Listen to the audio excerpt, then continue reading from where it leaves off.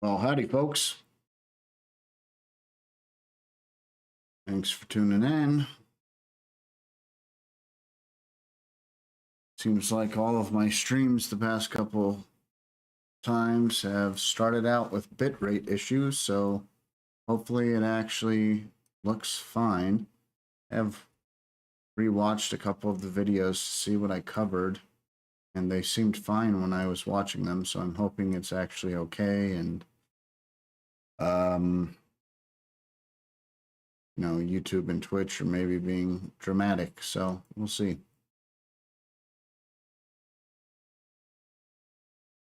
All right, so we're going to pick up from our stream, our last stream there, which was, where is it? Sorry, I'm trying to find a window here. There it is. I'm going to pull over the roadmap here. All right, so we'd pushed several of these things and asked for review, and it looks like Ryan checked them out and bumped them back to in progress. So we need to go through these. However, my modus operandi until now has been to try and get all these finished before working on a new issue.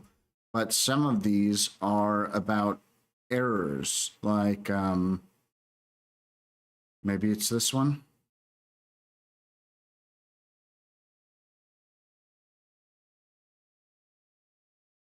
Okay, updated an hour ago.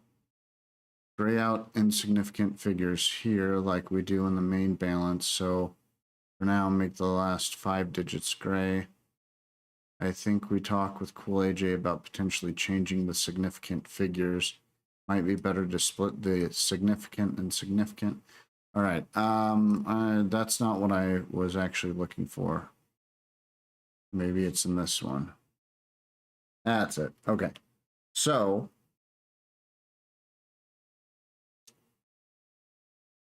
Ryan got a few different errors. This is the one I saw from him earlier.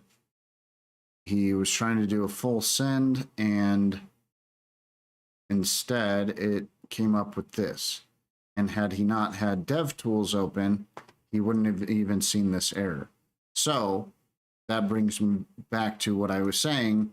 I think it might be good to actually work on this, get that in there, and it might make some of these errors more obvious. Even though I want to clear all of these out, we really do need to surface these errors. And that's why I titled the stream the way it is today and made its description about, surfacing these errors. And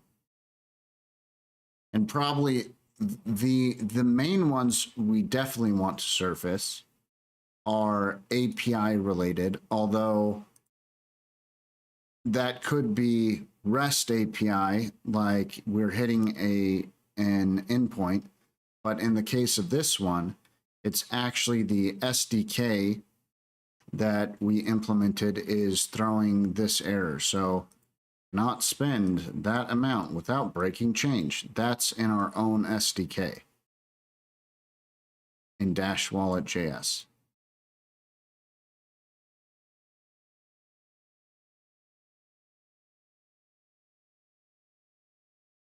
That said, if Ryan hadn't had DevTools open, he wouldn't have known what happened. He wouldn't have known that it had broken there. So we need to get that figured out, and we need to surface that somehow. But we also need it to not give this error if you're trying to do a full send. It shouldn't be like, cannot spend that amount without breaking change. Yeah, we know. We want you to just do the change. Like, it's a full send. Just do it. Don't make a big issue about it.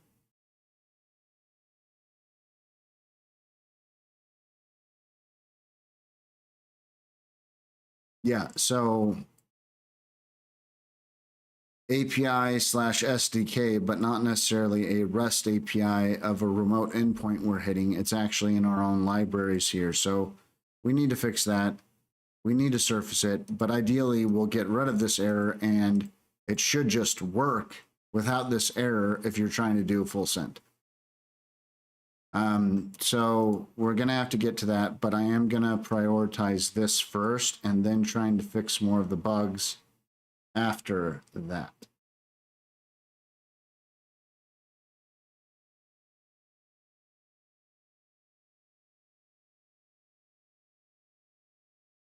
Let me get some music going here.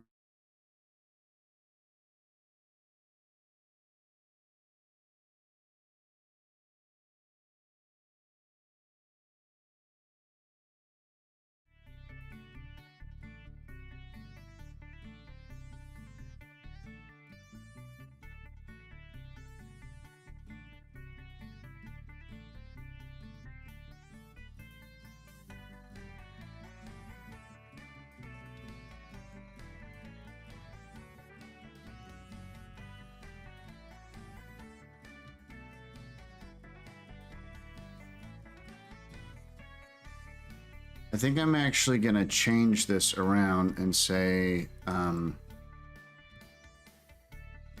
surface error messages.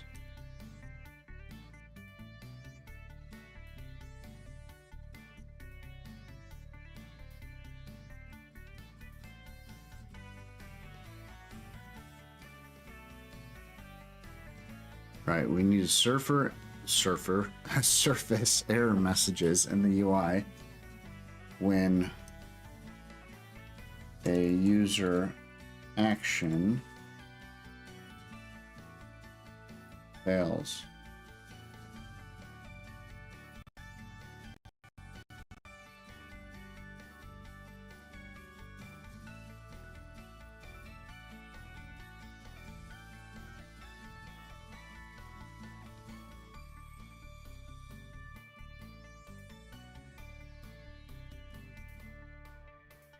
All right, and we will do that by implementing an error dialog that shows a message to indicate what went wrong.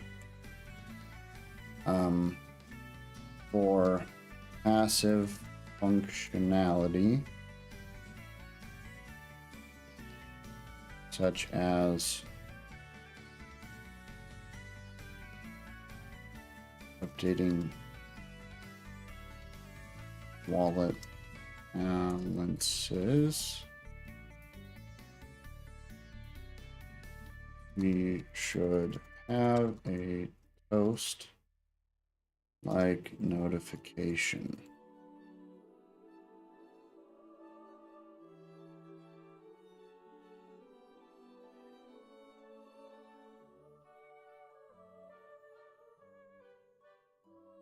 Okay, so this is going to be our main focus for now.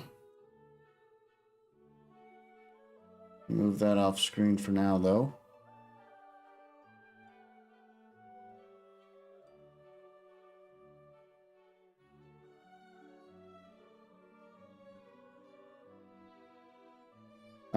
As far as the dialogue goes, it should be relatively easy to make that.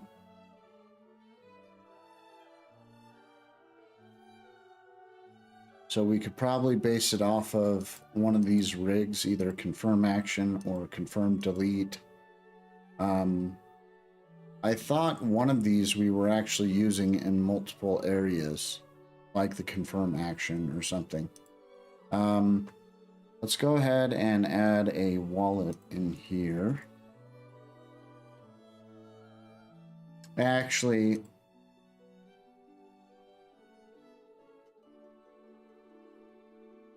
one of the things that Ryan brought to light in one of these messages, why did that happen? Oh, because it's a PR. Okay, that's why it opened that way. He got a blank screen, so I get this error after loading a wallet backup. I did not see that error when I loaded a backup in the last stream. So let me test this again, and I'm going to test a couple ways here real quick. Let's see.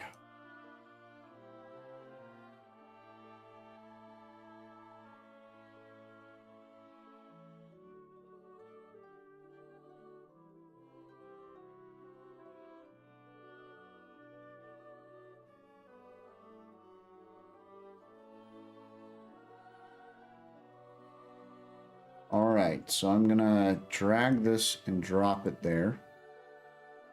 So that is a full backup.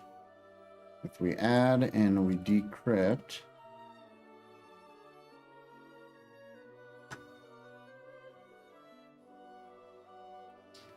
no error message there.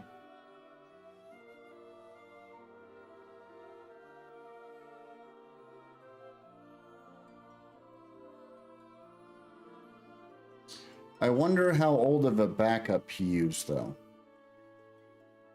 I'm gonna wipe this out and use a much older one and see if maybe let's see here. So add existing. I'm gonna go pretty much as far back as I can with the backups.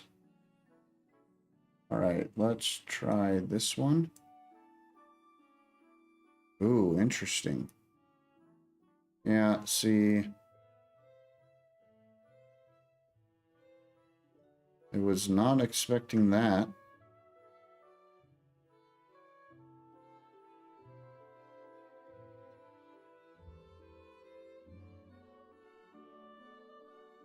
Did I see that for the last one?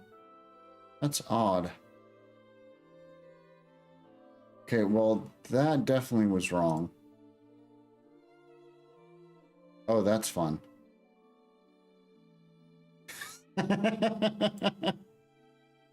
Can't even clear the field? Oh my gosh. That's dumb. It didn't enter the item. Okay, let's not go that far back, but we now know an older backup can cause problems. So I'm going to go a couple days after that one. And let's try this one. Okay, that one got the alias. It did not log it that weird way. And enter the password. Okay, look at that. Cannot read properties of undefined reading 0.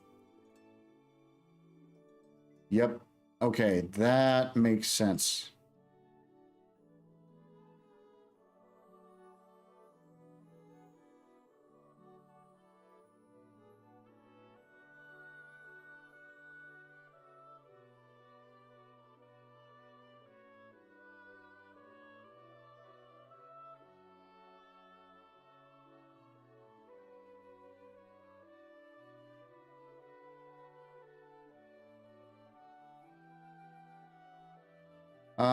Let's find this real quick. So that's going to be in utils. So here. I don't know if I can actually do this.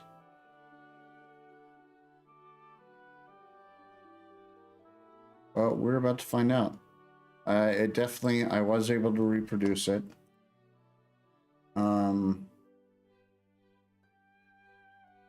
Before I forget.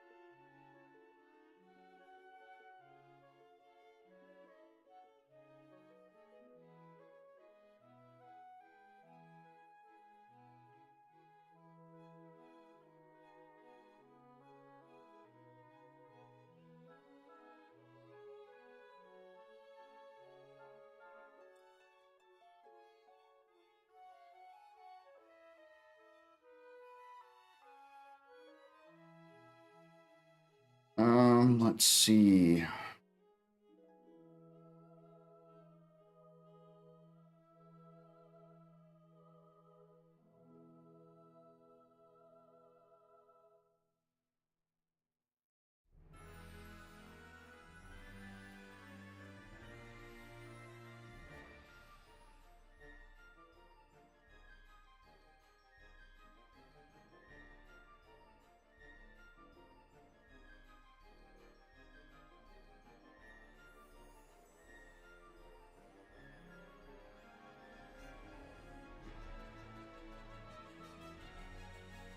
All right. Sent Ryan a message about that.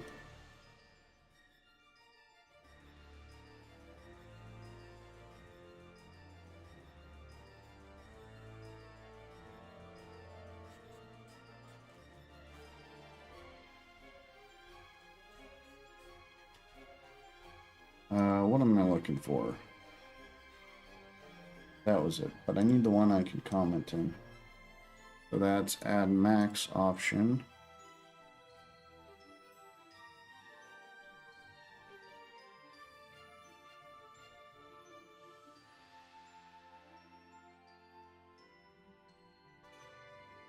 Okay, let's do quote reply. I'm gonna drop the image.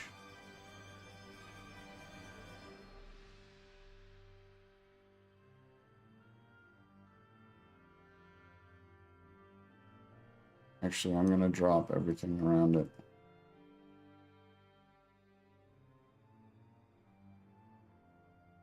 Okay. Copy this. All right. This appears to be related to using an older backup that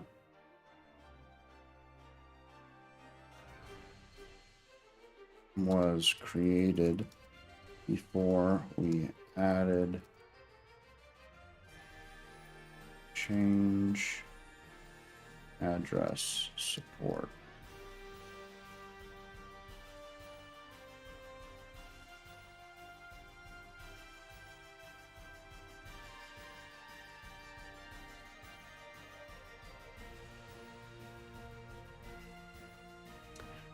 We likely need to add versioning to the version numbers to the backups and have some form of import migration path for older backups.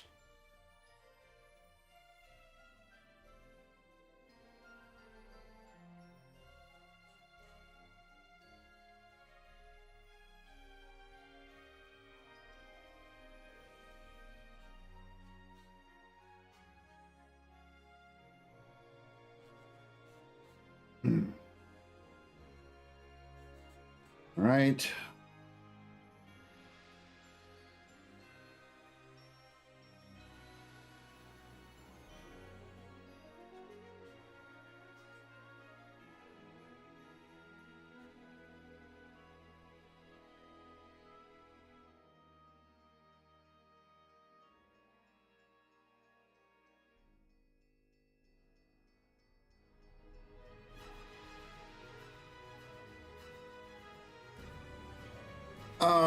I'm getting distracted already. What I want to do is test this real quick and see if I can import with that change. So let's wipe this data out here. It does seem like we need some way of displaying a, like, your wallet data is in a bad state. Like you're gonna need to wipe it out. So we probably need to add something for that. It's a little hard because once you get that error, we're gonna have to like catch errors But I mean, we kind of need to do that. This is something we might need to do. So as part of this issue that we were planning to work on, the surface error messages, it does seem likely that we will need to do try catches, and like if it's a promise sort of thing, a then or a catch, and in those catches we will trigger either the dialog or toast notifications. So as part of that, I think we will need to capture things like this and display them somehow. So I think that might solve them, which is why this is such high priority for me, and it seeming even more high priority. But we've wiped things out, so let's try this again with that tiny little fix that I just did, this one right here. Actually,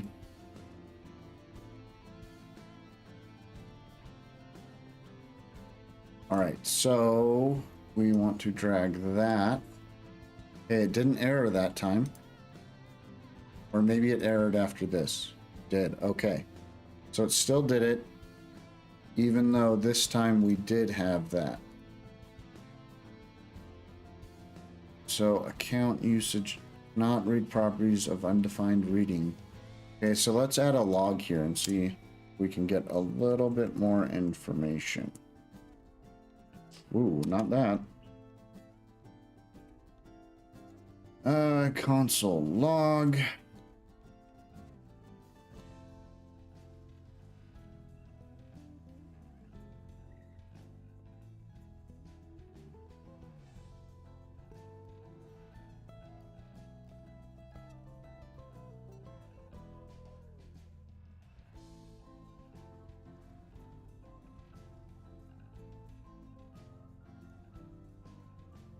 Oh, yeah, I'll wipe this out.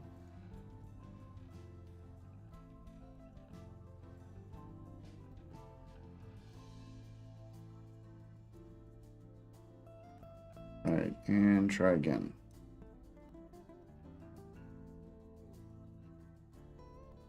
Okay, so address index from usage 0. I wonder if it even was that. Let's remove that. I thought it would be that usage index, but it turns out that account usage is empty. Oh, but that makes sense. Yeah, okay.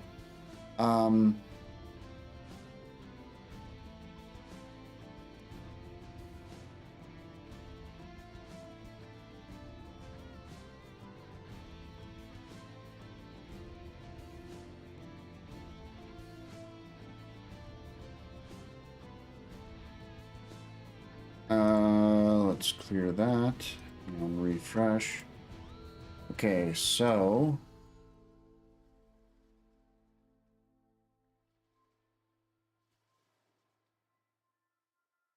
all right, so it actually was okay with this one, but what is missing is usage in here. So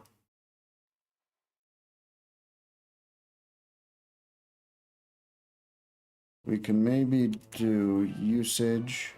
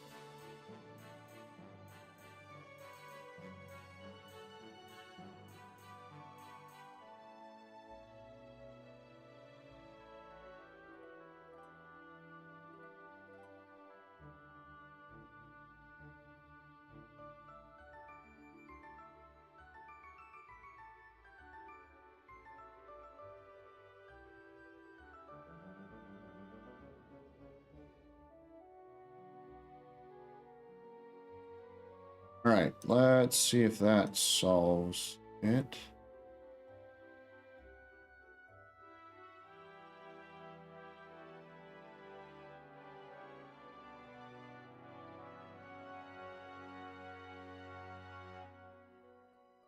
There we go.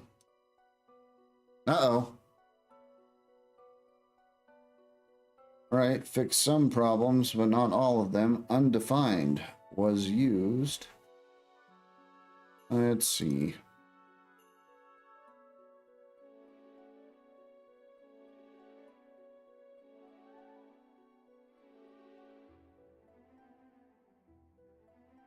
So that looked okay now, but cannot read properties of undefined reading.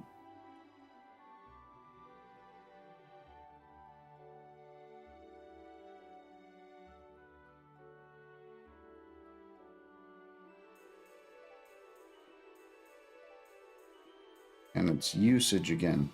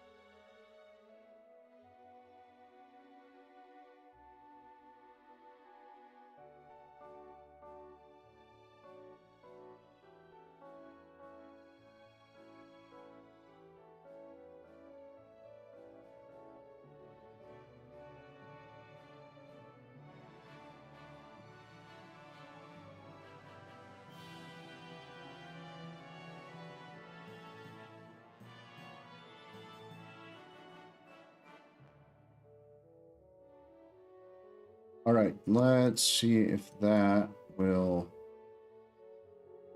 get it importing correctly.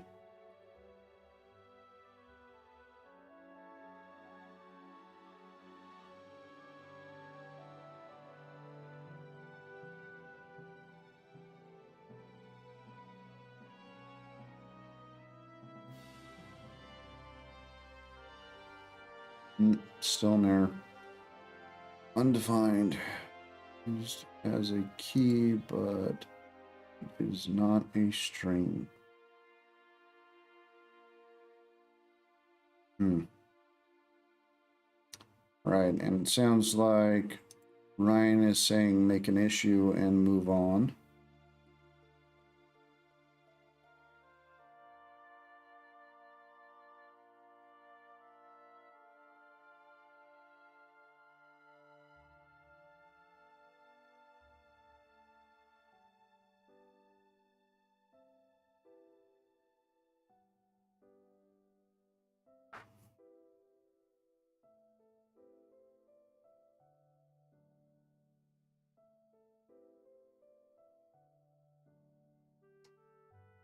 Let me do that now while I'm thinking about it. Find the dang window. There it is.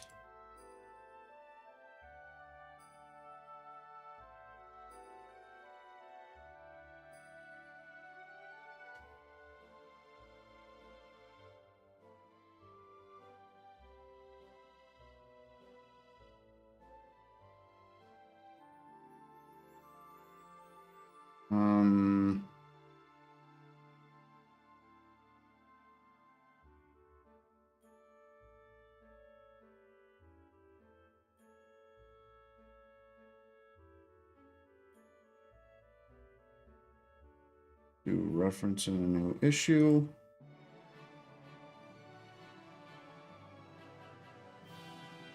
Okay. Actually, let me cancel that.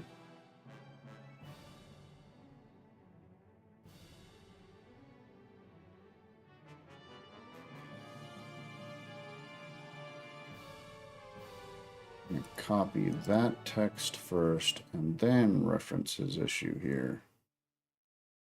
This error after loading a backup wallet. Okay, so reference in a new issue.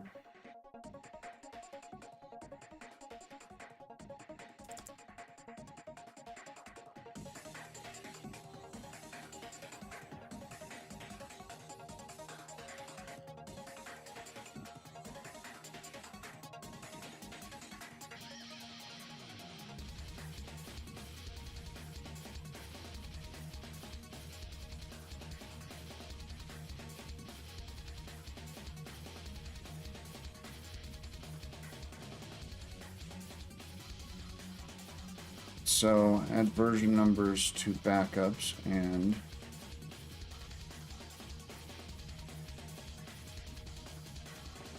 implement an import migration path for older backups. And let's modify this. Add an extra line or two here. Might even say diagnosis. An SYS? Nope. Swing and a miss. I think it's that one. Diagnosis. All right.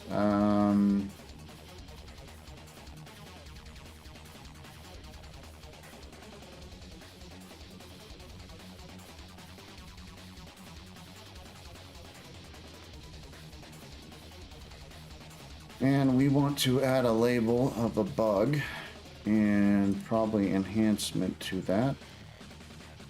Right, and we're gonna put it in the wallet UI roadmap. But I don't know if I'm assigning it a milestone yet. Okay, and create. Okay, so now we should have, there you go, add version numbers.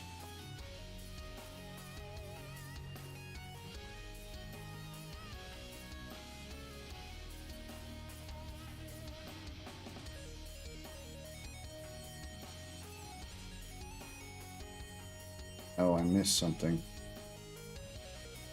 It's not a big deal, but it just lets this pop out a little bit more by doing that.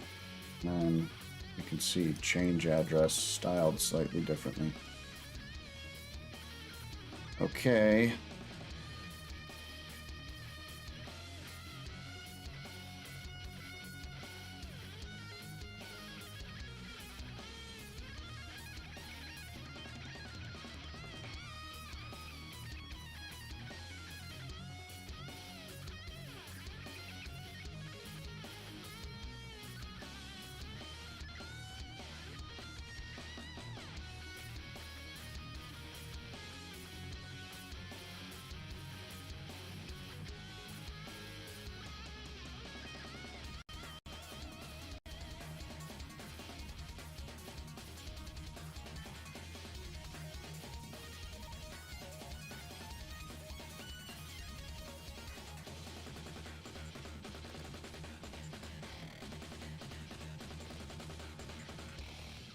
All right, so let's wipe the wallet out. I'm gonna do a full one.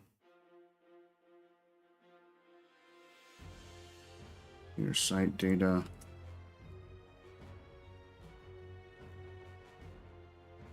Okay, so this time, let's not use an older backup. Let's use a more recent one. Drop that in there. Decrypt it. added our contacts, it updated our balance, and no error. Cool. Okay. I'm gonna comment this out for now.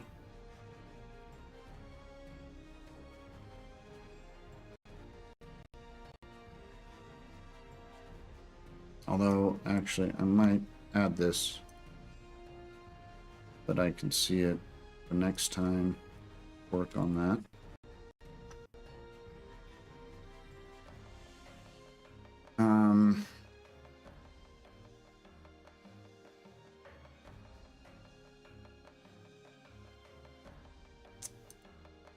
Okay, so let's get to this error message stuff.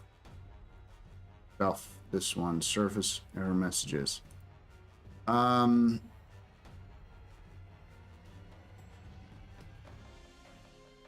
I think some of these things that are getting thrown into the dev tools, by capturing them and showing them, it will actually make things better in the long run, and it will also make it more obvious to me just as I'm developing when things are going wrong.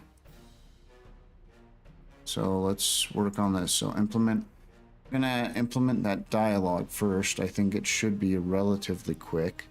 What I'm thinking is I will take something like this, and instead of, you know, a deletion type of thing, it will just be, you know, confirmation like, uh-oh, so, you know, error happened, this is the message.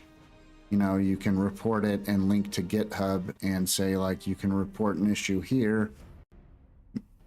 Maybe search for one first or something, or, you know, search for this error first. And if there's no issues already, go ahead and report a new one. So we can do that.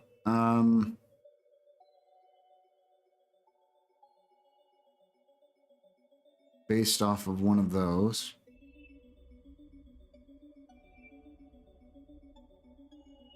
All right, so we've got confirm, delete, and confirm. What I'm not actually sure about is I think confirm, delete might be this one and not this. I think this, and so disconnect and lock are actually both using confirm action, if I recall correctly.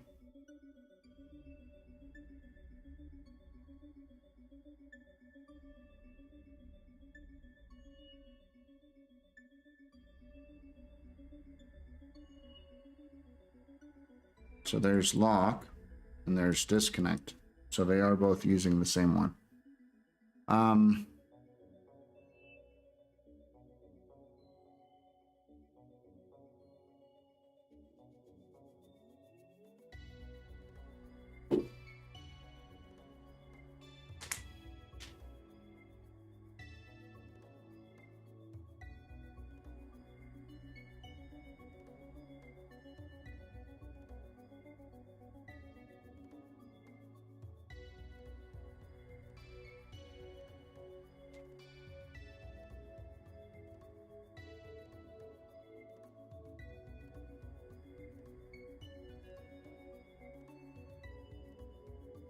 Let's see, so what would we want the error thing to show?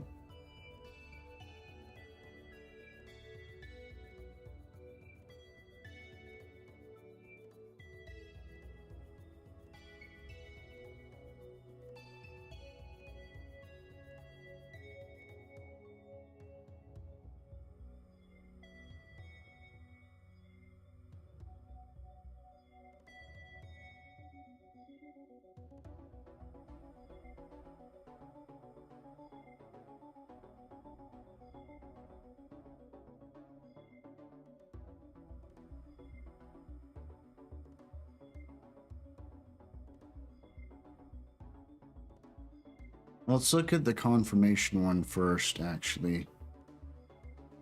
So the other thing that I think is that, wait, maybe it's this one.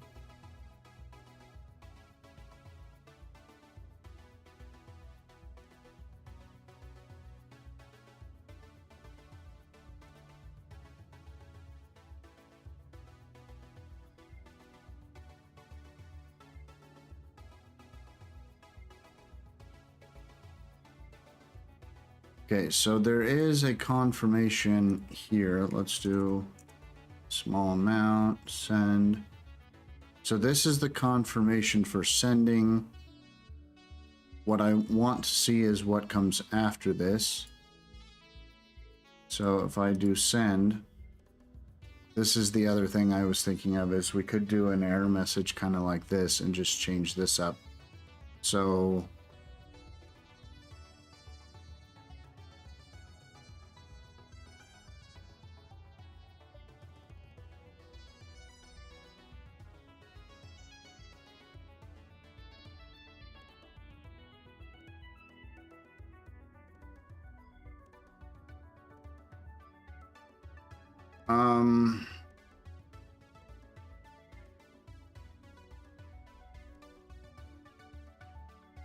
so I think this is the TX info dialog. Transactions sent dialog.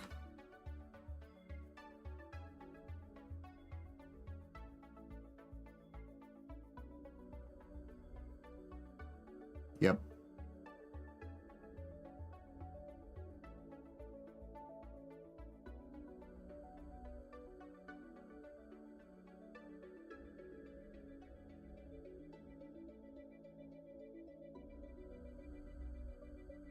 So the main reason I was thinking maybe this would be better is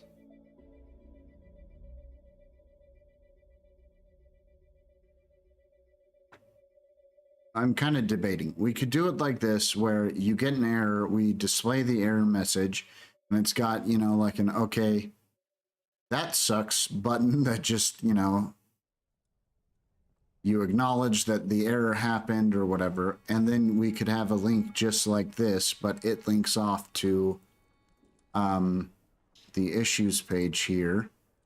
Not here.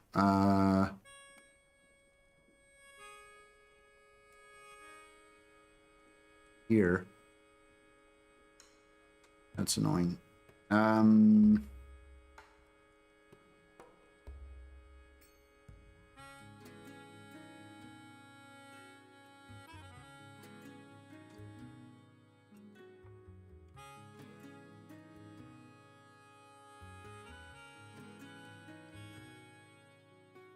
Let's see if this works. No. Well, we could link to it, but if you're not signed into GitHub, it wouldn't show anything. So it might be better to actually link to the issues page. And I wonder if we could pre-fill this.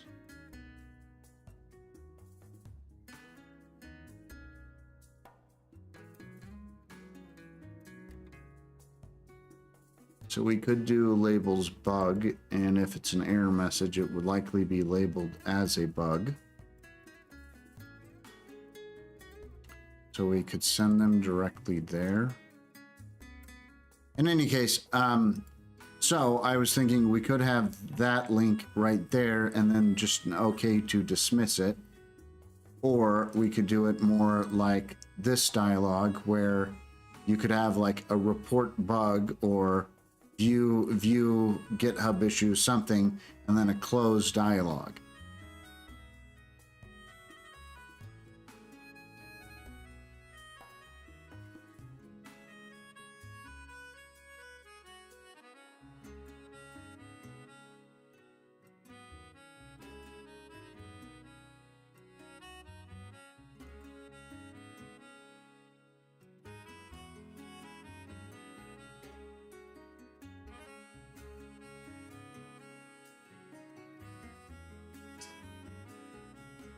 I think I'm going to lean towards the transaction info one for now.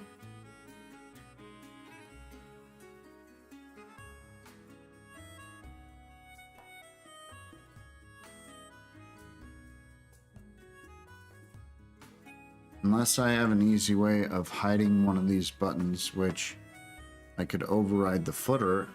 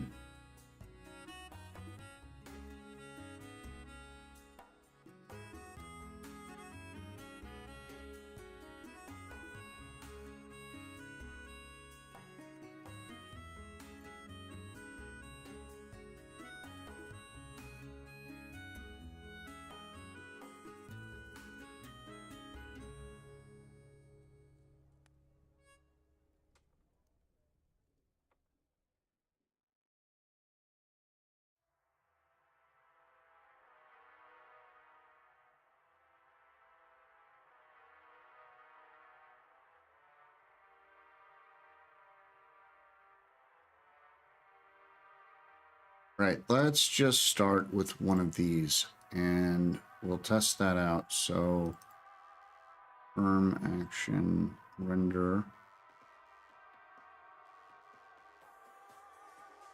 Let's copy this one.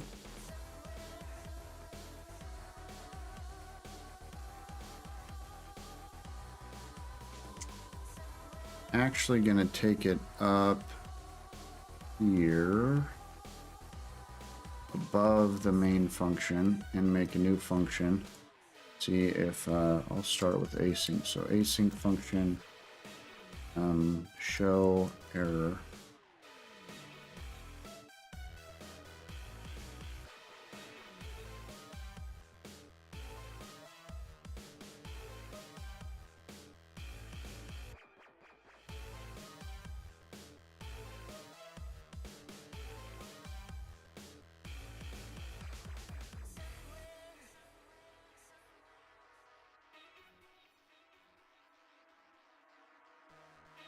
Probably not that.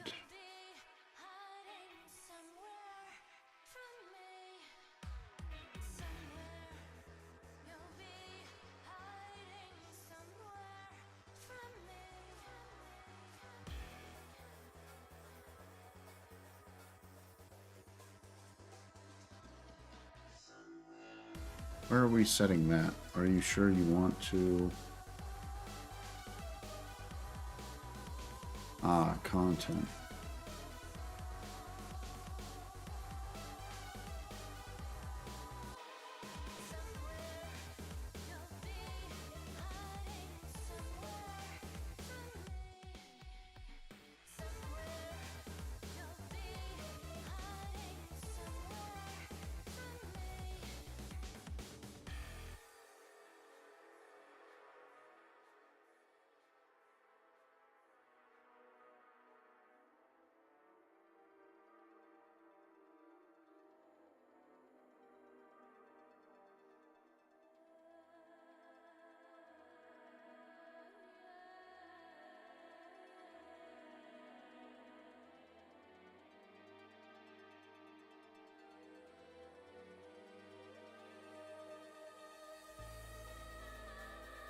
Um,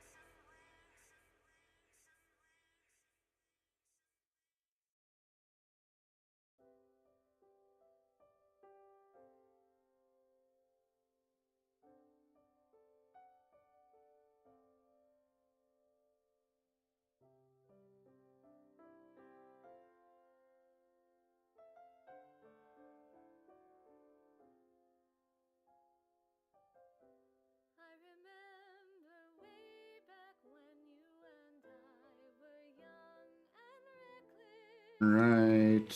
I'm gonna assume this won't look great to start with.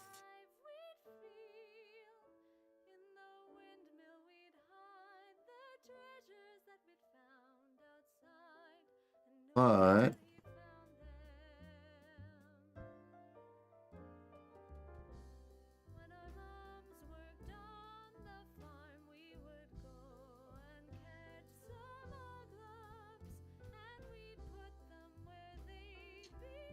let's give it a shot.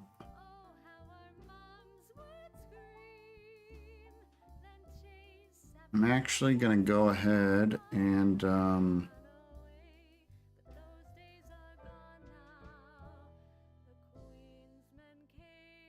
just near the bottom here, trigger it. Just say,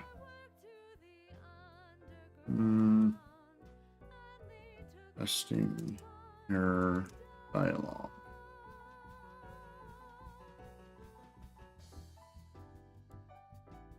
Okay.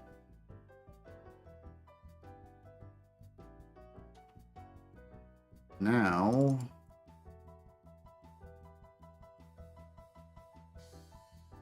so report issue. Where's it getting that lock?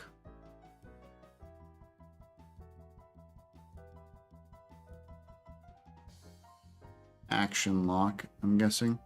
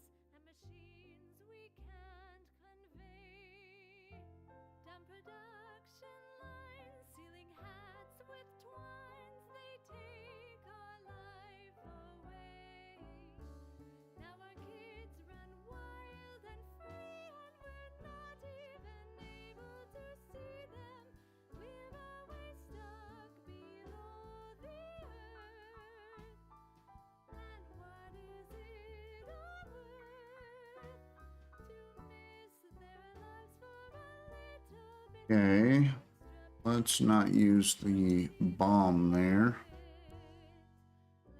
Let's see.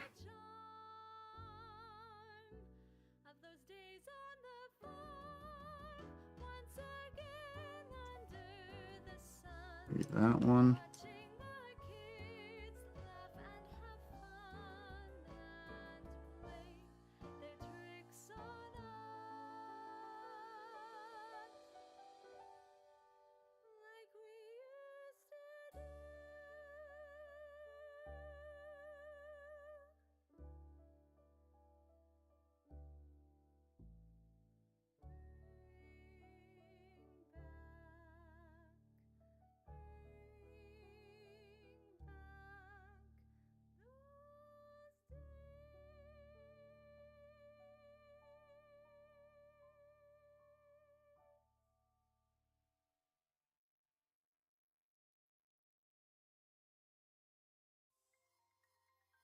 I don't know if I'm loving this text area.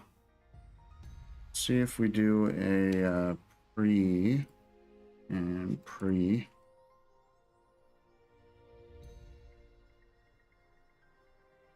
All right. I also don't know if I'm digging the center alignment. Are we adding that center or is it default? Confirm dialog responsive center.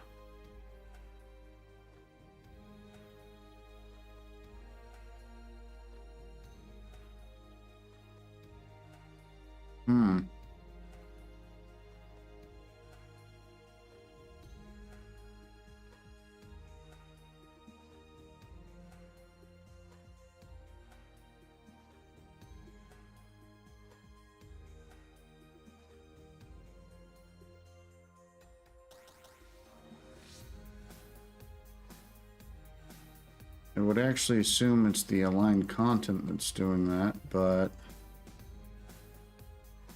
it's not catching it.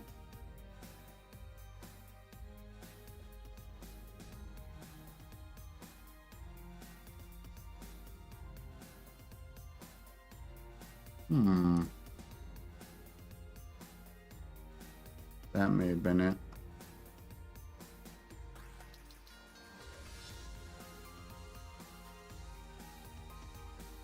It's not.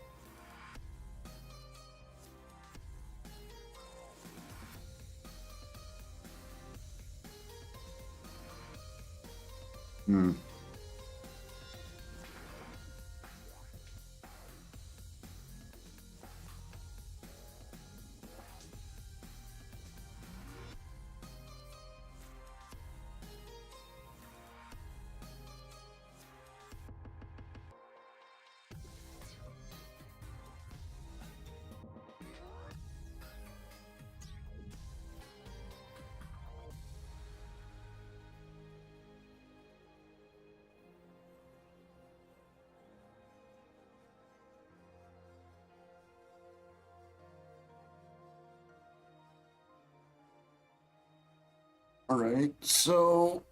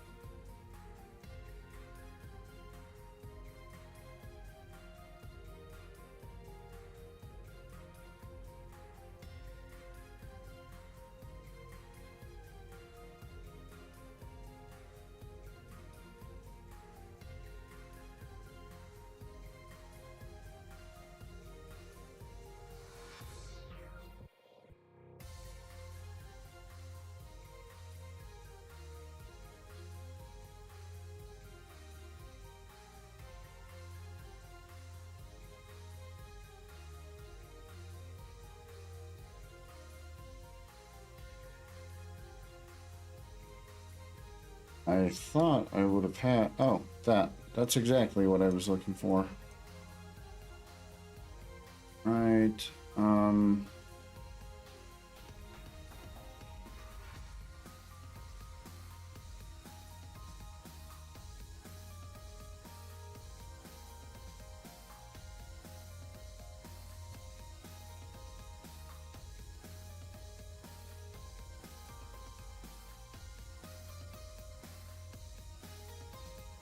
And I believe we have a text align as well. Little short helper. That TA left. Okay, copy that.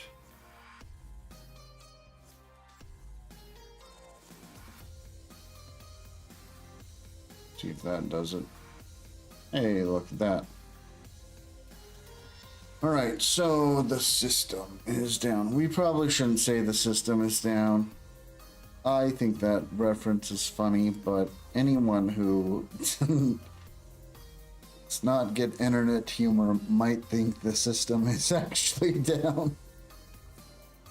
So I probably won't say that.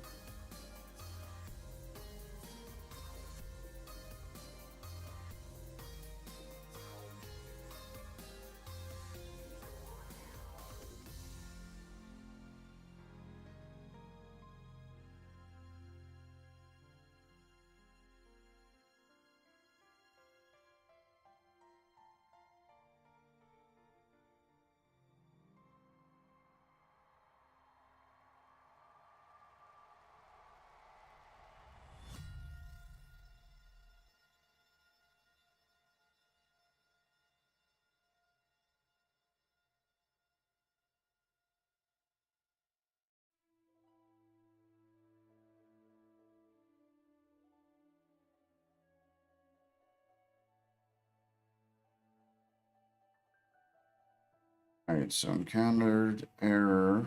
Looks like we encountered an error.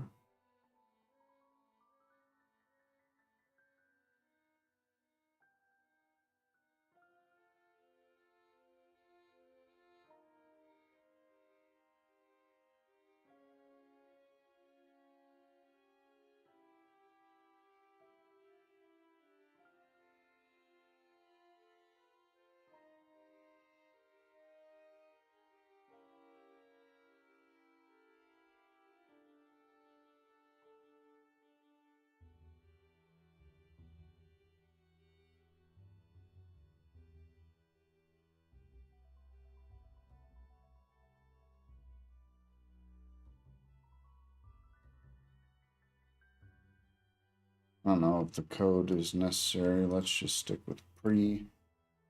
And I think I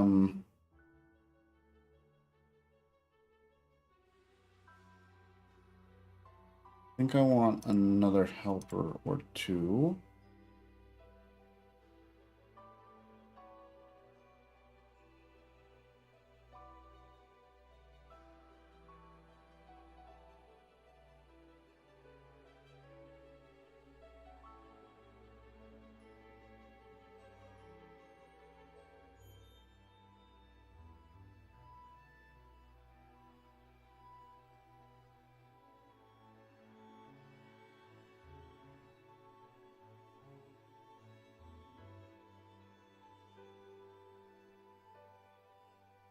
No, don't do that. What? Auto.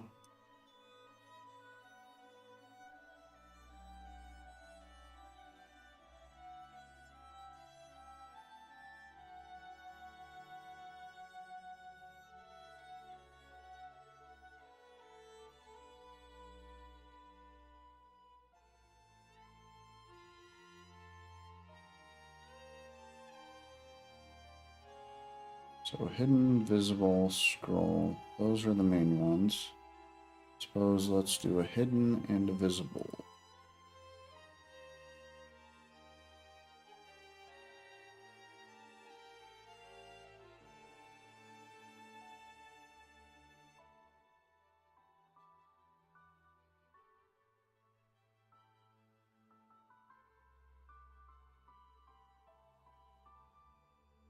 All right, so then we can do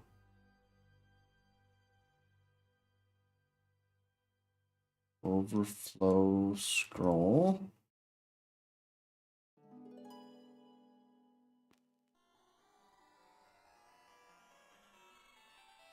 We will add that here.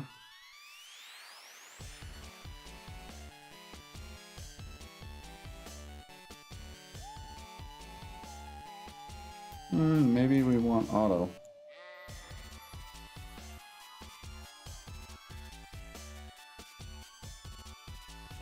And let's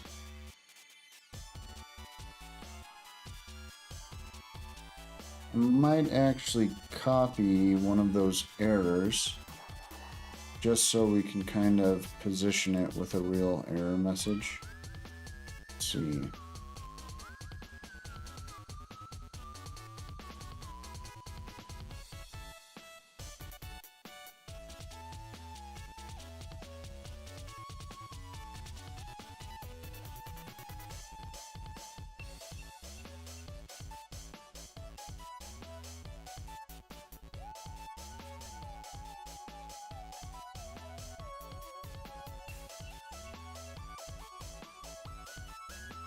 Exactly what I wanted. Let's add the other one too, just so we can see what it looks like if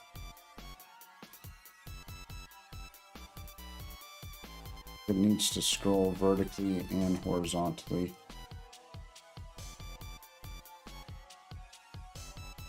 Okay. Not sure. I think I was expecting it to scroll vertically, not to increase the height. So let's see, mobile.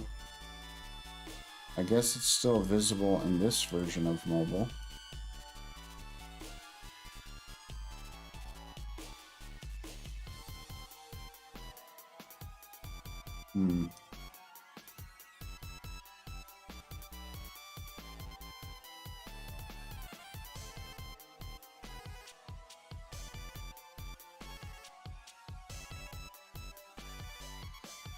Well, none of those helped me out.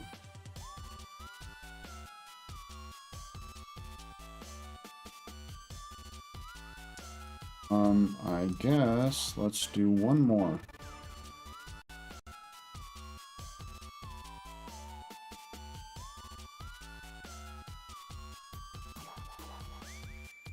Okay, that looks like crap.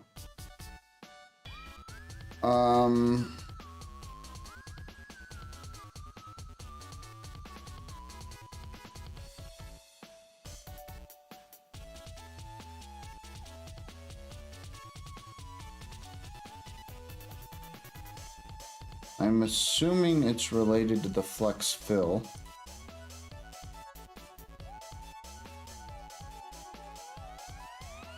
Maybe not. Let's do max, not width, max. Height.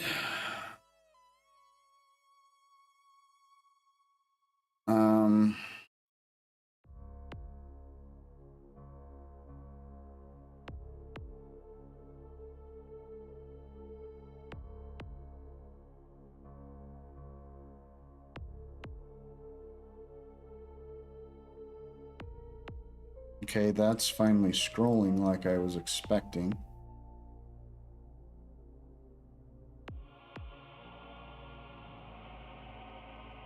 So, let's see.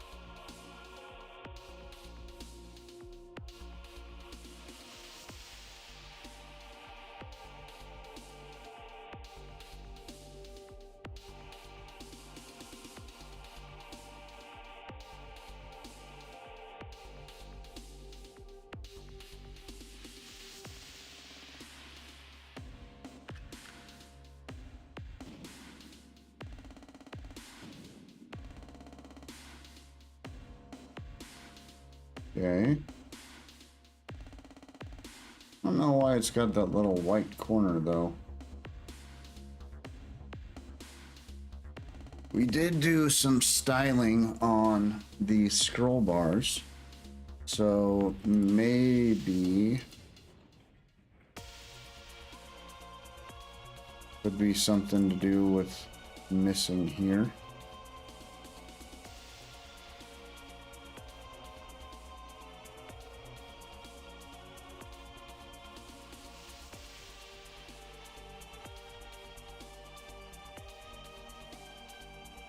That ain't it.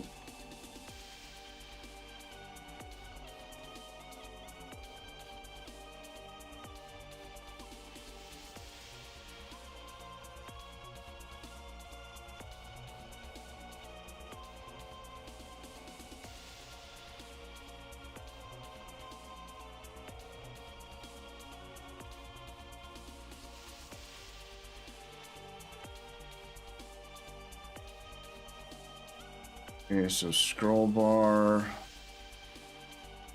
track, thumb, and thumb hover, so.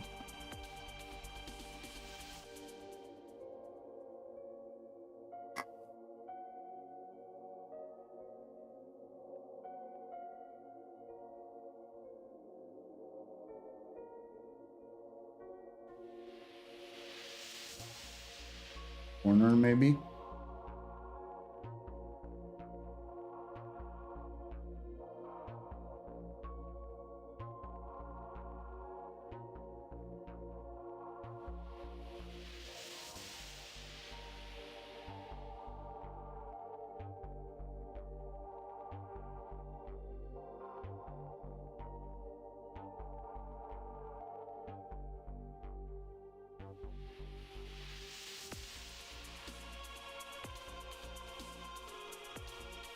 There we go.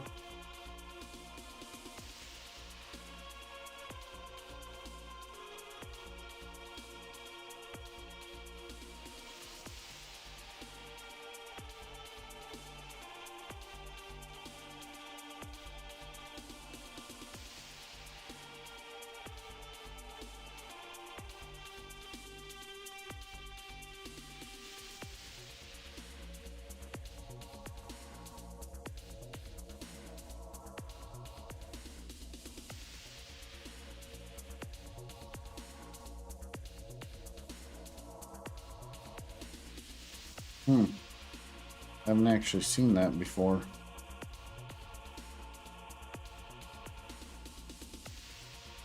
I've only seen the WebKit scroll bar stuff.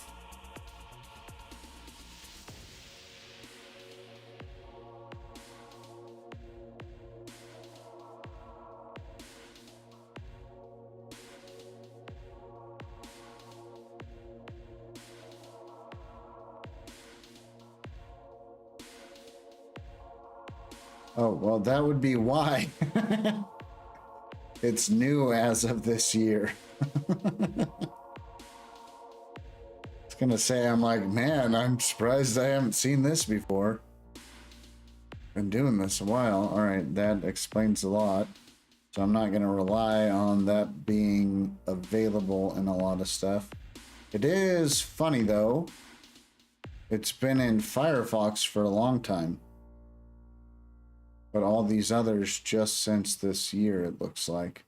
Not even Safari. So where the WebKit thing will have to do, and it's actually okay with that corner fix. I don't mind that as much. It was quite annoying me with the corner not fixed. Okay. So let's... I do not like this blue that was just added to freaking Brave, man. Not liking it. I mean, maybe it'll be fine once I get used to it, but right now it's like so obvious and so different that it's catching my eye and annoying me. Okay, so we've got that testing. Let's just drop this down a bit again and make sure that it's still looking within acceptable parameters. Good. It's not scrolling anymore vertically. We do it again.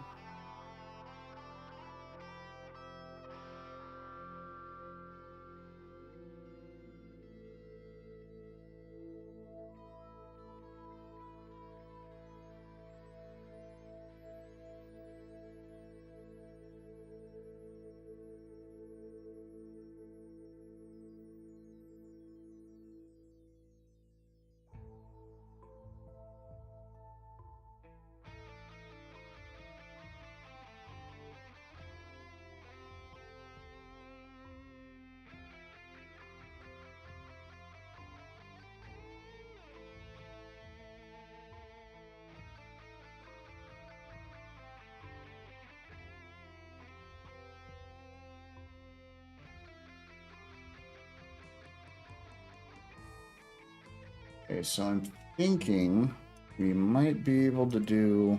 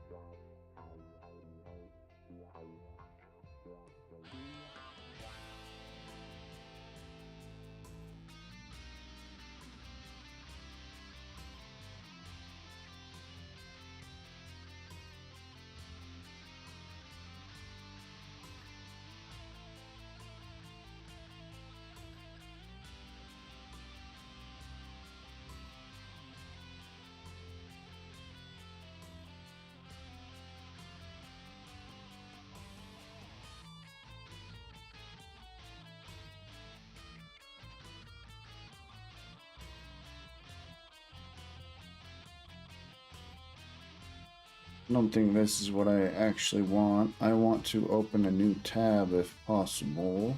And I can't think of how to do that again.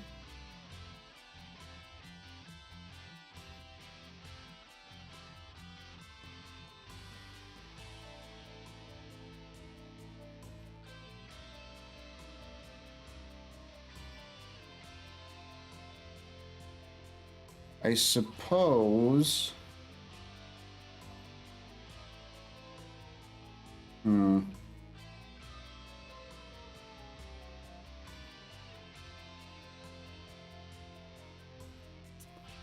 What is it?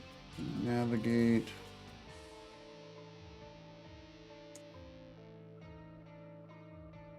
That might be what I'm thinking of. Experimental. What?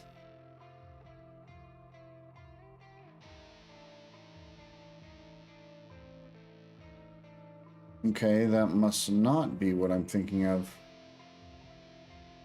I thought there's a window navigate type of thing, but it shouldn't be experimental.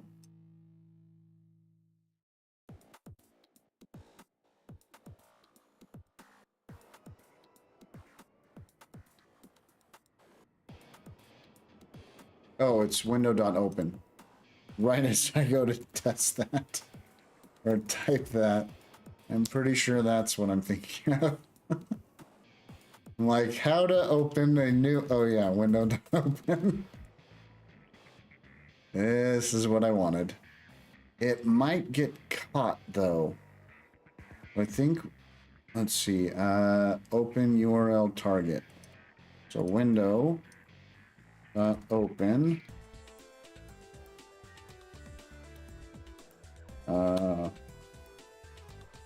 And I think we want, what blank is it?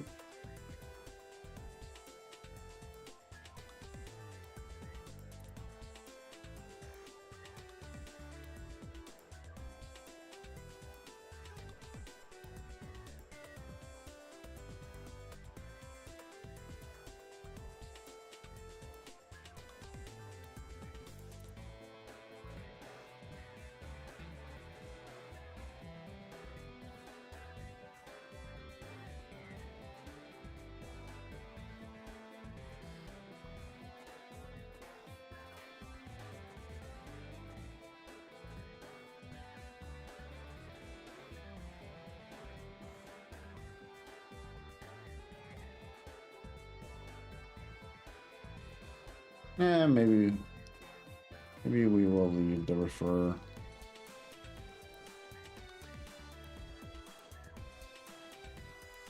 Drop the encountered. Yeah, that's fine. I don't, yeah, I'm not in love with what it looks like right now, but I think it's okay to at least surface it, and we can tweak styling and crap more later. But at least if we get to displaying the messages, that will be a lot better for end users not needing to open up dev tools. Okay, so window blank, and what I'm wanting to do is, let's see,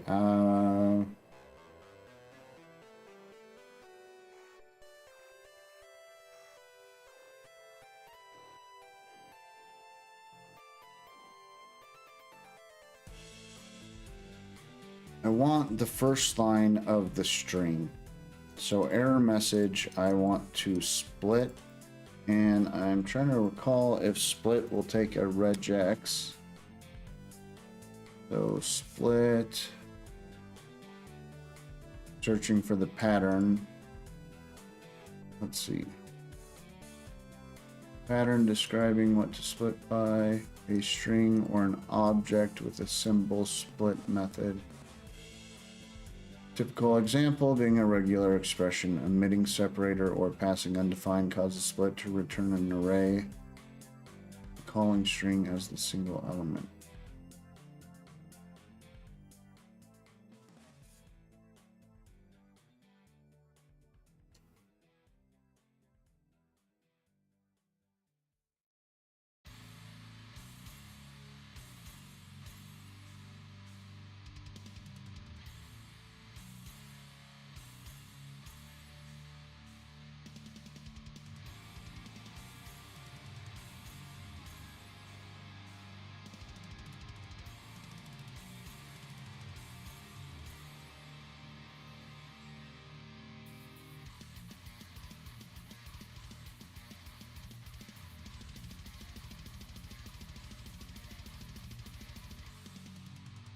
All right, so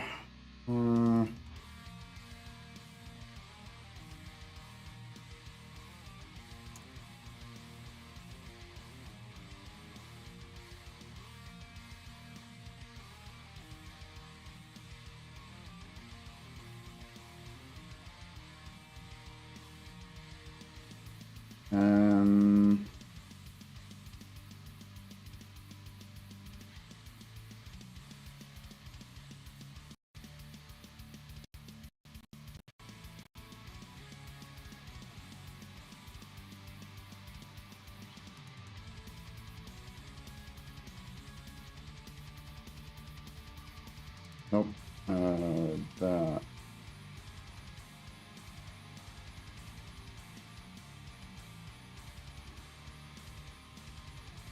And actually, before I do that, I want to test it out by doing a console.log.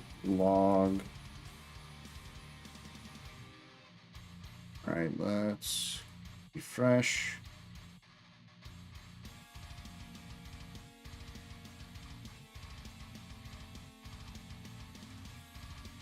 Sweet, it worked. Although,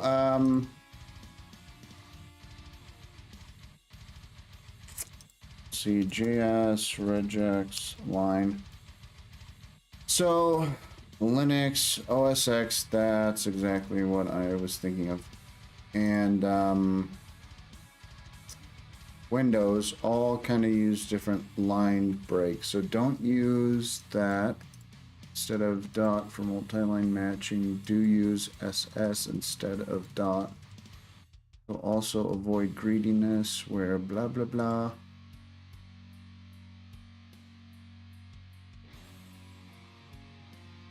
Yeah, I was wondering if I need /r/n.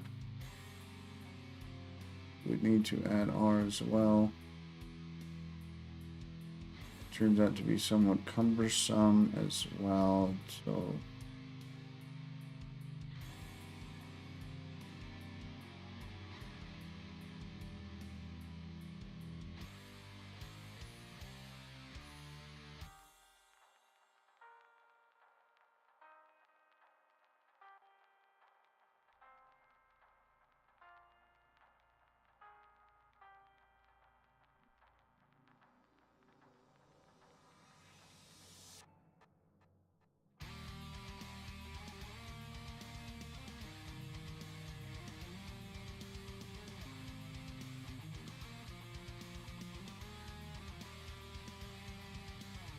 using match instead.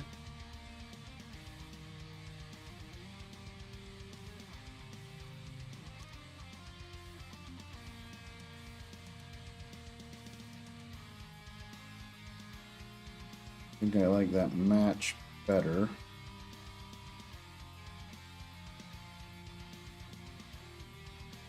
Split seems to make more sense, but it's got extra stuff in the regex. Let's see if this will do what I'm hoping.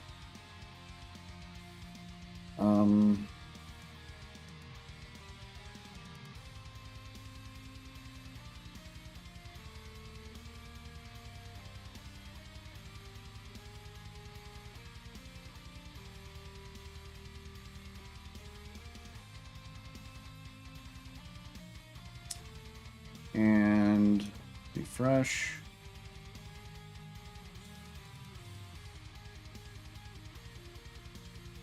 Wait, let's try that again.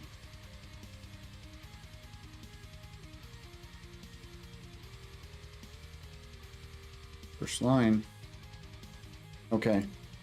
And this way it will account for if you're on Windows, Mac, or Linux, and should get the first line no matter what, I'm thinking.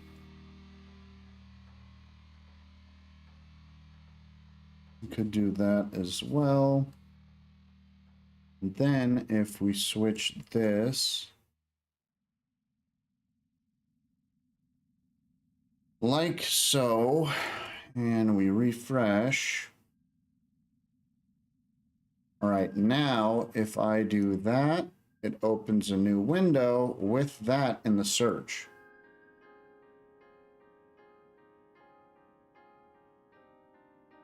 So it's showing us issues related to our error to start with.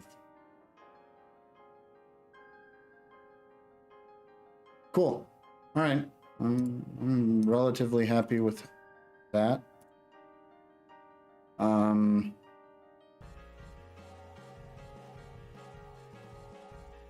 But now, instead of this example where the error is hard-coded, we need to actually implement this where errors may actually be thrown.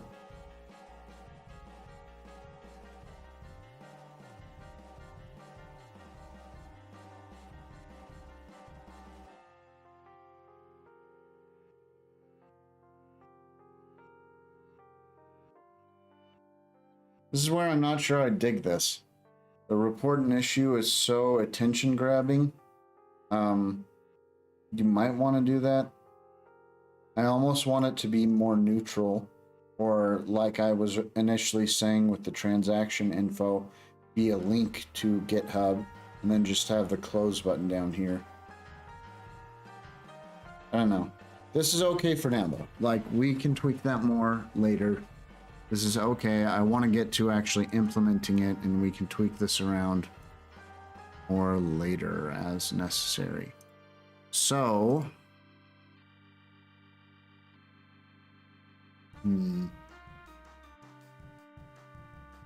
might actually come into here and do a return.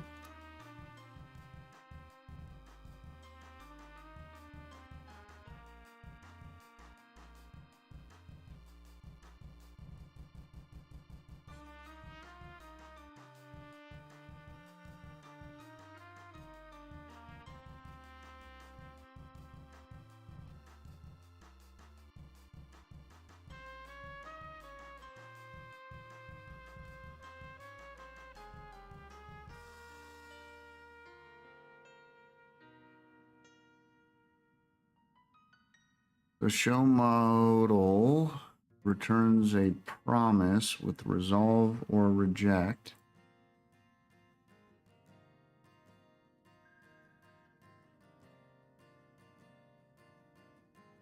That's actually what I was wanting, so I am doing that right. Okay, so if we go back to show error, if we wanted to, we could do let catch error dialog or something like this, like if we needed to close it programmatically, then we could do dot close or whatever. So that's why I wanted that returned. Although that's saying no. Promise any. Oh,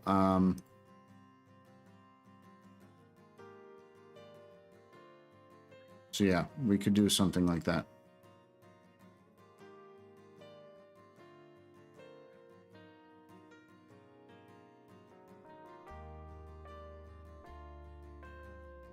I don't know if we're ever going to want to do that, but it leaves us that option a little bit easier. So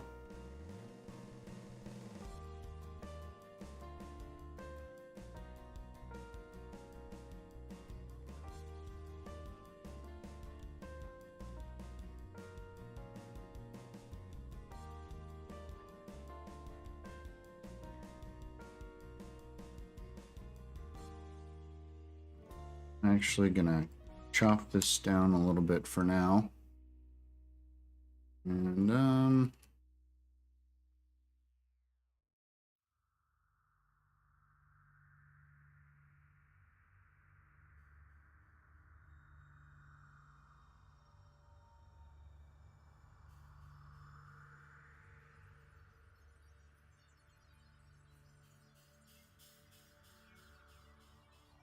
okay, so this would be an example of what I was saying in here for surface for passive functionality, such as updating the balance.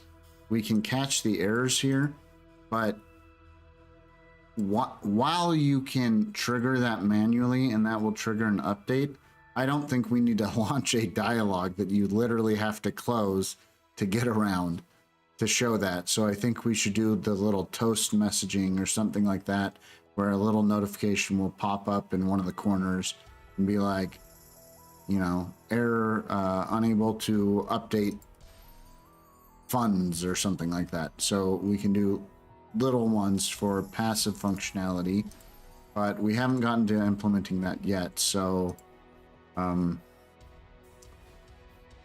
don't want to catch this one. That's the gist of it.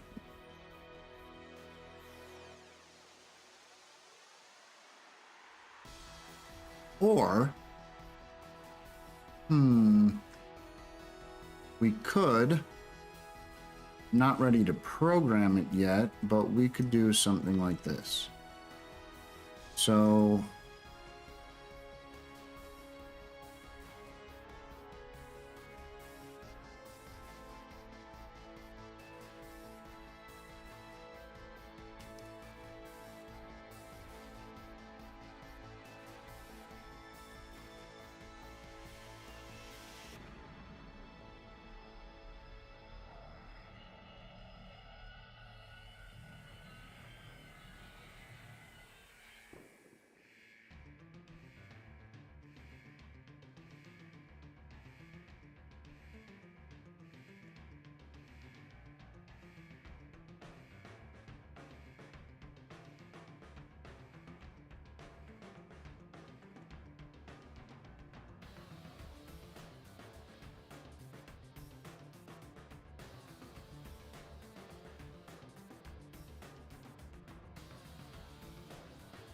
maybe we'll do it like this.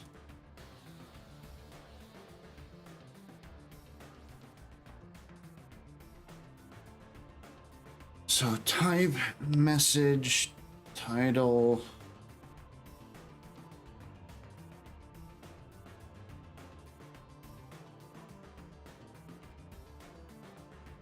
Maybe sticky.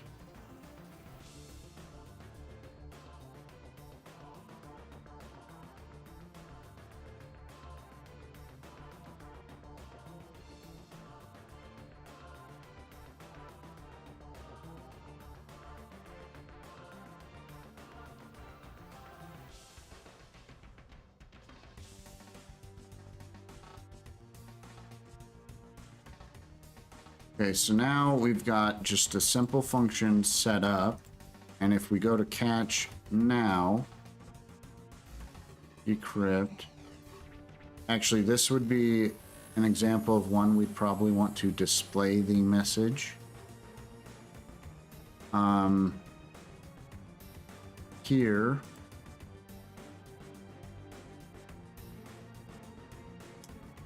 So instead of that console log, we'd probably want to do this. So show notification, type, error.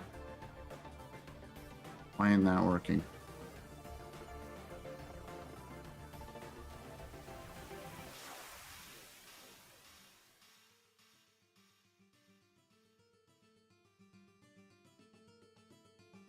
Is not assignable to parameter.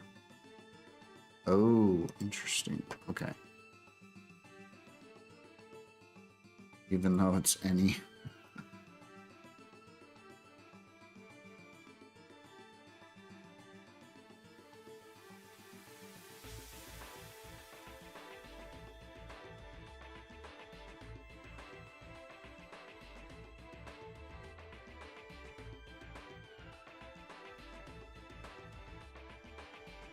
Okay, now it's not complaining.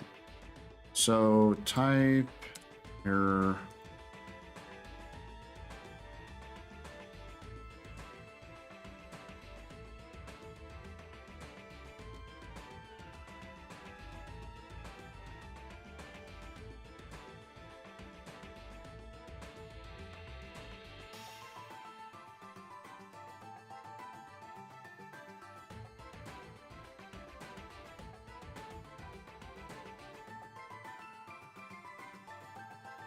And message, was it?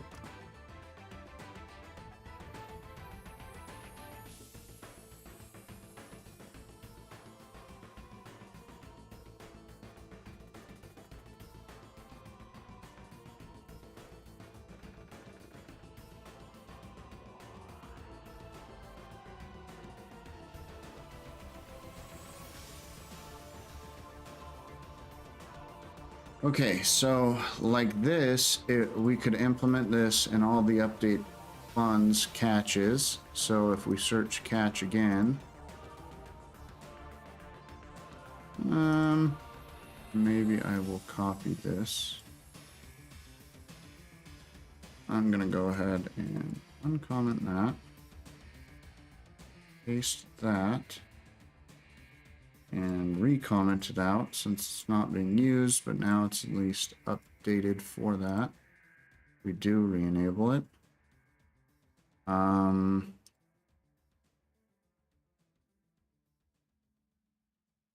Nope. That's what I want. Okay.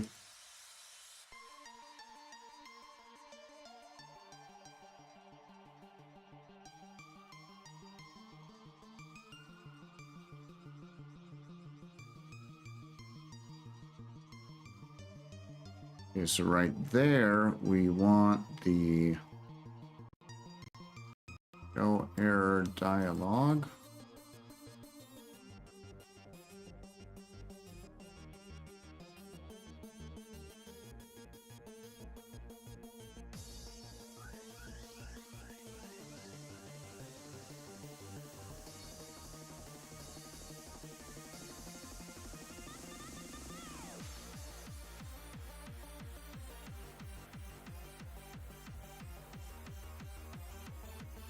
It may be worth to change this already and have it mimic this one as well.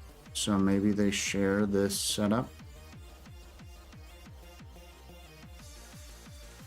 Then instead of error message, message.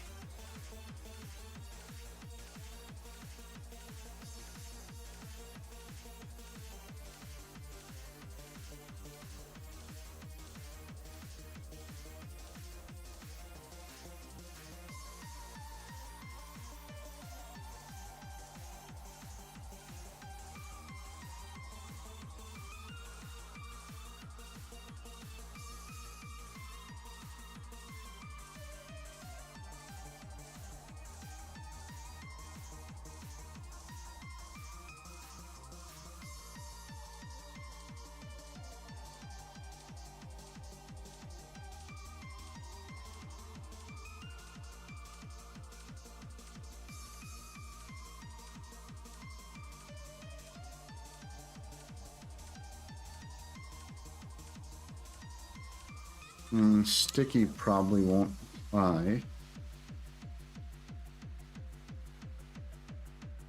I don't want to implement this right now, but we might be able to say timeout.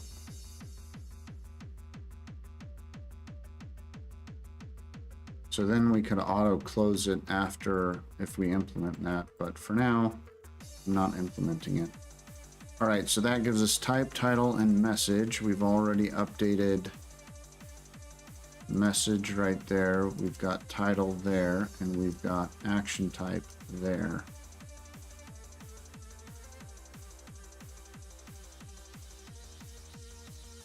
Okay, so then if we go back here,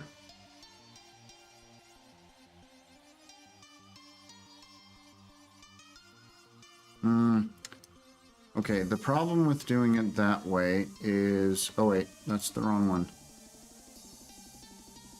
If you override any of them, they won't get set up right. So options, let that is equal to options.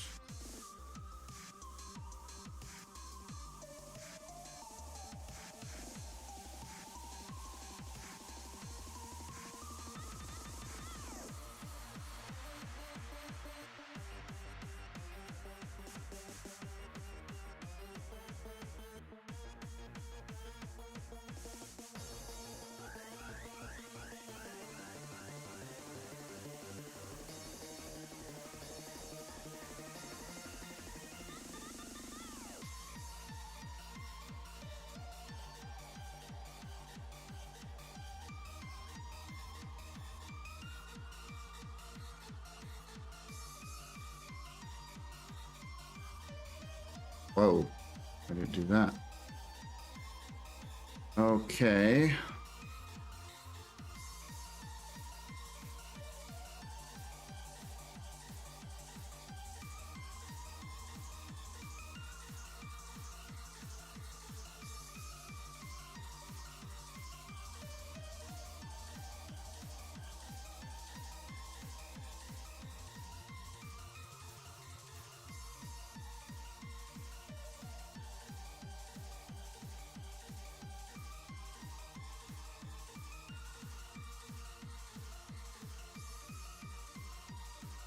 All right, so now if we do this and instead of show error message, if all we did was message,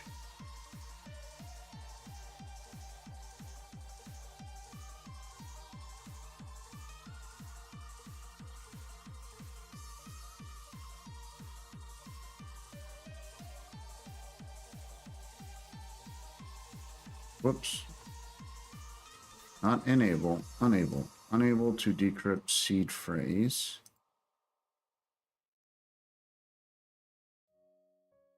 Or we could change this. This is why we just did this.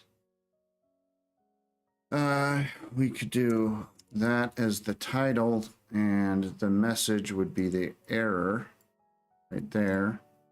So this way, title is equal to that.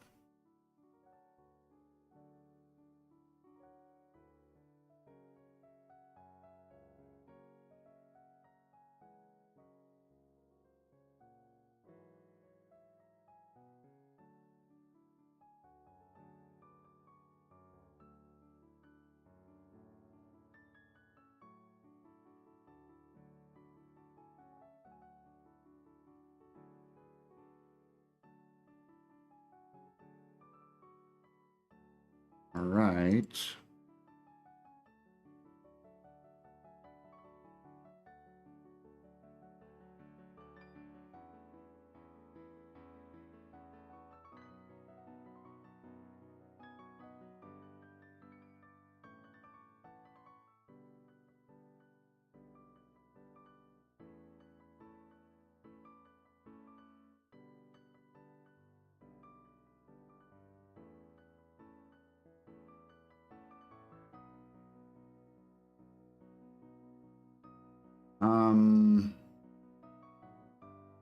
Let's see if we can trigger this dialogue now.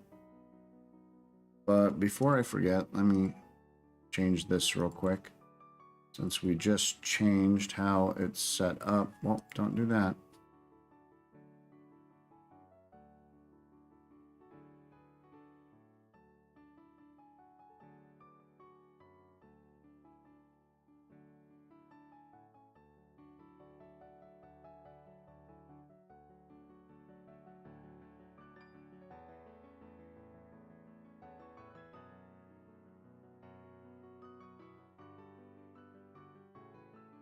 Right. Clear all of this. Fresh. Okay, so I think this one should trigger if we do a add existing, drop in a key store. Let me find a key store. All right. Drop that.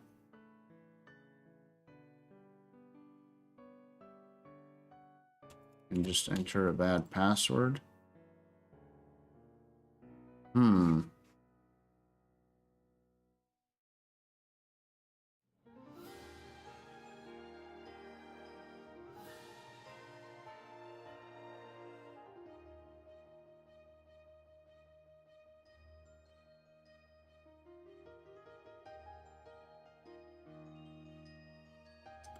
That didn't do it.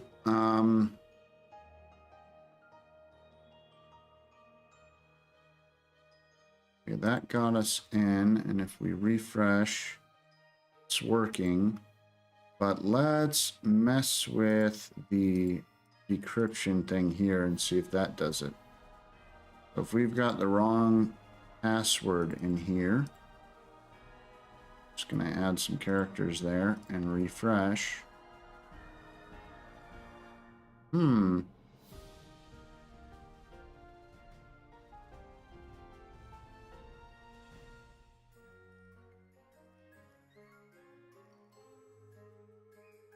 Okay, don't do that.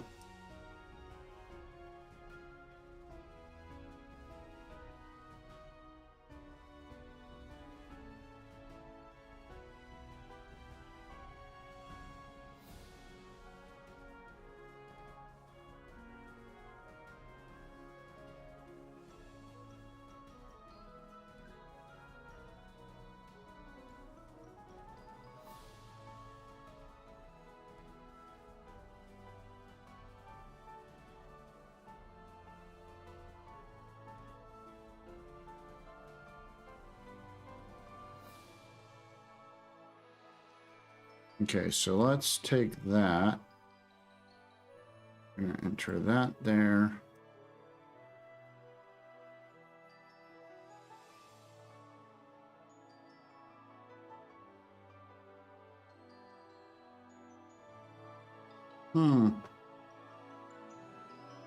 It's not valid JSON, huh?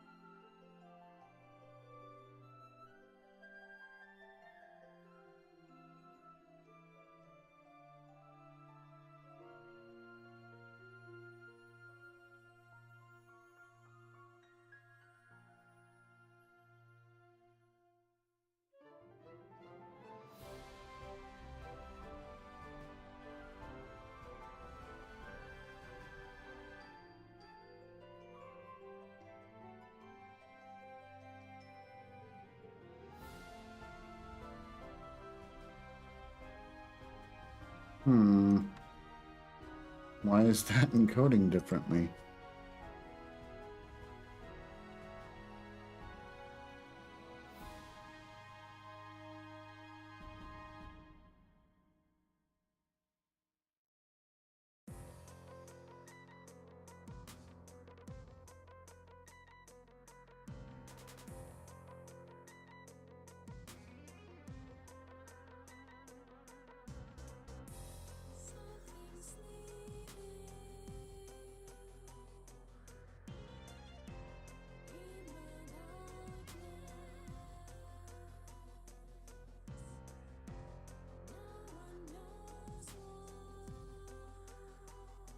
Okay, as far as I can tell,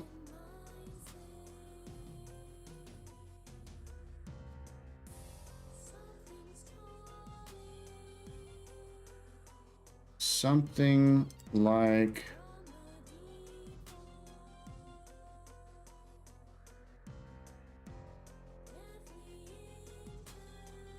that should work. And yet, unexpected token is not valid JSON.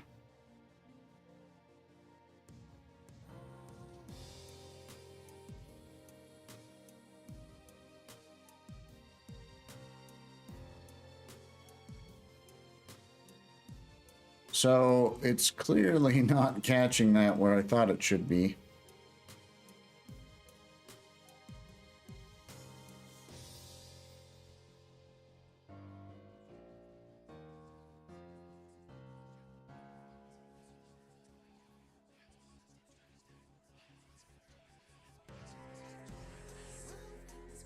Interesting. So in get user info.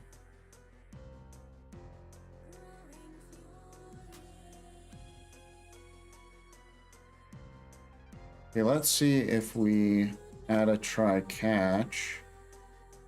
Where's that? 504. 504-ish.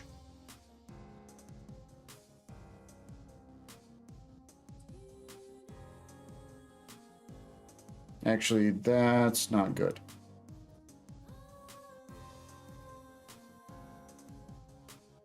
But let's copy that and undo. I think we actually want to go into the get user info. So that's 357.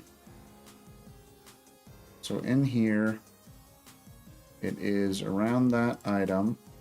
Oh, so we could actually do a dot catch here.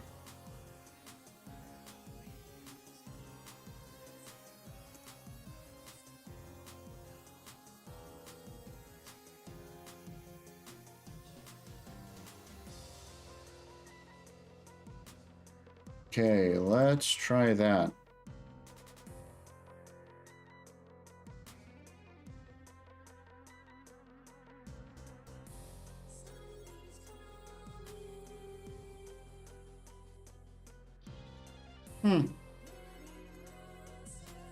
Well, that was the right password and it works, so that shouldn't have triggered a catch.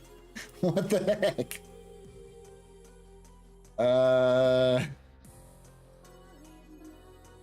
Show error dialog.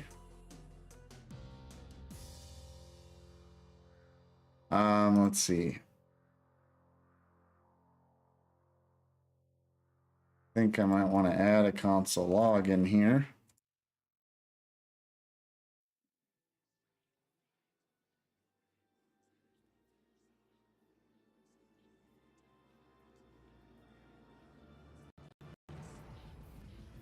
Okay.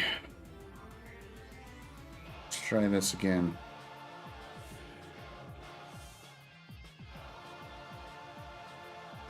Okay, first, I'm going to try switching this to the bad one. All right, and refresh. Go through an error.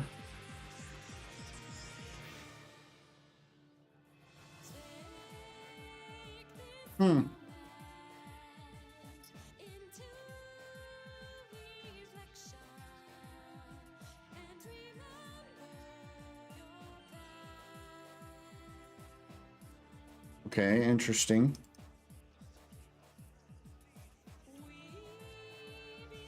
So that did not exist yet.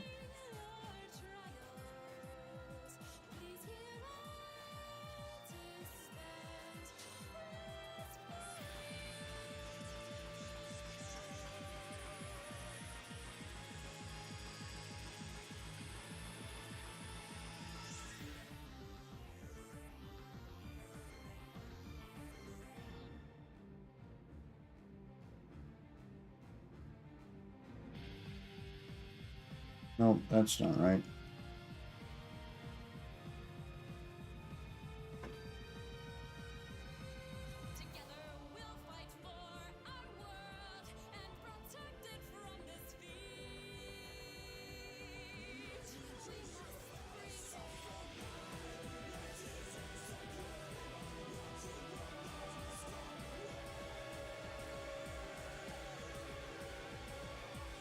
So this time it did run that.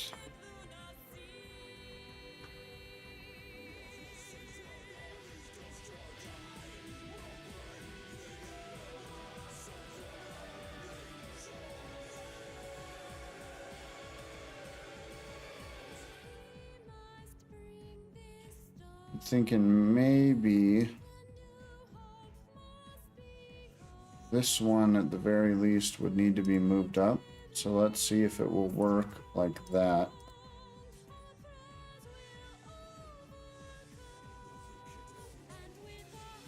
Okay, we did refresh and decrypt. All right, and gonna swap that like so.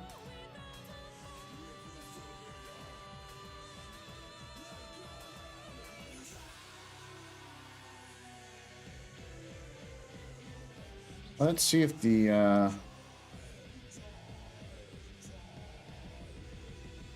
confirm dialog,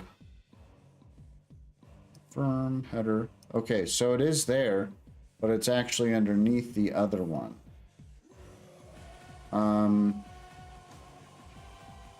There it is.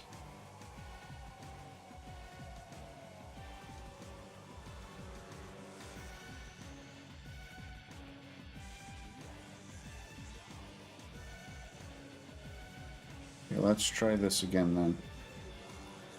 So that, and we go in here, modify it like so. Actually, before I do that, no, I'm gonna try this. So refresh should be behind it. I want to see if just a simple Z index on this dialog would help.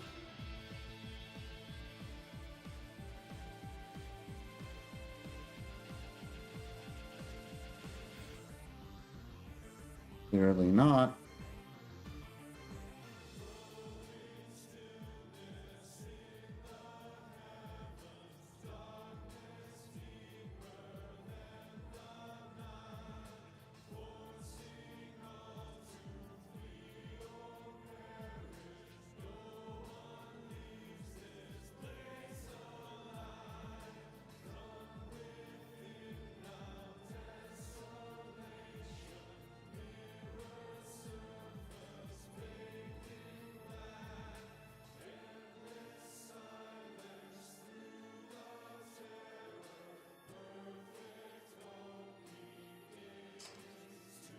All right, so we need the dialog element and see what options we actually have.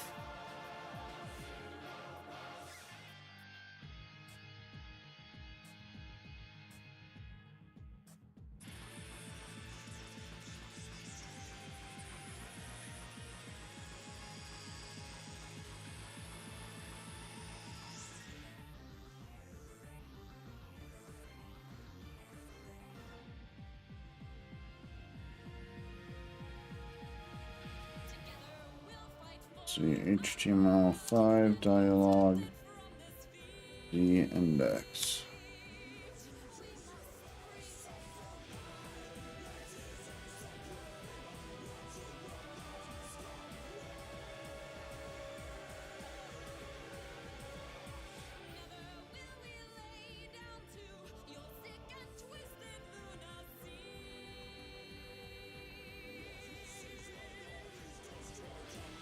Okay. Change the added element to a dialog as well. The element is appended. The problem is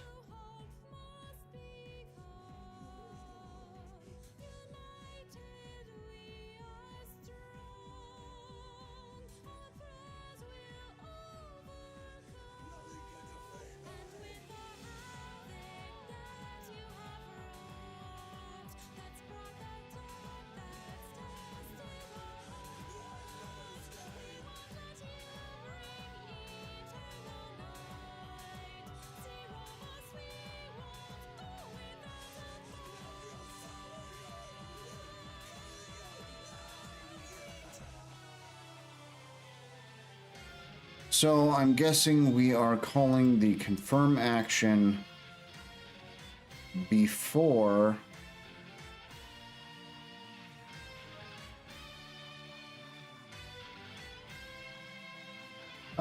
before we're adding, let's see. So show error dialog.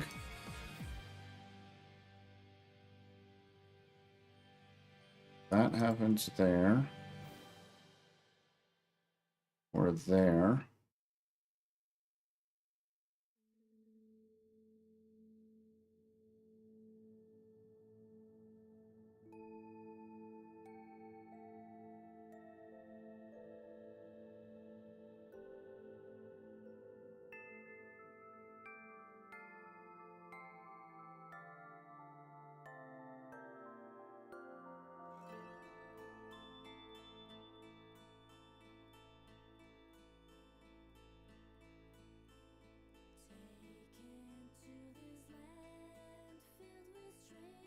Mm.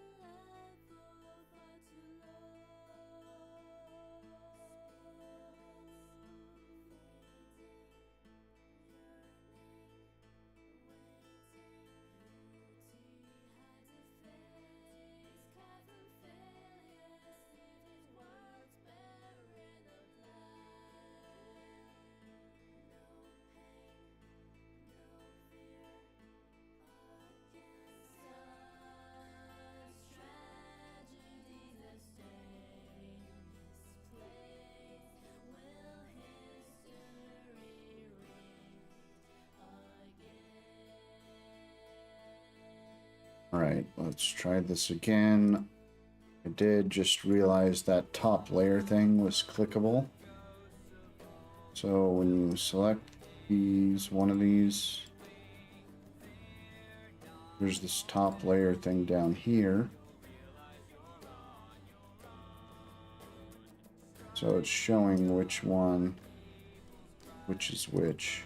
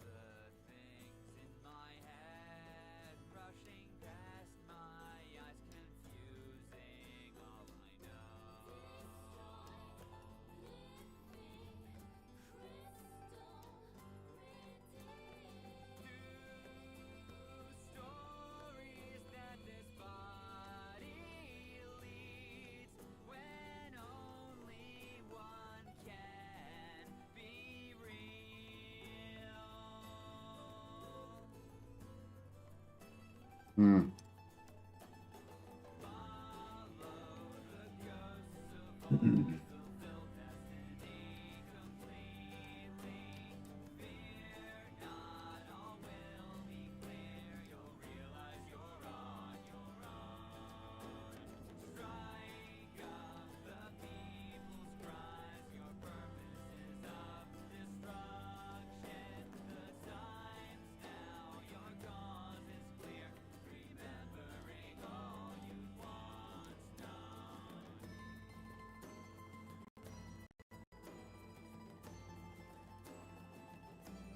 All right, so what if we do that? Okay, that, We go back here. The wrong one. Fresh. Nope. I was thinking that would catch it. Of encryption, password, and key store. Should have decrypted. I was hoping it would catch that. Maybe. Let's try the other one.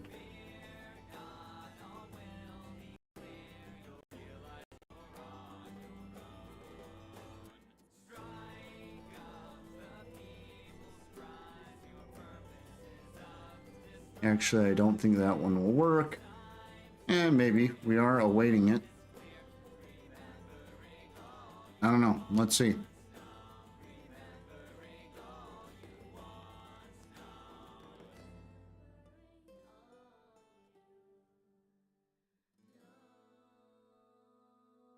Nope.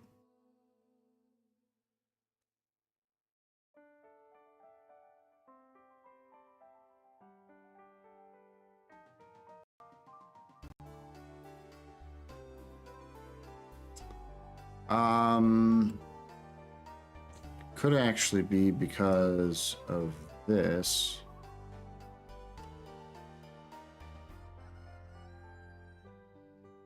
Let's try awaiting that instead. Show error dialog. Okay, let's see if this works.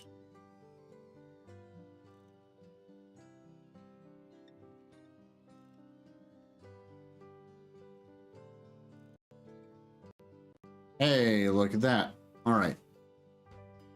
And you await the correct thing. So now there should only be one dialog. Yep, it's the confirm one. So unable to decrypt seed phrase. Looks like we encountered an error.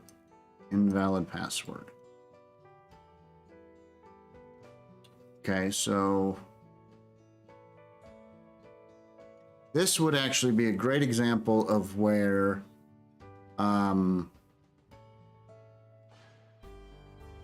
we just want to close. Like if your password's invalid, I don't want you reporting an issue for that. That's you didn't remember your password and I'm not going to be able to help you with it. No matter how many errors you report.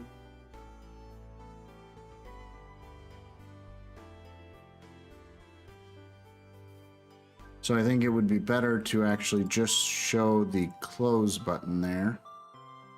I might adjust this real quick while I am thinking of that.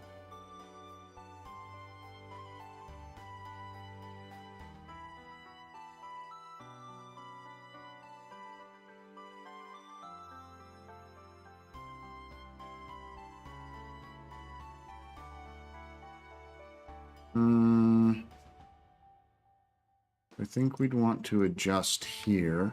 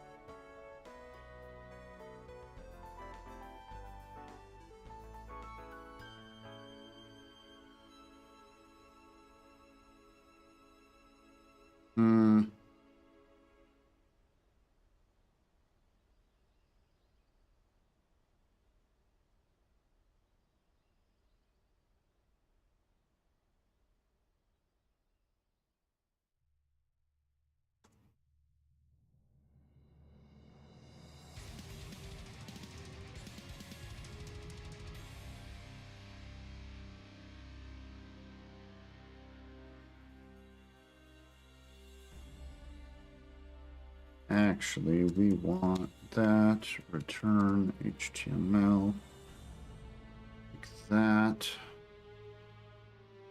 ish. Okay, so cancel.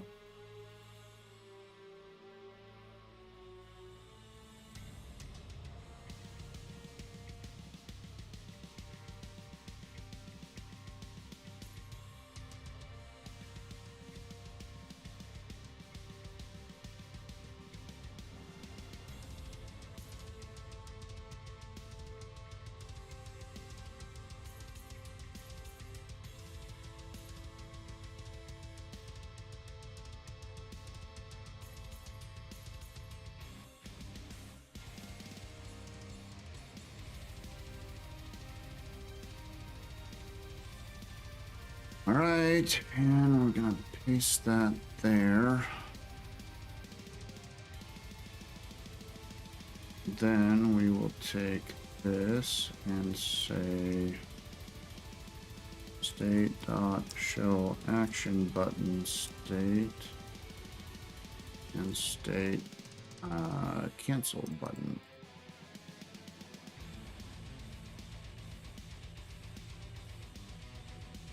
Okay, and then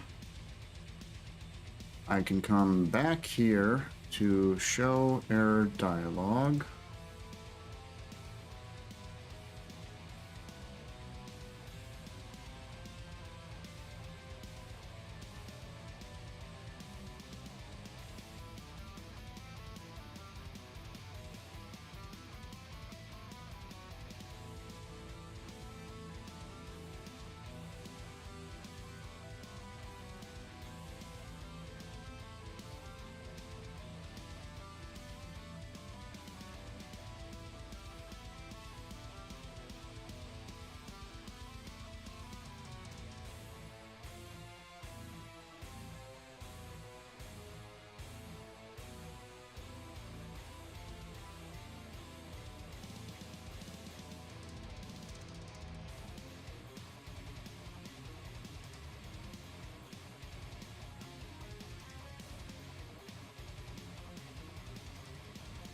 Right, and now we can go back to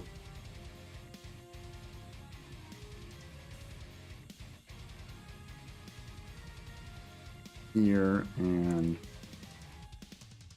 so act button is false. All right, let's see if that works. Hey, look at that.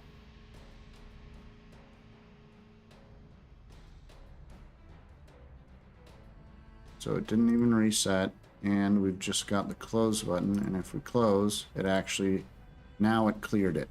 So once we've acknowledged that, it actually got on to the next step, which there, it doesn't even get to. So that's because it all happened in wallet decrypt here.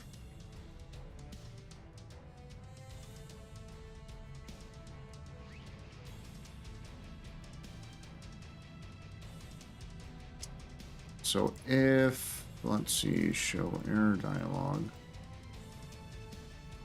we want to find wallet decrypt there and probably pass that in. Then inside of wallet decrypt here, we want to grab that and error that.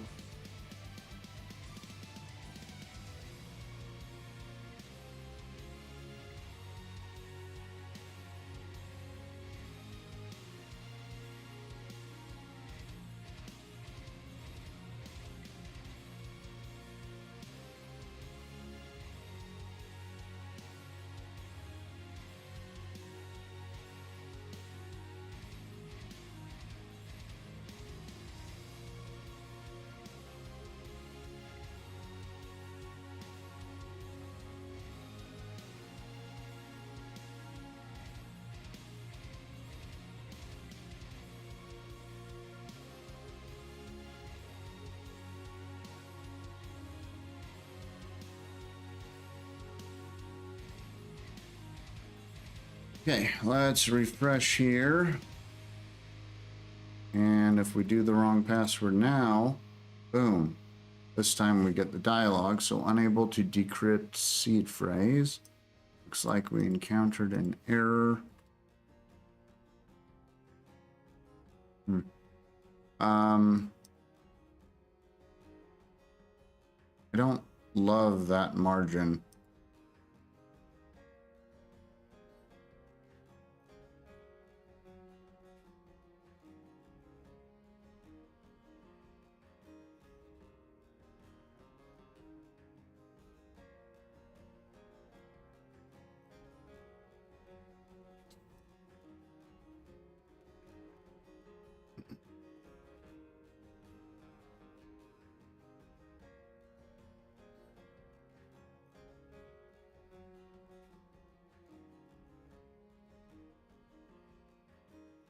See now, in this instance, because we do that, unable to decrypt seed phrase, did you type the right encryption password?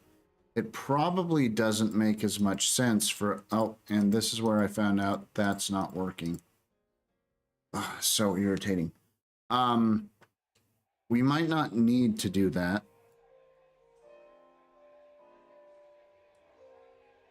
Because we're already doing that other stuff. I might leave that, but instead of an error, switch it to a warn.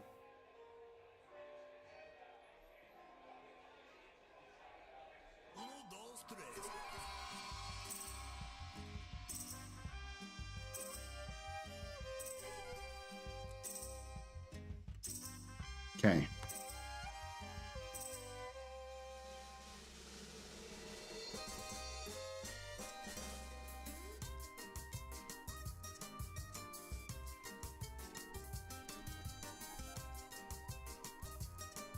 We have at least verified we're able to pass that along into another dialogue and trigger it in multiple places.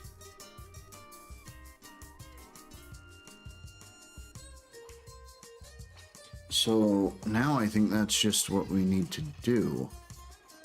It might actually be good to search for set custom validity. Maybe not here, but in the more specific ones like adding a contact and whatnot.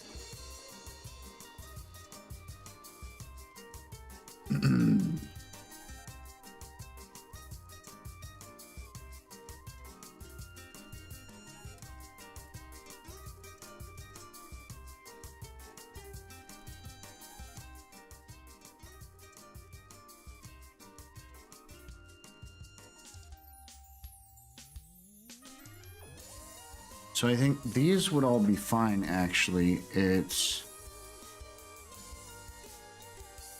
for the send.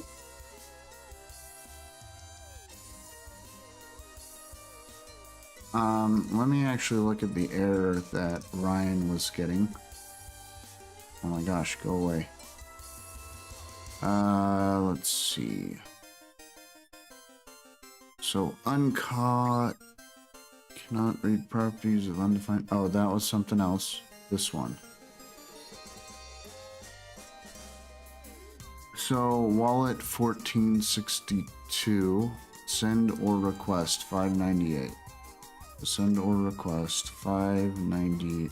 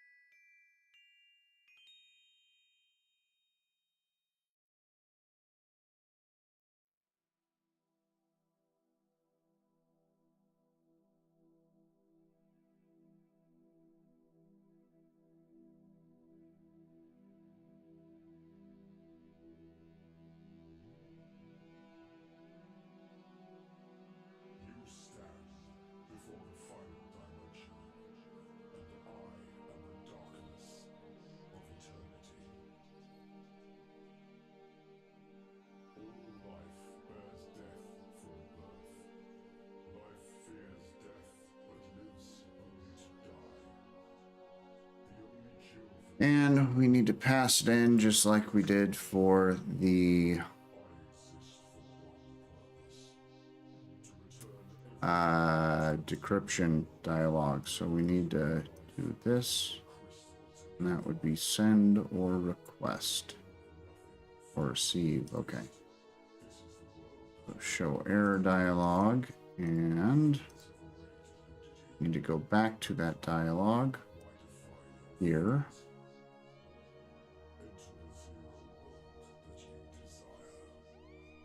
Go to the global. All right. So this may work. The biggest issue is this is not easy to reproduce every time. Sometimes it will let you send the full amount. But we should know before we actually send, because this happens.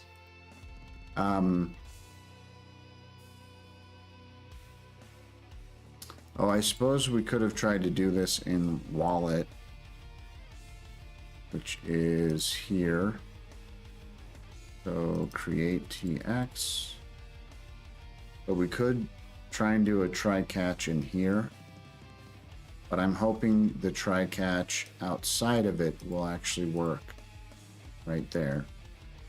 We probably want to change this though.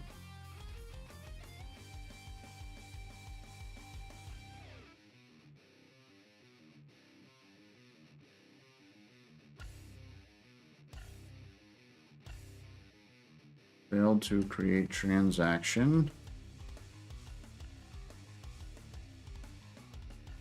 I might comment that out for now.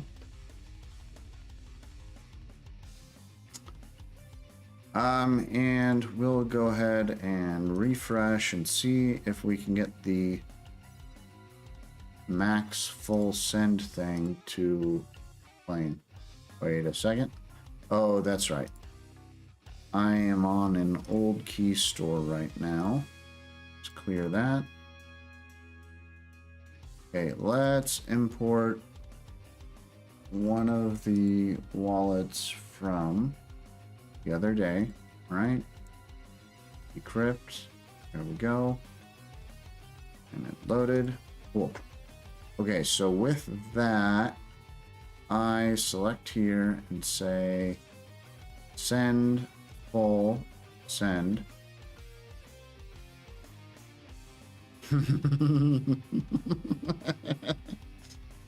Oh my gosh, this has been one of the most frustrating things ever. I do not want insufficient funds. You're freaking kidding me. That was supposed to be full send. Wallet funds balance is insufficient funds.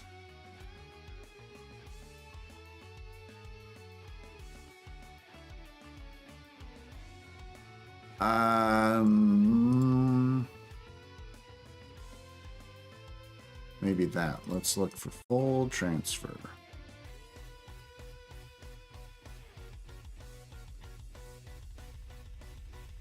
So full transfer is set down there.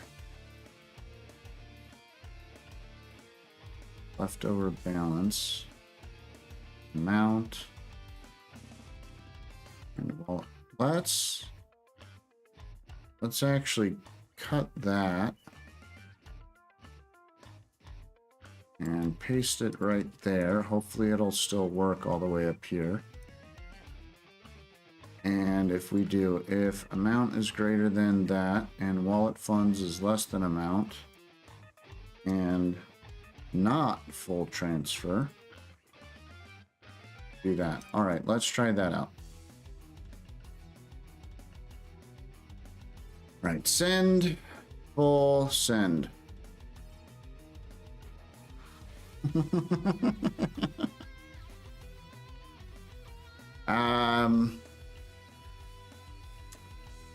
Well, see, that already got too far.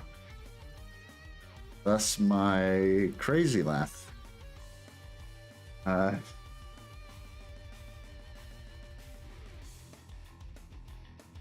Let's see, how can I force this to happen so that I can actually debug this scenario?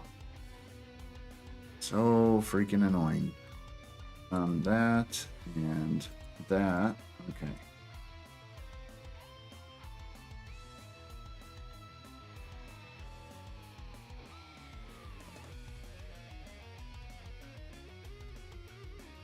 So now at least we get down here and full transfer is already set.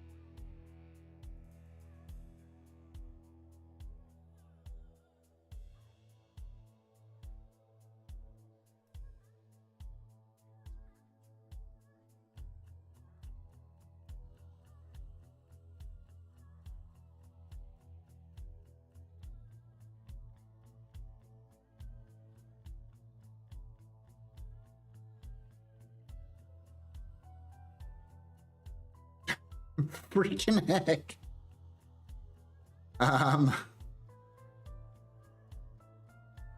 Maybe it's the amount. Because I'm using such a small amount, maybe I need more in this wallet?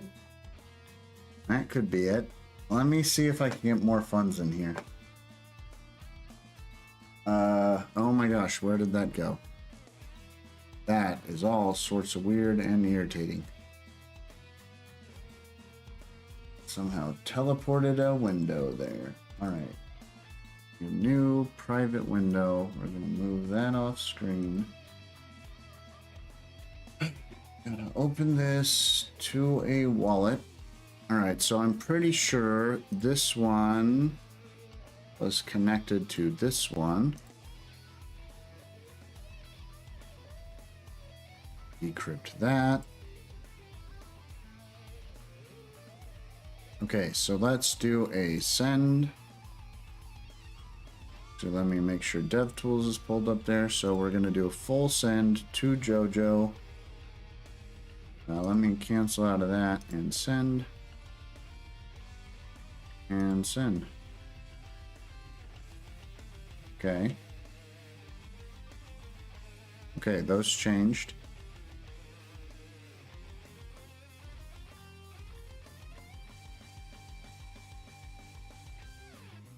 Alright, let's try now a send full send.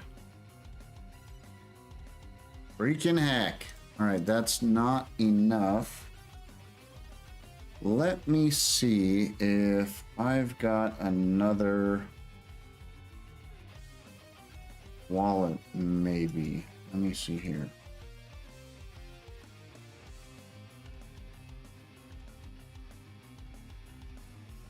Right, I don't know if I've done this before, but I'm busting out another browser with another private window.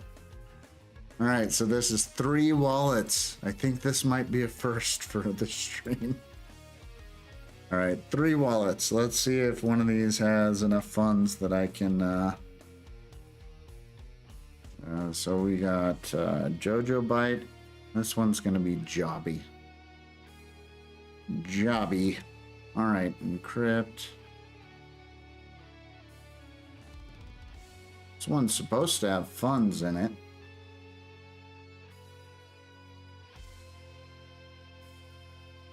And with the changes I made in the last stream, it should have pre-generated several accounts and checked all of them for addresses. Yeah, I got 240 addresses. So it should have found something, I think. This one was supposed to have funds in it. But I guess not. So let's go ahead and go to a different one. We're going to wipe this one out. First, I will zoom in there because it's a little hard to see. All right, refresh, add existing, and Jobby.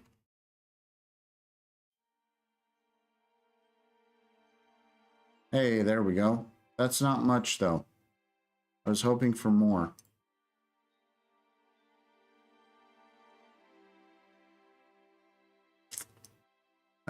But it is what it is. I'll go ahead and send this over to this wallet. So let me do new contact and new contact. Copy that and paste. Copy this and paste. Add contact, add contact. All right. So now we've got Jobby there. So I'm going to go ahead and do a send to Jojo. Full amount. Maybe we'll get it on this one. We'll see. Maybe. Oh.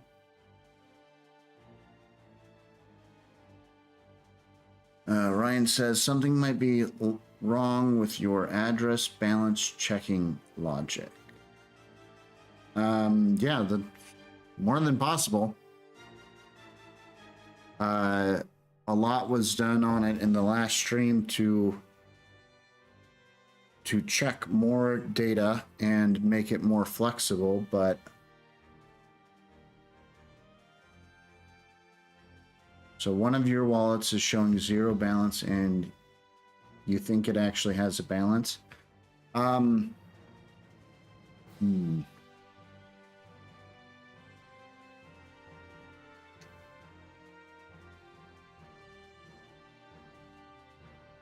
It could be we're not generating enough addresses. That's the reality, is like for this one that I've just got opened here. I pull this over. It generated 240 addresses. So that's 20 addresses for the receive address. For that use case, there's 20 for the change addresses use case. And it should, if it encounters any within those 20, it should actually generate up to 20 that should have empty balances. Now, it's more than possible it's not doing that. I thought I've accounted for everything, but clearly it's a complex problem because even in all my attempts to account for everything, you're still getting errors. Yeah, so it's possible it's missing something, but it is generating 20 for each receive and change address combination for each account now. So it's generating up to 6 accounts from the start. So the 0 account index, which is treated as the main wallet, and then up to 5 contacts for every initial wallet load, whether it's a generate or a import. And in either case, if it encounters any balances inside of these accounts, it should generate 5 more accounts until it encounters no balances. So that's what we did in the last stream. So it should be detecting. I mean, this is where I don't know enough about Dash Core. If the phrase was used in a different wallet, there's a chance it could be generating on something we're just not checking for yet. So that's possible. We could also need to generate, rather than start with 5, generate 10 or 20, which I did do 20, but generating 20 accounts to start means 20 times 40 addresses. So, 20 times 40. So we'd be generating 800 addresses and checking 800 addresses just from your initial wallet load, which seems excessive to me. Maybe you disagree. And actually, I would guess that would run into a different problem. I haven't had it yet, but with the batch address checking I implemented, there's got to be a string length like limit. We did switch to post because the get version definitely ran into a string length limit, but I would assume there's even a limit on the post request.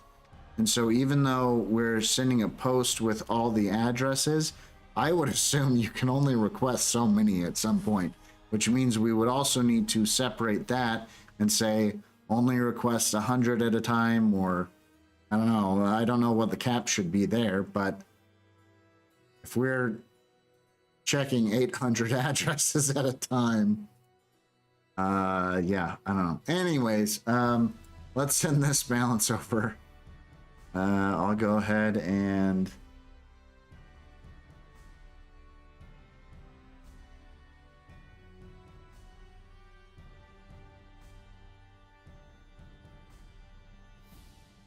it might be your problem. Oh my gosh, I hate this stupid, hate this. I hate this star. I can't see the end of your messages. Or not star, I mean heart. They moved it. They had moved it down here and then they moved it back and it pisses me off. All right, move on. It might be a problem, but if you run into it yourself, you know it's confirmed. Not suggesting checking 800 addresses. Yeah, I didn't think you were. I'm just saying that's kind of how we're doing it right now. So if any of those addresses have a balance, we should be accounting for it. And if they don't, I know there is a bug in this where sometimes it doesn't update and you manually have to reload the page. And so I'm aware of a bug there. It happens in some weird scenario though, and I haven't been able to replicate it every single time. So it is something I need to look into, but with a page refresh, it usually updates. So, all right, let's go ahead and send this. Network, let me watch this and send. All right. So this should update in a moment here.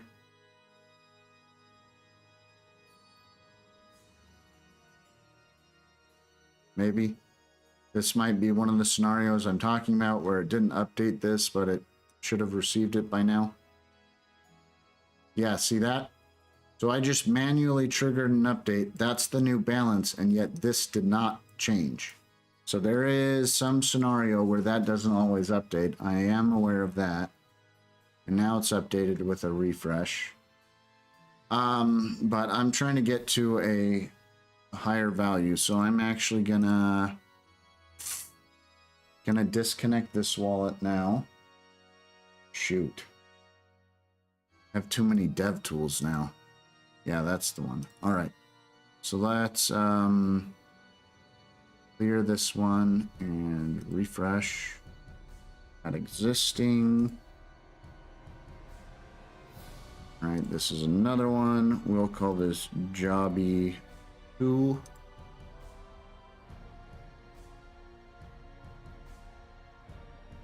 Okay, that has some balance as well. Very small amount. Gonna manually trigger a refresh. Okay, so that looks like the full amount. Add a contact and new contact. Copy, paste, copy, paste. Add and add. All right, and we're gonna send full amount to Jojo. And I've got the dev tools up. So send. Worked there as well. Very irritating. All right, but we're at least consolidating some stuff now, so this is confusing me. It's like the WebSocket ain't working.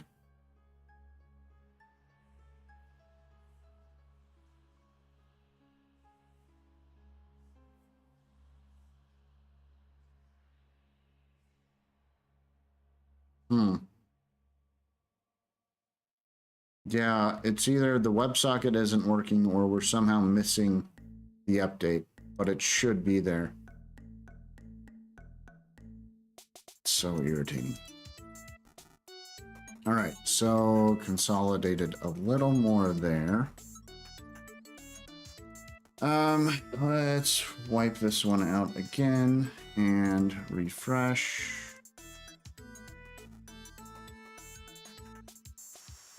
Attempting to consolidate all of the funds I've had, because I think I have enough over the course of all the wallets I've tested. But I guess I've been testing with such a small amount every time.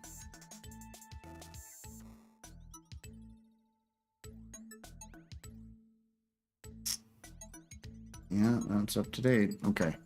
So new contact and new contact. Copy, paste, copy, paste, add and add.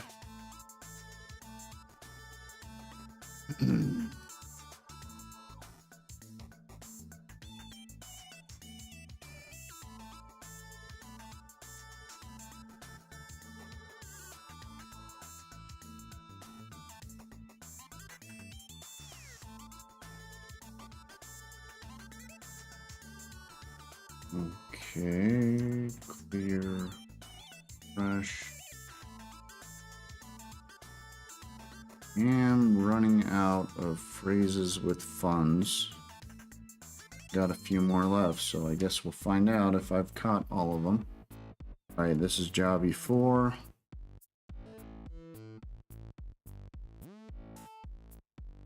Alright, that one has a little more than the others did.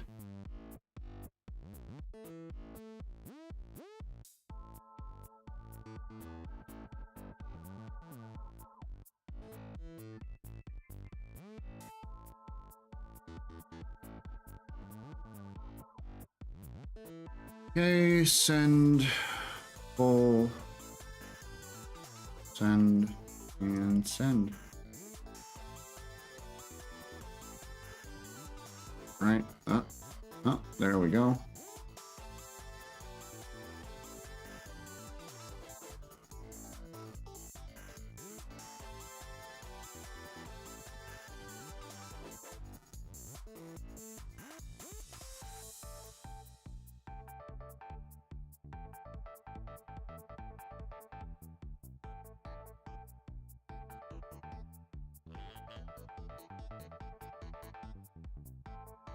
Right, a little bit more here.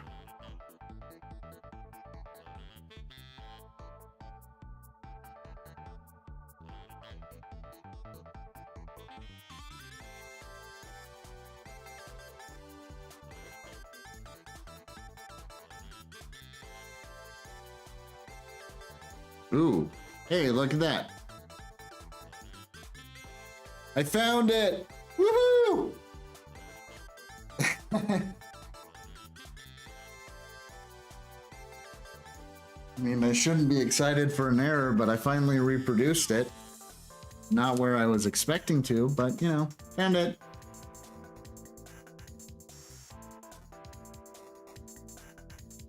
All right, so cannot spend 001 without breaking change, add another coin, or in between. Right?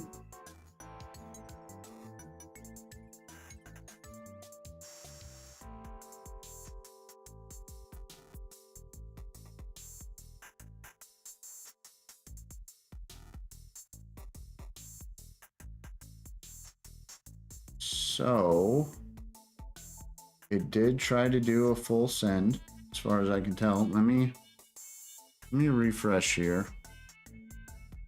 I wasn't expecting to get the error at this point after trying so many wallets. So I wasn't watching as closely as I should have been.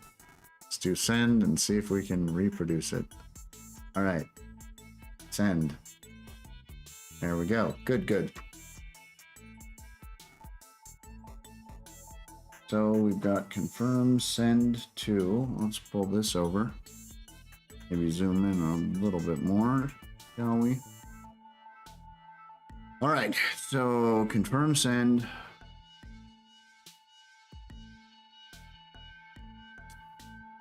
Drive change wallet.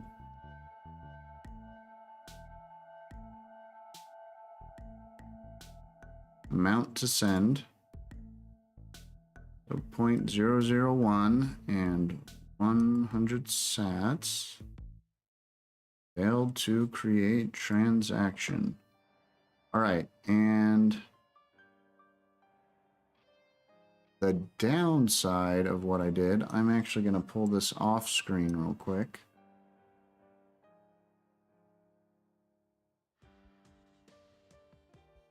So we do successfully have that error showing, but now I'm not logging it and can't see the additional information from the error. So I think it would be valuable to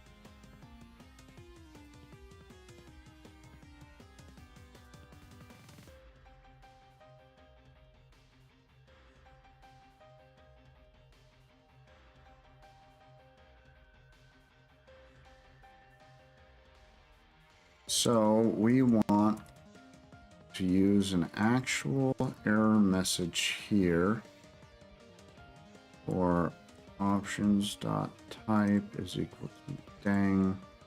We're going to do error, and we want to do options.message.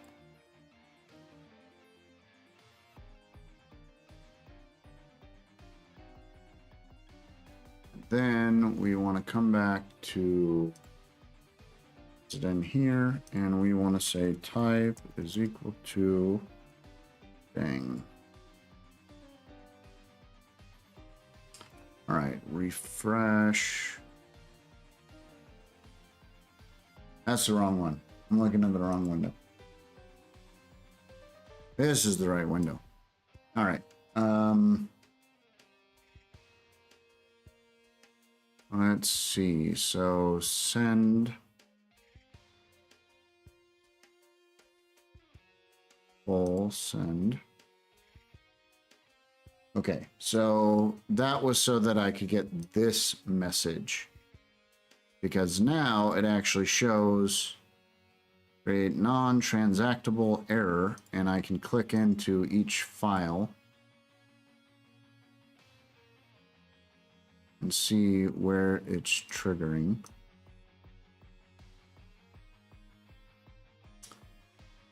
Use all coins. All right. If output information is transactable,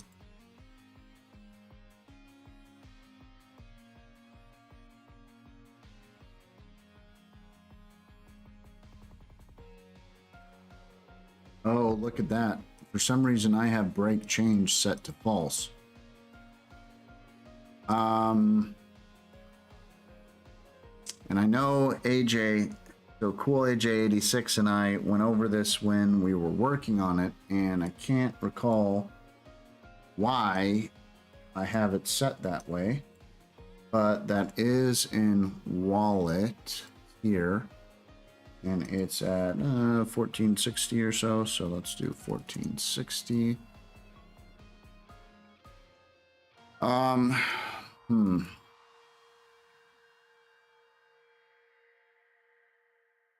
Let's see if setting that will fix it. All right, and we want to move this back. I'll refresh both windows actually, so they are both on the same version. All right, so send, full send. Nope, Cannot create a spendable coin from 1,000 sats across one coin's dust. Okay, so even with break change, I can't use that amount. So I am thinking this is SDK library level.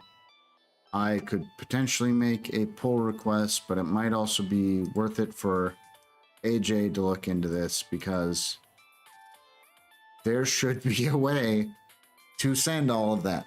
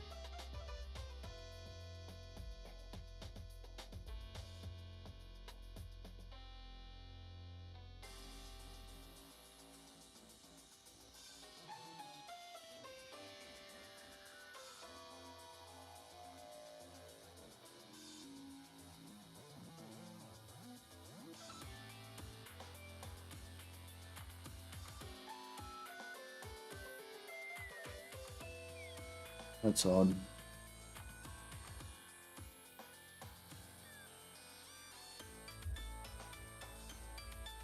It's not assignable to type coin selection.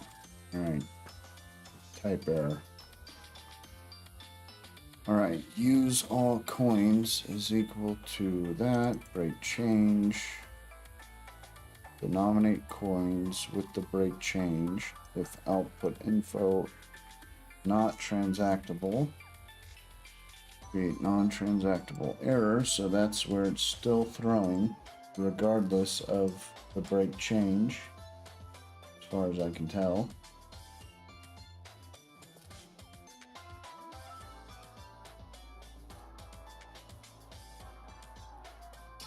Actually, that's not where it's throwing. So once go away. It's not actually getting to this line. Now that I look at it, so we've got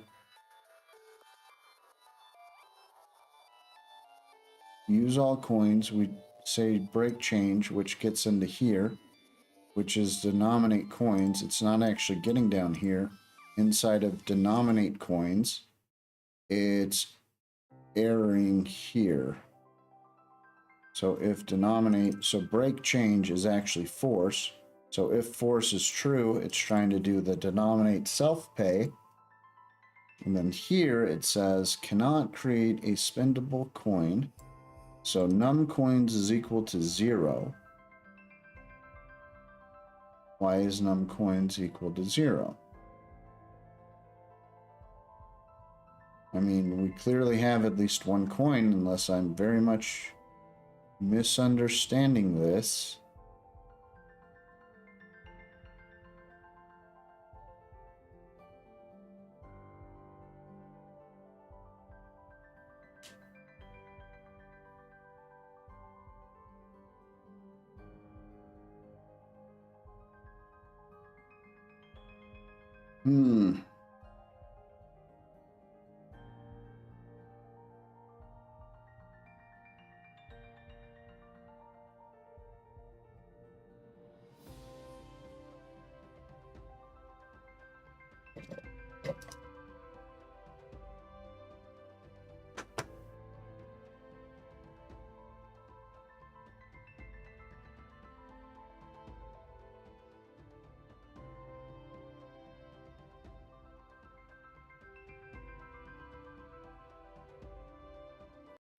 So denoms outputs, where's outputs come from?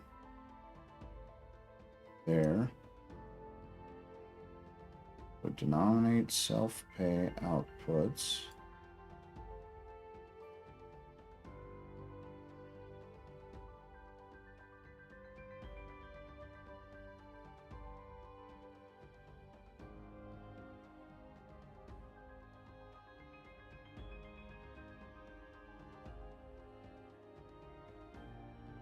Self-pay is coin infos. And I think that is what we're providing as inputs there. So D inputs is coin infos.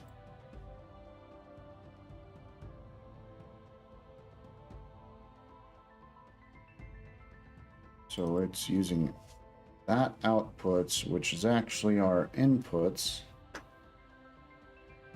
Denom plus stamp fee plus output size if excess is less than self-pay denom.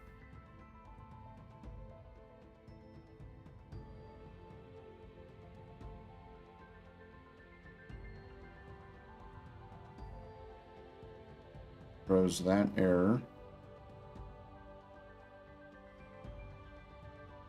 So it's interesting to me that it's throwing that error, and I think that's where it would break out. Otherwise, num coins would be +1.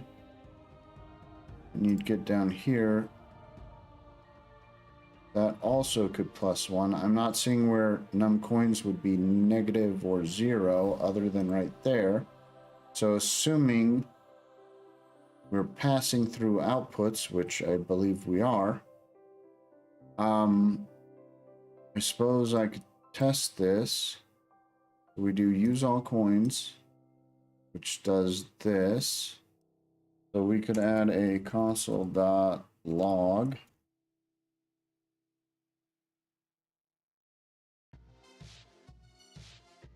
Oh my gosh, go away. Go away, freaking heck.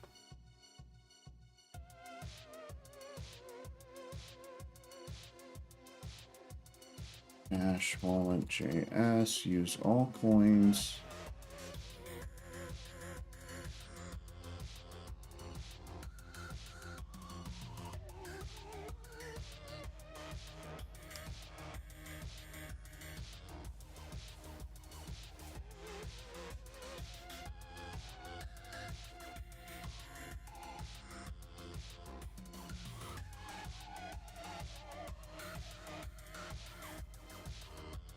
Okay, so input infos is what let's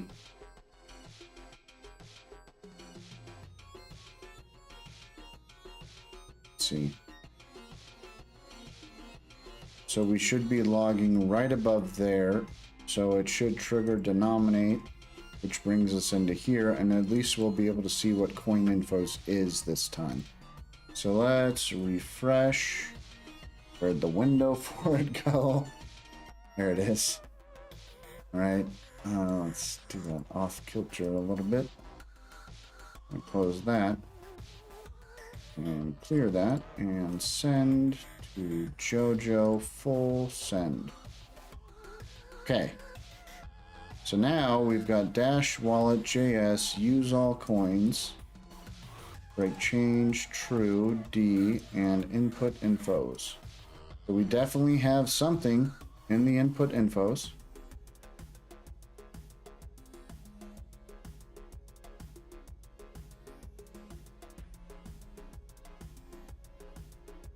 Three, 6, 7, 4.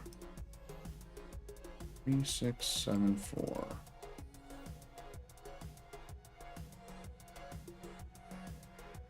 Come on. 6, 7, 4.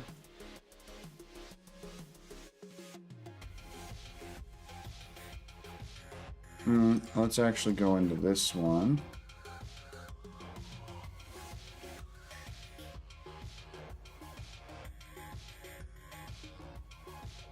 And that one is num coins. Let's log right before here, dash wallet, denominate self-pay coins, And we've got these instead.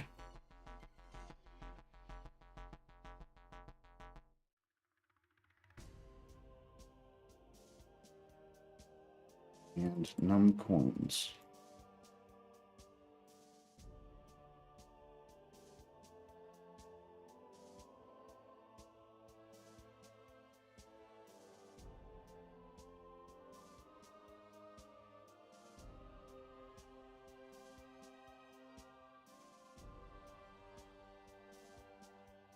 Yeah, so unless this threw, which I'm not seeing another error, I think num coins should be at least one.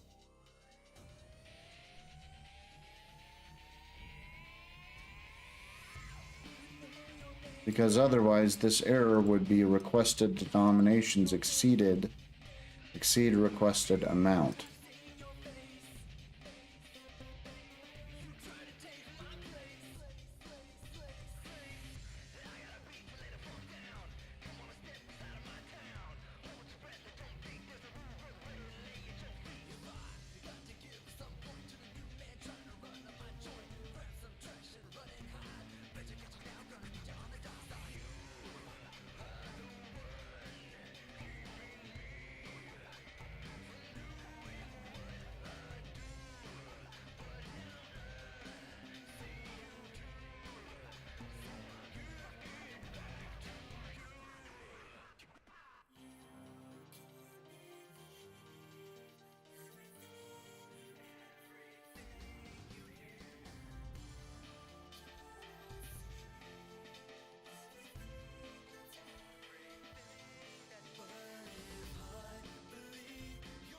Okay, let's refresh and try again and see what's going on here. It should have one. So I am very confused as to why it's saying there's 0. Okay, so now we've got use all coins, denominate self-pay coins. And you know what is missing from here? Whoops. None of these for loops ran. Unless it's outdated. I did refresh though. So we should have gotten at least a console log in one of them.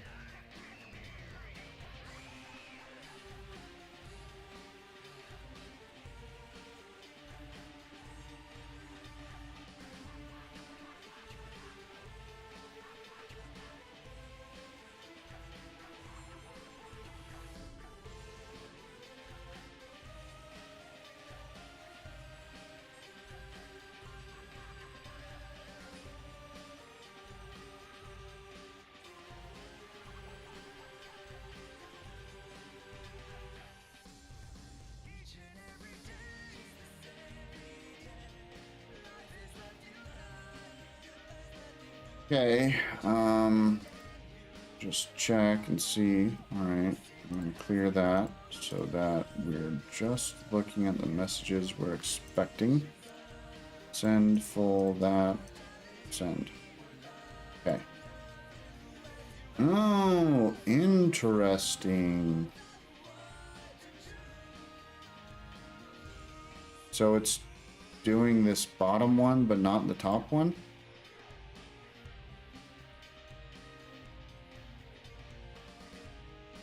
So coin infos is set, but outputs is not.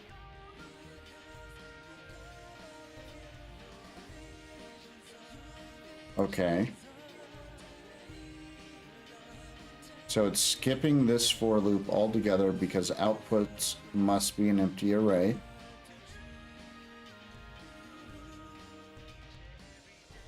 Which I suppose, yep, it's an empty array.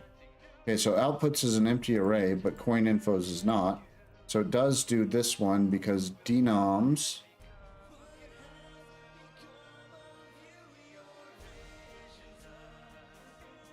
no? Huh. How's denoms getting set? Got denoms there, denoms up there. I was assuming coin infos is being set to denoms, which would be why that would even run. Oh.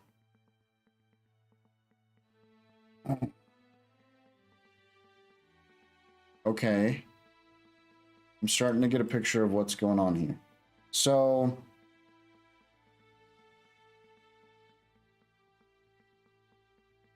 even though CoinInfos provides a value, this is the only thing looping over it, and that's not adding to the coins.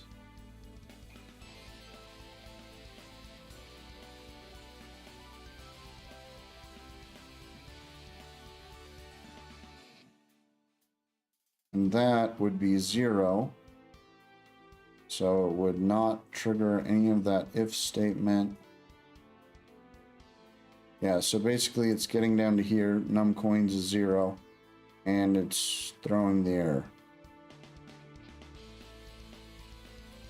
Instead, we need it to somehow set that. So let's go back to where this is erroring. We've got denominate self-pay is if you force it. If you don't force it, you get a different error.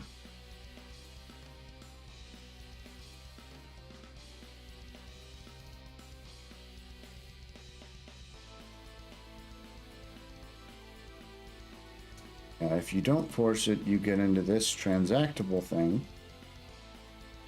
It's a different error.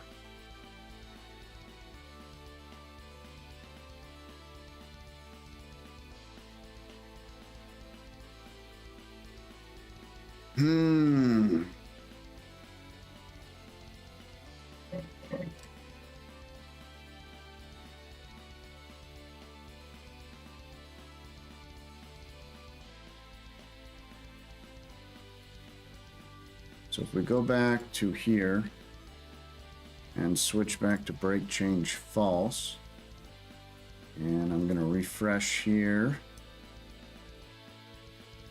and we're going to send to Jojo send.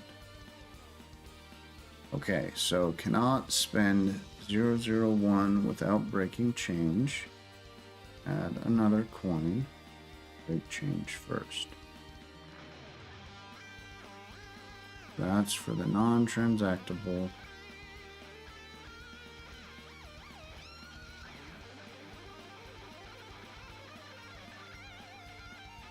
Let's see if we can find break change.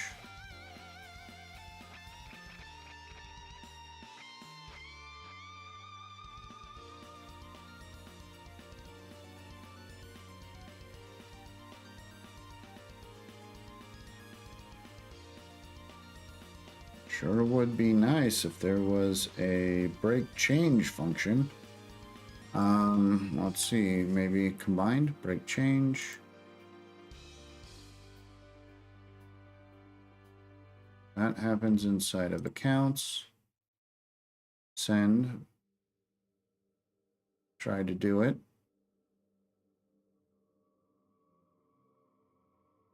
Denominate coin. Are we using denominate coin? No, so maybe denominate coin could do it.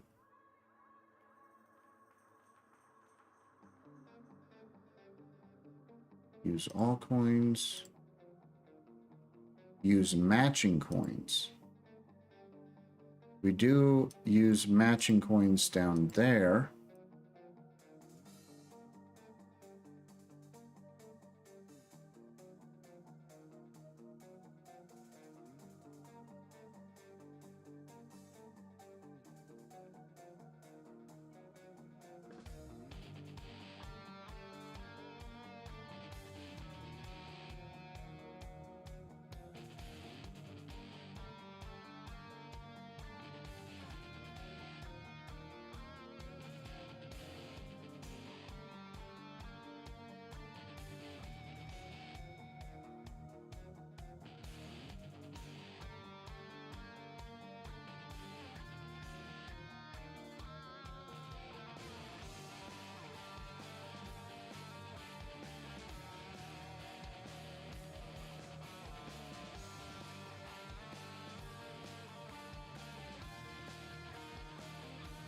Okay, we do trigger denominate coins. So we are triggering that, and that is not breaking change. So we do still get that error.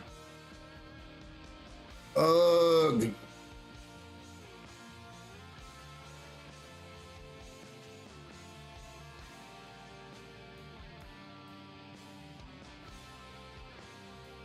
Um,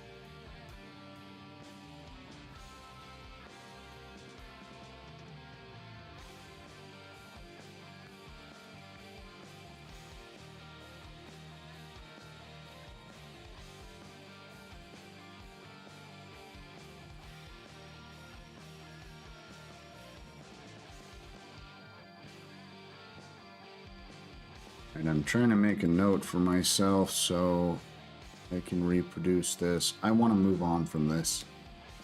That's the gist of where I'm at now.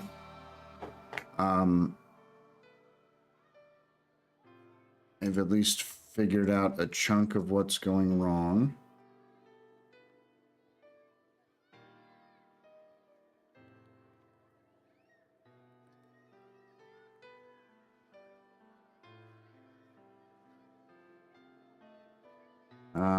I did refresh that, didn't I? I'll do it again for good measure. All right, so send poll to Jojo, send. All right.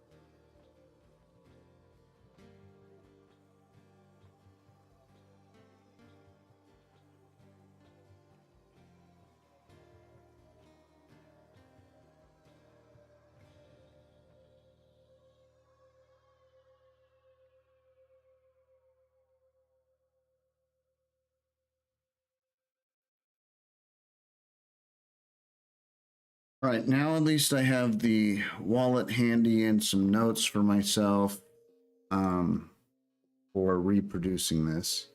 I'm going to go ahead and drag this off screen, close that, and I want to leave this wallet alone and leave it with funds. I'm actually just going to go ahead and clear site data. That wallet's gone now. Okay. So we've at least reproduced the error. I'm relatively confident that it is not a problem solely with my implementation. if there's a way to break the change, I'm not seeing an obvious way. It would be great if AJ, like said, denominate, you know, to break change, use this type of thing. But without that, I'm not seeing how to get it set up correctly where you can send that one. It's just very, very odd because it works in very many other scenarios, but this one with the exact right amount, it kind of freaks out, and I don't know why.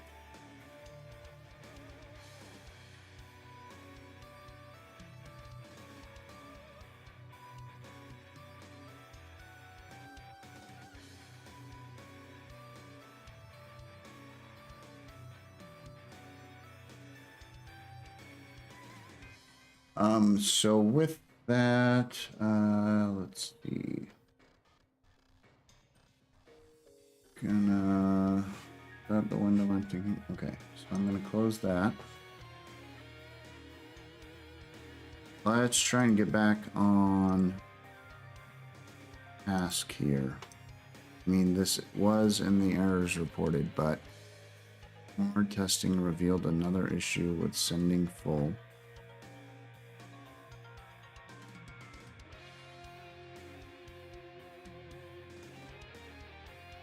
Oh, it's probably worthwhile for me to add a comment or reply to that. So let me do that while it's fresh in my memory. That is on the max one. Here. Okay.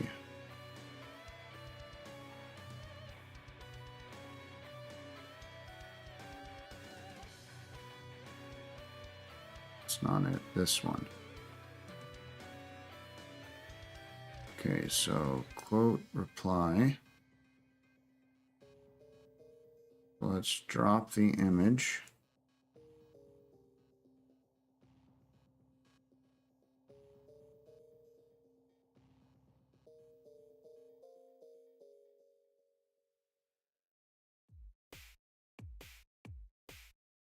Traced this error.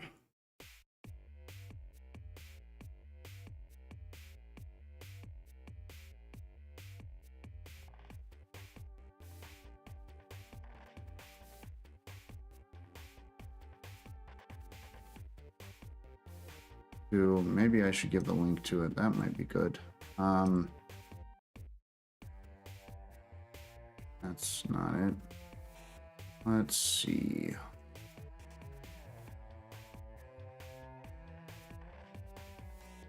Oh, I get to the freaking repository. There we go.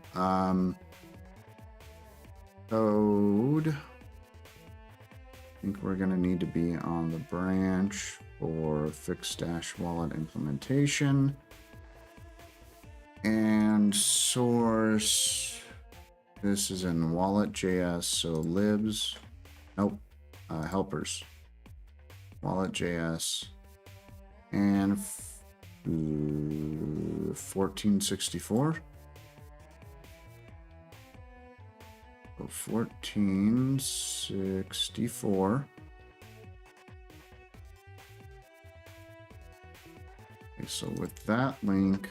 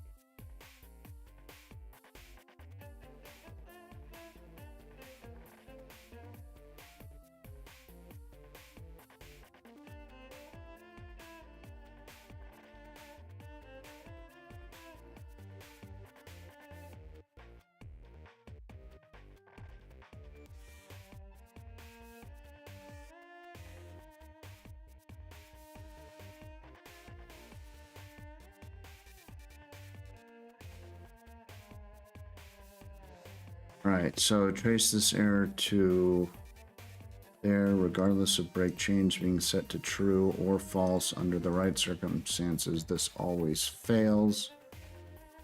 Let's see.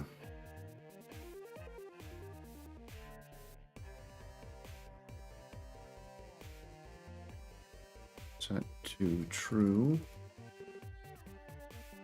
or false under the right circumstances. Under certain circumstances, this always fails.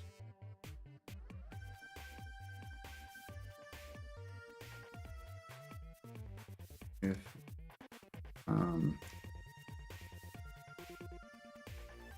say cool AJ86, is there a way to manually break change before we call this function? Or can the function be updated to work in the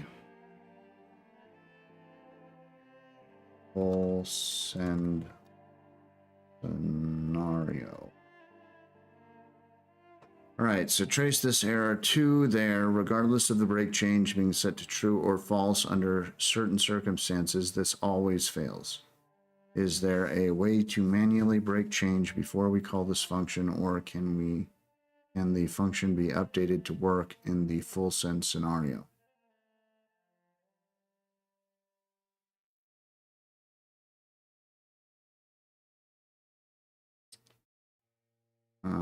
And I might go ahead and see. Where are we at? We're about 3 hours in. So if I copy the video, I think this is, oh, that's got the wrong stream in there. Okay, so with the correct stream, that's that. Actually, I don't think I'll be able to link to the timestamp yet for this. Let's see here.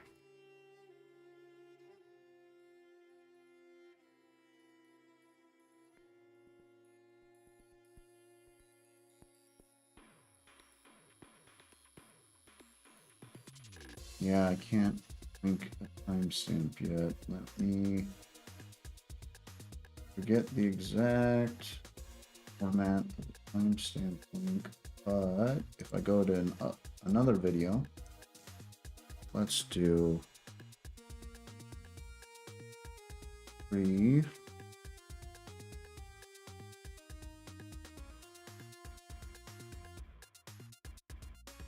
Okay, let me see if I can swipe the timestamp from there. Okay, so I think once this stream is over, this link should work. Actually, it would be that, I think. All right.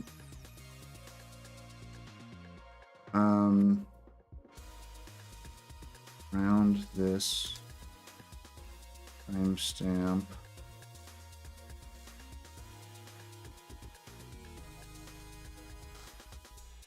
See the debugging of this issue.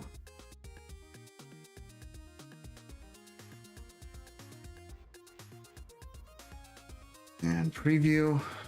All right. Let's do comment.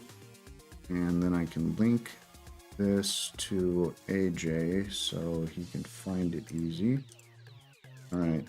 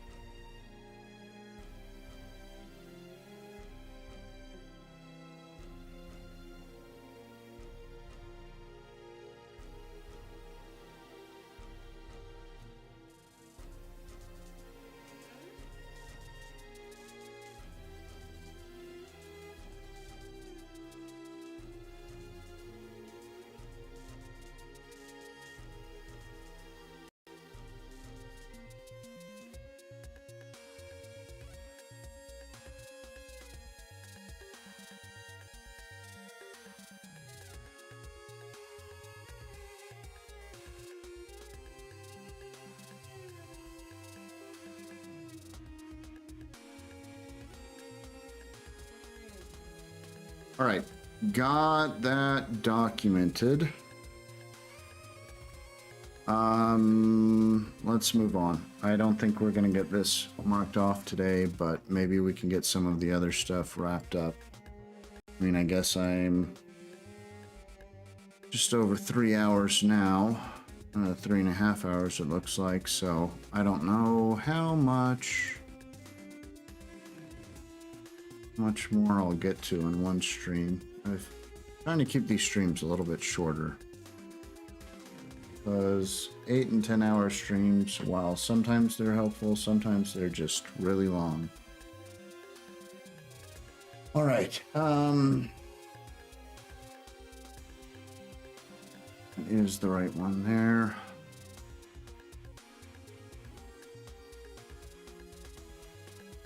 Oh, where were we?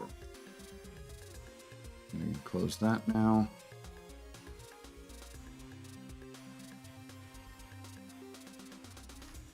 Okay, so I'm gonna move on from this one. I don't think it's getting done now. Not today, at least on this stream. Send confirmation dialog display calculated. Let's see what Ryan said here. I'd like to gray out insignificant features more like we do in the main balance screen.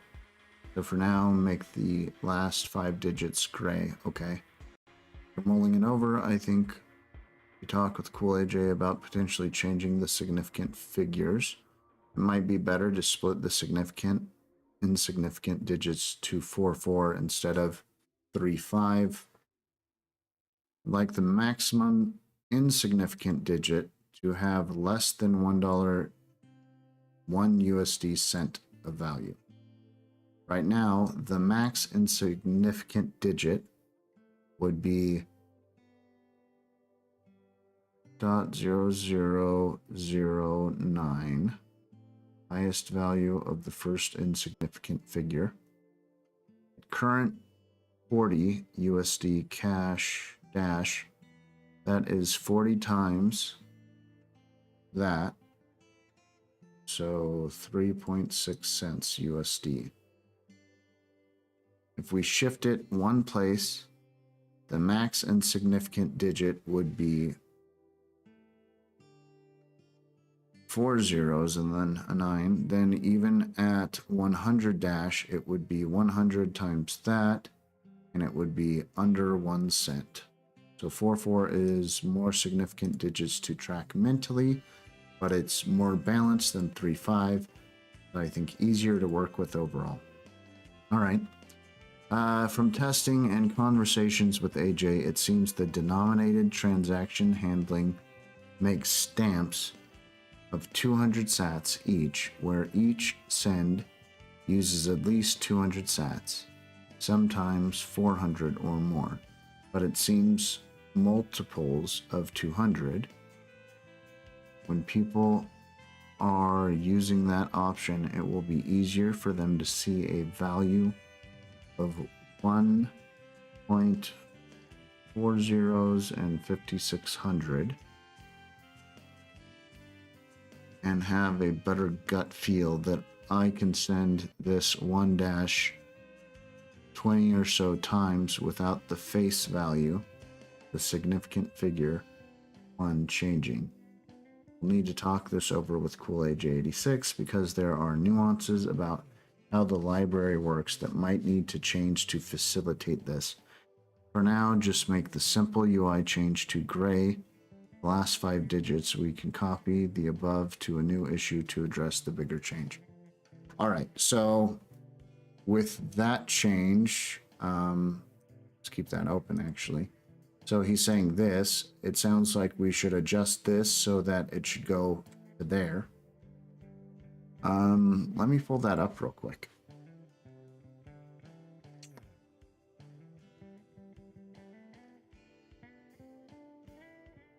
Actually, let me commit some of this so far. I'm gonna do this tiny little change, style UI.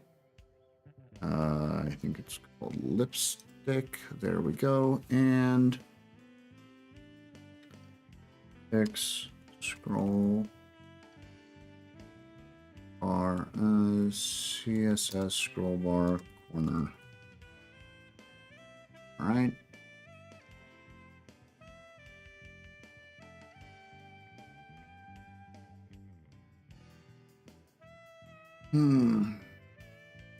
Same style UI, lipstick, and add CSS helper classes for max height and overflow.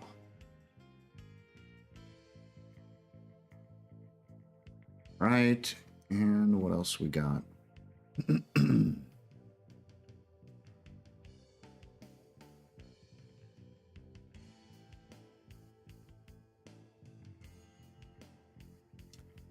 Let's actually push those. And with those pushed, I'm actually going to make a different branch to commit this other code into.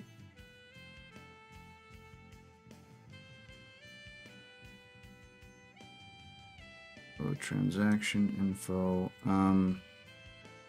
Actually, let me do this one since it's just removing some code that's not needed.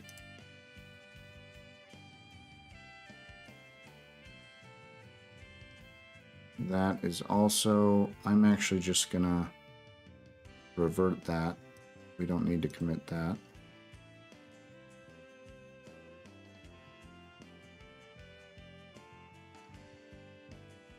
Okay.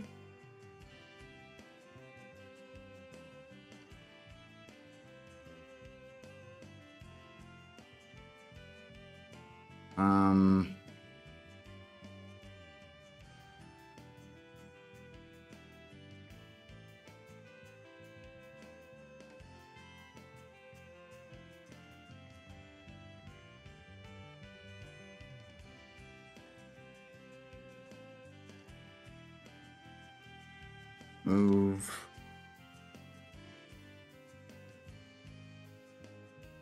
Unused. Imports from TX info. Right, and what do we got here? So that is all show error dialog. Let's get address from usage. This is not really related to the show error stuff. So I'm going to go ahead and commit that as well. So this is a partial fix for importing the old wallet backup. So actually, maybe I should do work in progress whip. There we go. Partial fix for importing old backups. Old out of date full wallet backups. All right.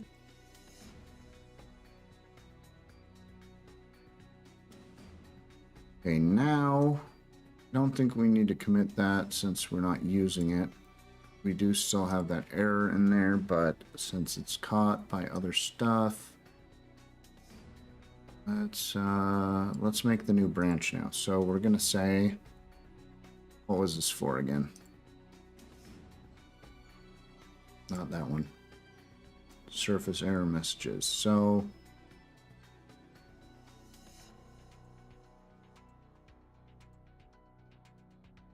this is more of a feature than it is a fix. So surface error messages. Let's just do surface errors. Okay, and then I think all of these need to happen.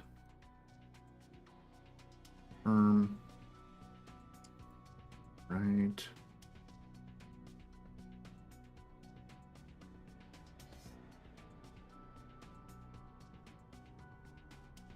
Hmm.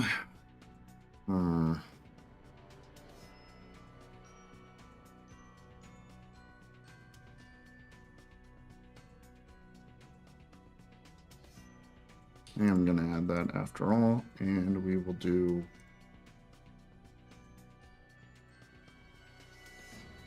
see feature UI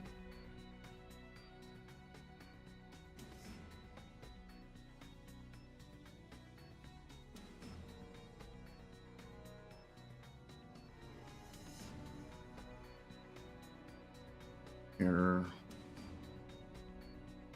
display dialog.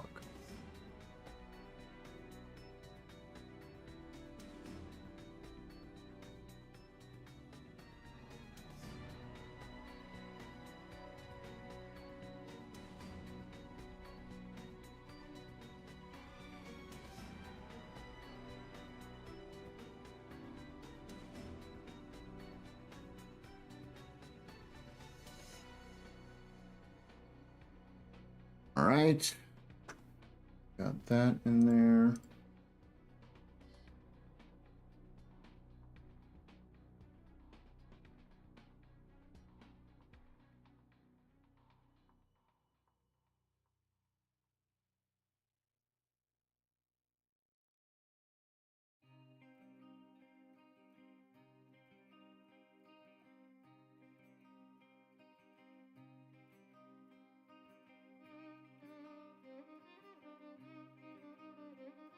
All right, and I just pushed that, so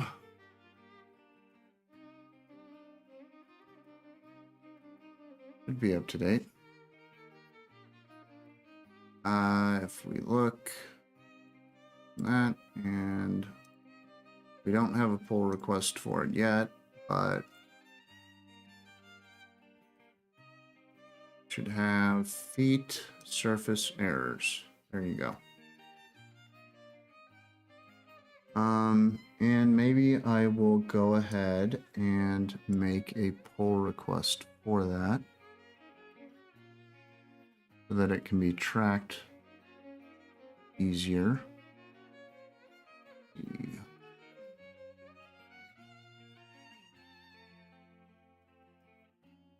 Let's compare, and we're going to want to do this one to dash wallet implementation.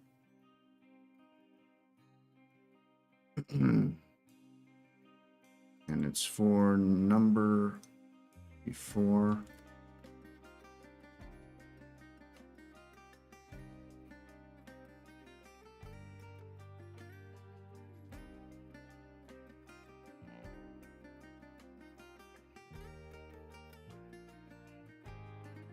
This is enhancement.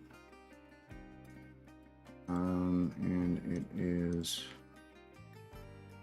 implementation for number, is it 54? Yep, there we go.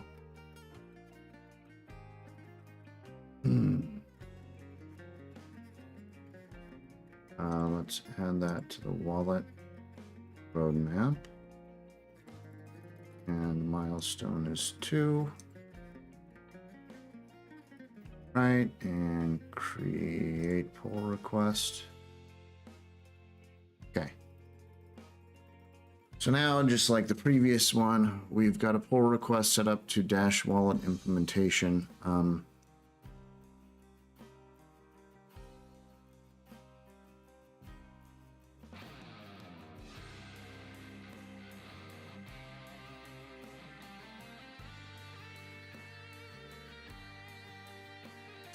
Move that back off screen there.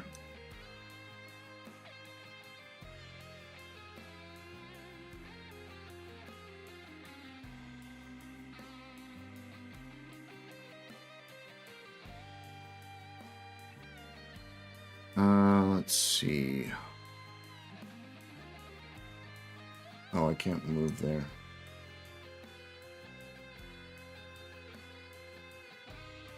I'm gonna move this one up.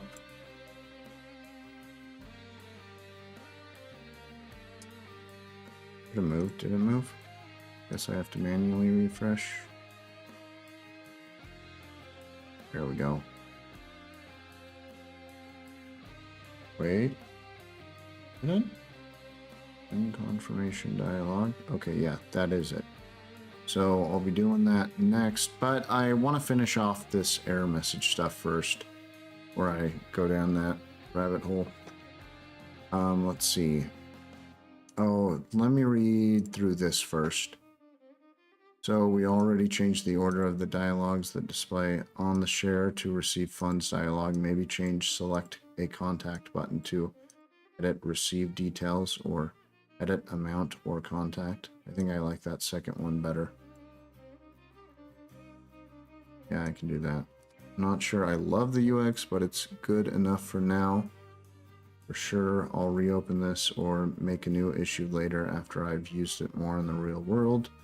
Everything seems to work as intended, so go ahead and close this after you've changed the text. All right, let's do that so we can get a couple quick wins in there. So let me find this real quick.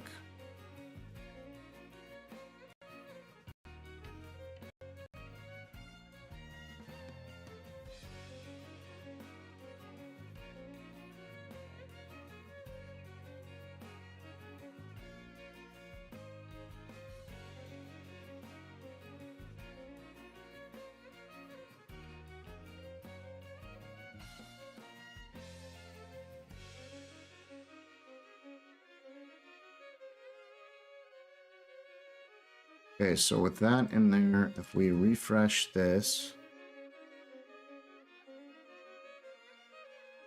all right, and we do receive, so now it says edit amount or contact, and yeah, we can set that, or we could, wait a second, that's not right.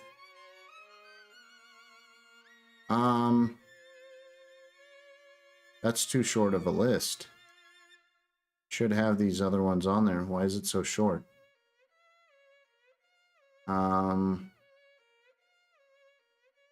Receive, select a contact. Okay, we have a full list there. Oh, because, okay, I see. I get it now. All right, so we could do Java receive. Could edit again and say 0.123 receive. If we close, well, let's test that. So generate, we got a new address. We edit and receive again, it stayed. And if we close and receive, it cleared that. But if we select the same contact, I believe that was the address. All right. So that seems to be working. And it's now switched to edit amount or contact. So let's add that.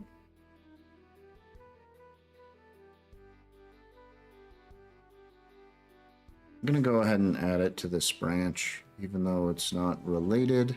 There's small changes, and I think it will be easier. All right, so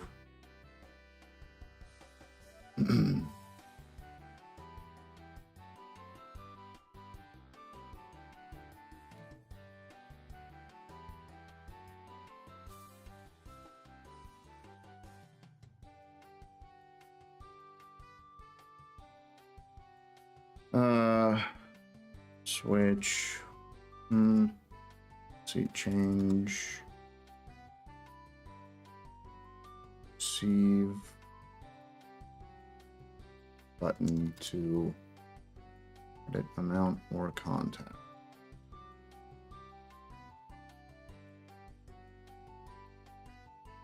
Okay. And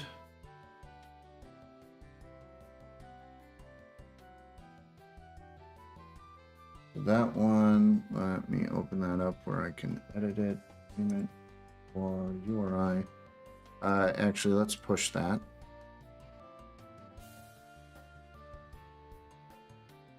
And I'm gonna open this one, and we need to change it to beat surface errors.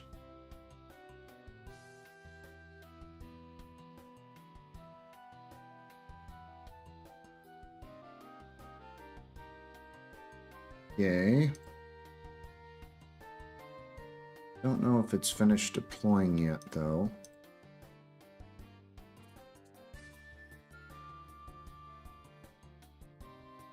Nope, it's not.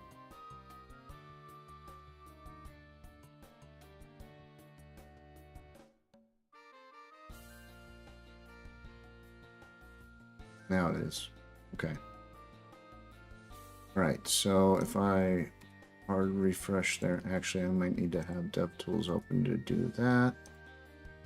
Okay, so if we do that and we grab a phrase, and grab one from down there, let's see, copy, add existing.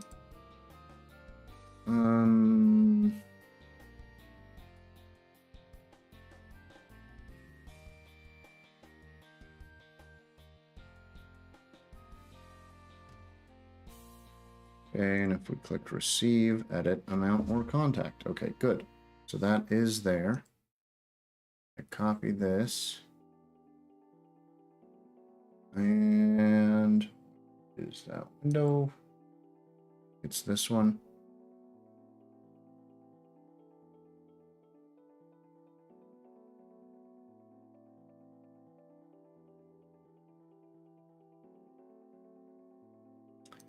Let's delete that and say quote reply.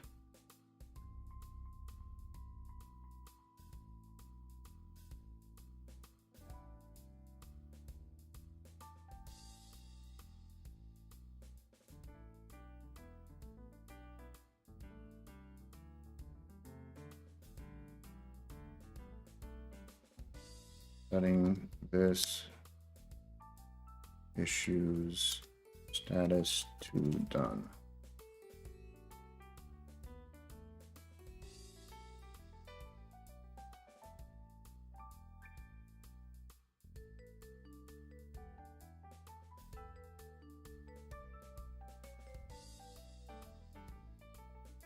Okay, so this one is done.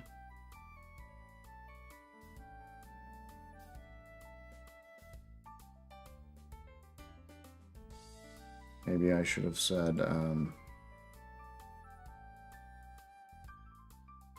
Ryan goal should be updated now.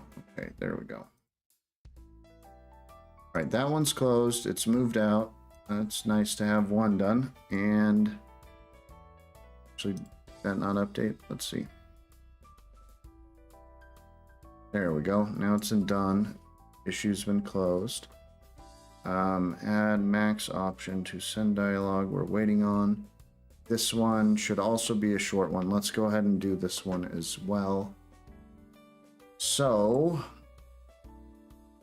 move this to the end. Ooh, that's fun.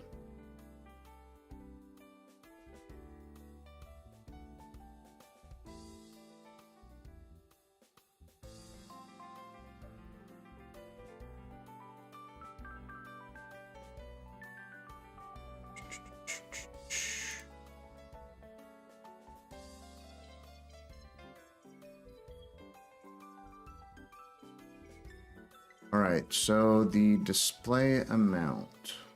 Find dash balance. Dash.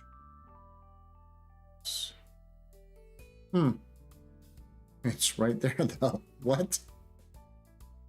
Why is that not searchable?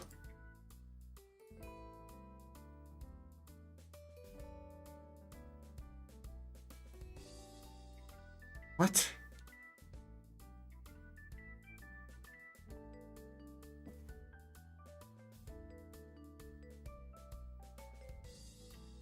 All right, color me confused.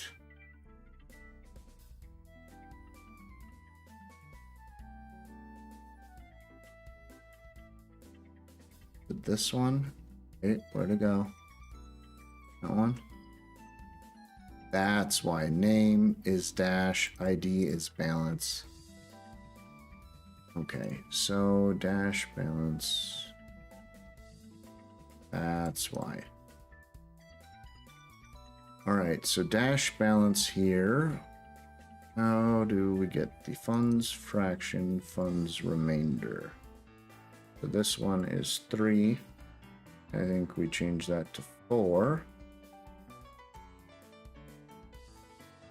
And I think that might do it.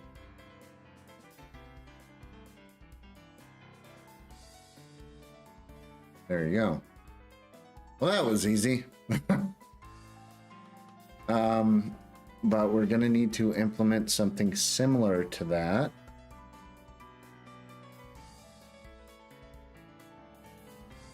Let's view the issue again. That's not the issue.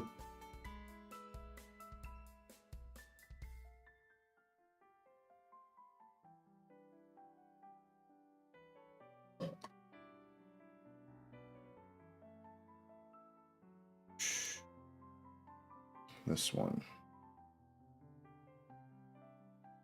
Okay, so this is for the send confirmation dialog, display calculated fee. So that is in here. We select there and do this. It's this dialog here. So he's saying these should look like the other ones. So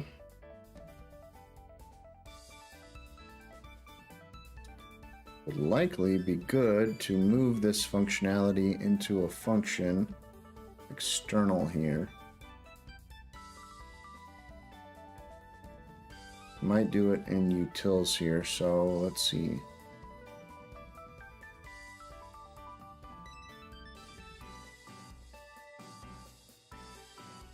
I'm gonna go ahead and copy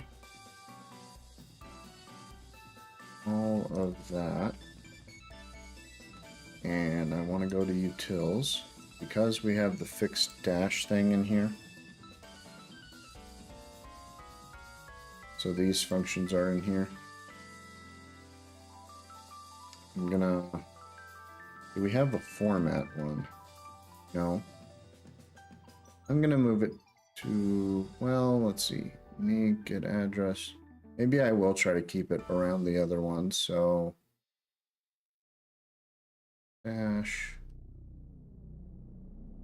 signal envoy bg. All right, I think it's going to be around here. So export function format dash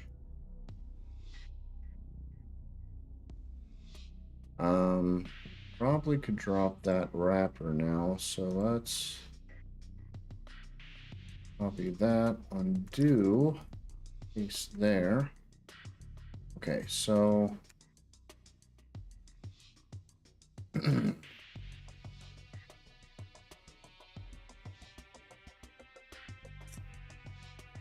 we make a dev branch that deploys the same URL each time, we could put small, easy changes right in, merge other branches into it that need testing.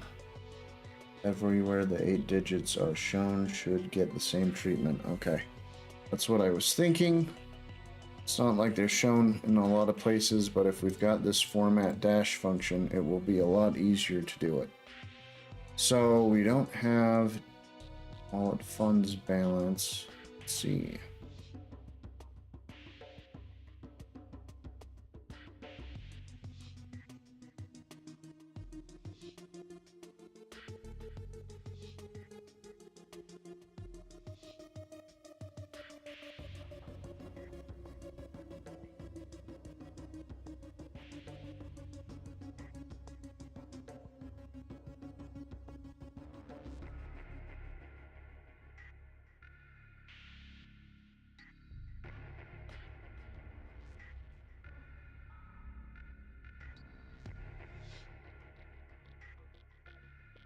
Actually,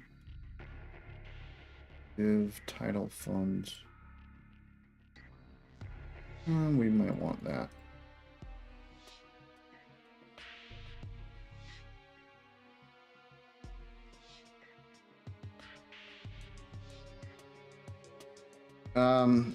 As far as the dev branch, yes, we can do something like that. I don't want to do it right this second, but let me think about it a little bit. But yeah, that would make it a lot easier if we were just merging into dev. The reality, the same reason I'm committing to beat surface errors is the promise of Git and being able to merge branches sounds awesome. But in practice, I've had plenty of times where you've got so many changes, or especially when you get onto teams where multiple people are changing the files, you just get into merge nightmares. And it's way easier to keep like surface errors merging into that other branch, or if that other branch gets merged to master, because surface errors is based on it. Otherwise, you've got to be very meticulous about keeping everything in sync and updated. And even then, you can, if you're working with other people, get things out of date, and it just becomes a freaking nightmare. All right, so let's say options.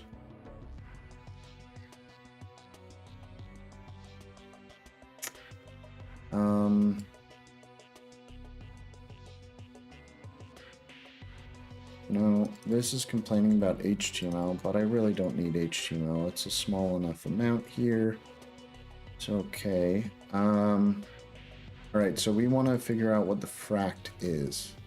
What the fract? All right. Pulling that from here, so fract. Assuming it's these two that we need. So state max length and state fract. Max length. Yeah, I think that should be enough. So if I copy those, go back to utils here, and we say options is equal to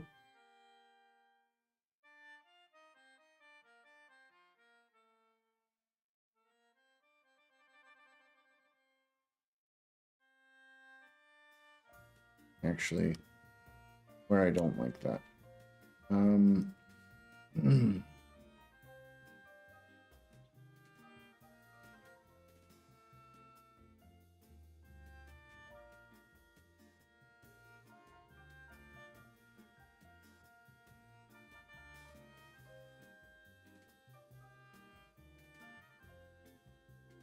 Okay, so options is equal to ...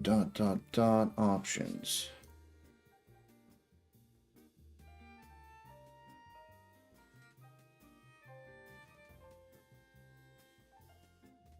And delete that. Then we've got options fract, options max length. Okay.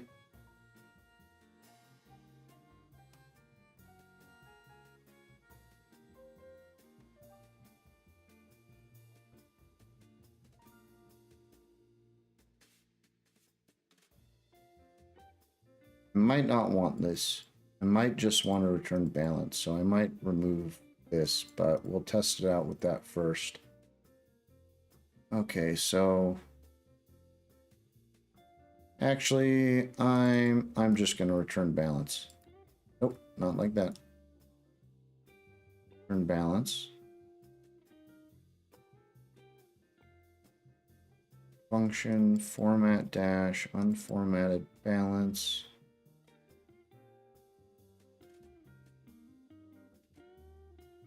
I need to do the funds thing. Funds equals 0. Why am I doing it like that? Funds 0, balance funds.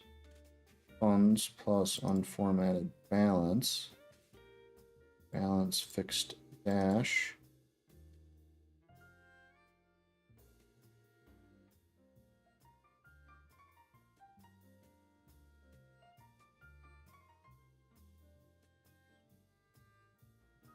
All right, let's test this out. If we go back to balance here and we import it, so from that dash, I believe. Yep. Okay, so now let's see. Balance is equal to format dash.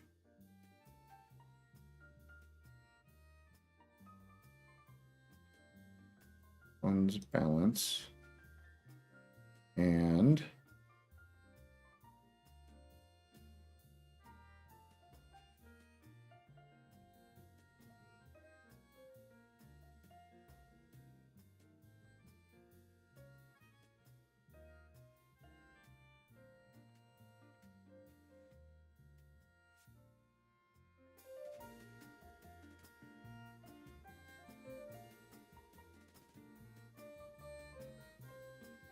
okay, so if we do that and comment that out.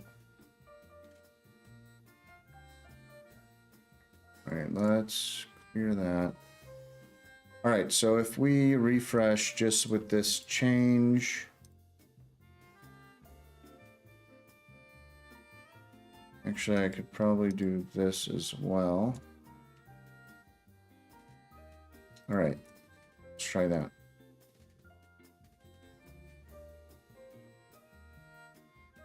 Okay, that worked.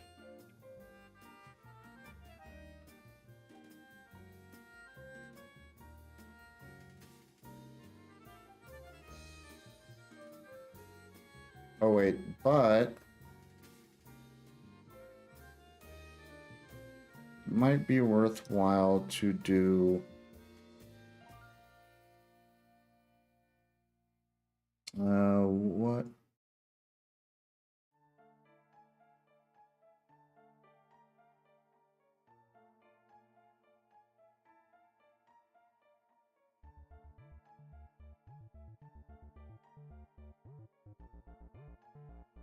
Oh my gosh, I don't know why I'm even on this page. That's what I was looking for. So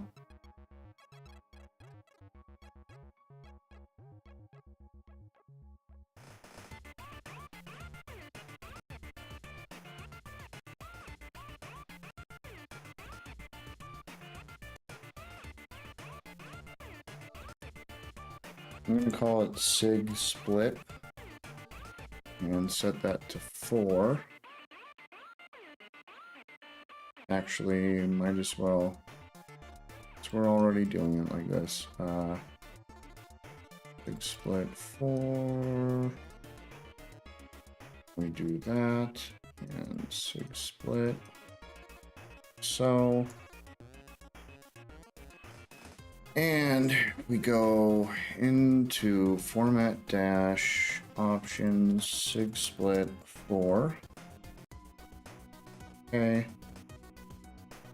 That ends up getting used here.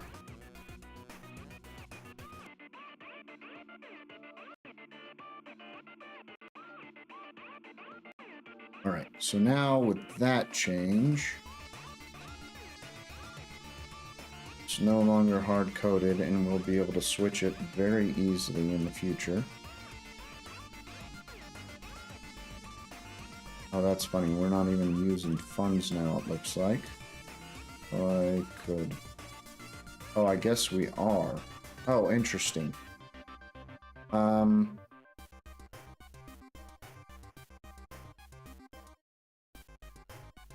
Because we're still interacting with funds there. Unformatted balance. Not really looping over it.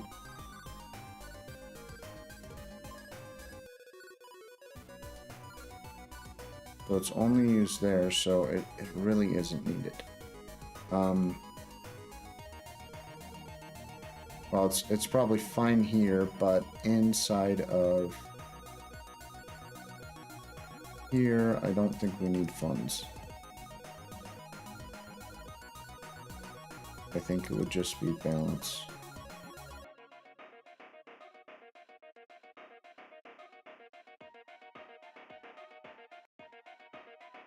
Okay, and with that change, if we take balance and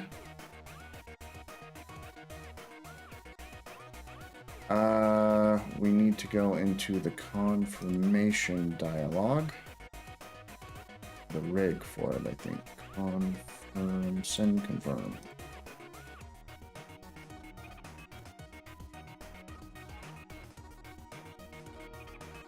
So we would do something like this, I think. Full amount.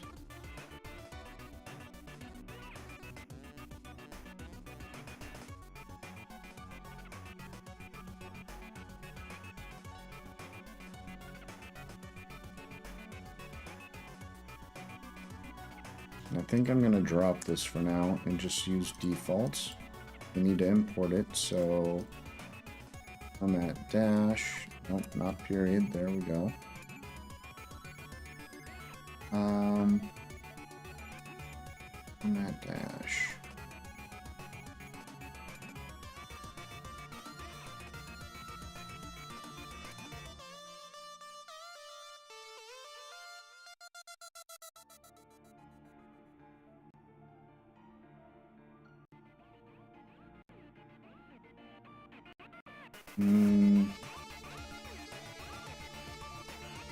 Either of those, so we've got full amount, two fixed. Let's see, so full amount and E dash.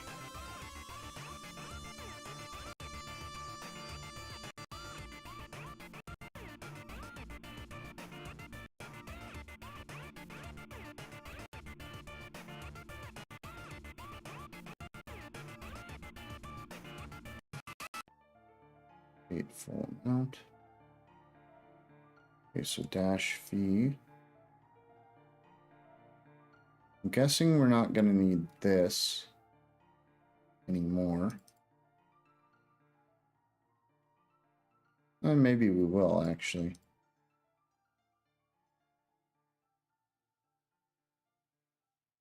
Oh, wait, no, this won't work.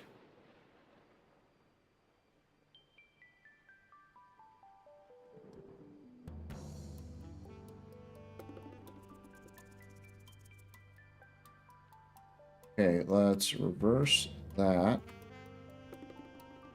I think we want to copy this and that one's probably fine. Total would be that. Maybe, but two fixed returns a string. So maybe we don't do that. Let's drop the two fixed. Just number that. So total amount. That might work there. And do we need any more? I feel like there might be one more value. Let's look for full amount. Transaction render full amount. Format. We got that one. We add a line there. Full amount.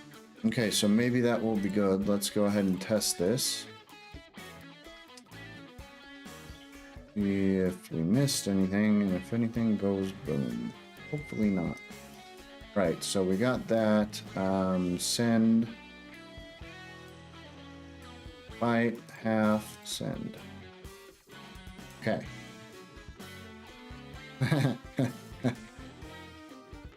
Well, that's something. I don't know what's happening here. Very confused. Why is that one like that?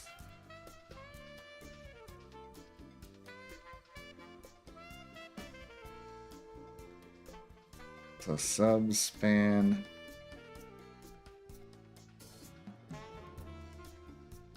Because small? No? What the heck? Why is that 0 so small?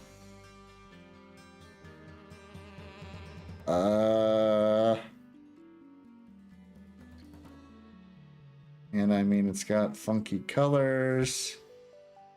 Try this again. Half send. Okay, so maybe if I do big instead. There we go. So the others have big on them. So big right there. And big right there.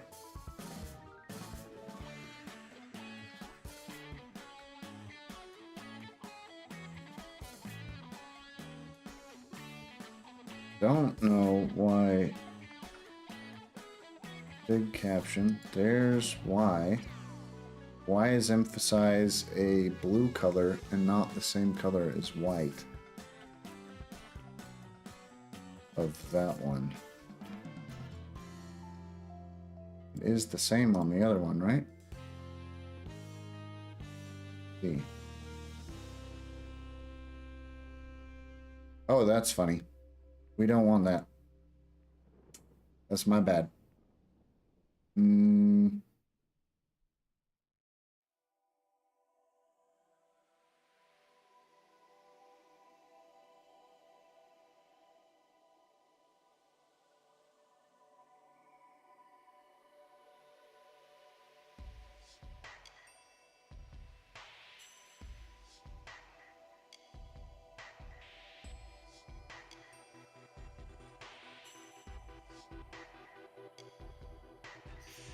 Hey, Gabaru. I don't know how to pronounce your name, but thank you for the follow. How are you doing? Guabiru? Guabiru? I don't know. Yeah. How's it going? So we don't want balance there. Maybe we do just want this one. Let's see what that looks like.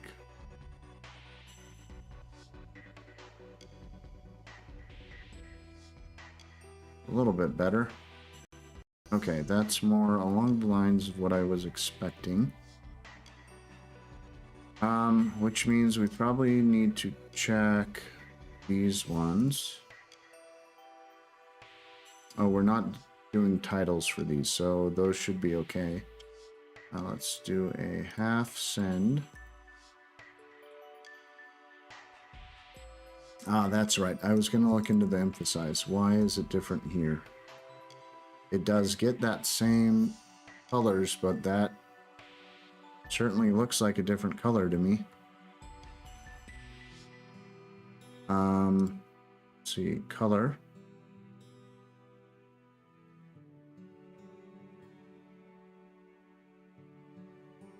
Yeah, I see that it's not defined, but why is it acting undefined there and displaying differently?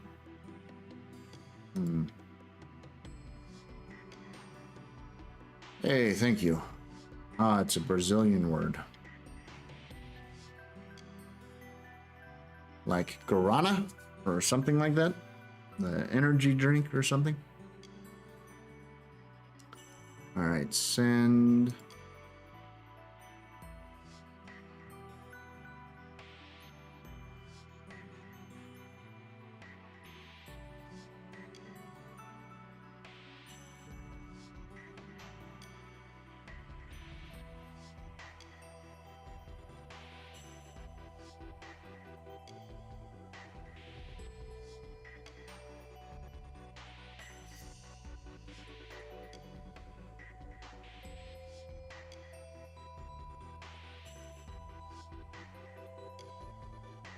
Alright.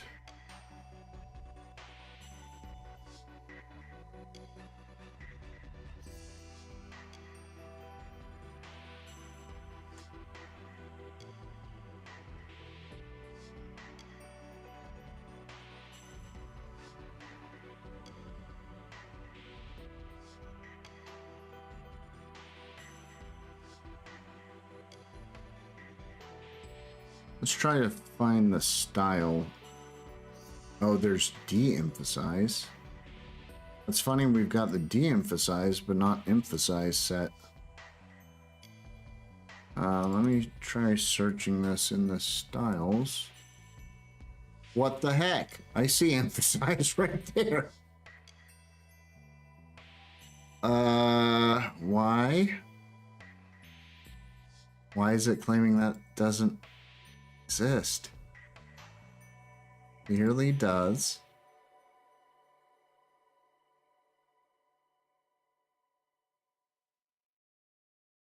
Light dash dash L. Where is it? There it is. So light 300. So it is maybe a pale blue of some sort. But that blue looks different from the other one. Am I crazy? I swear this is a different blue than that.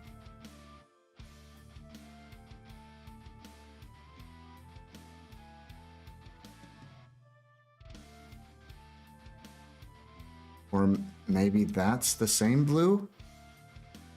Is that what's happening?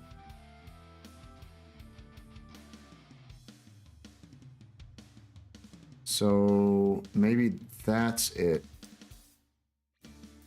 All right, let me try this again. So that is clearly white. This one.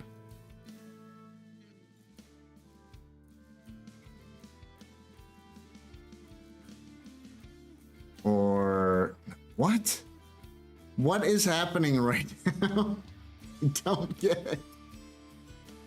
It looks a lot like it's the same color. So 199, 233, 255.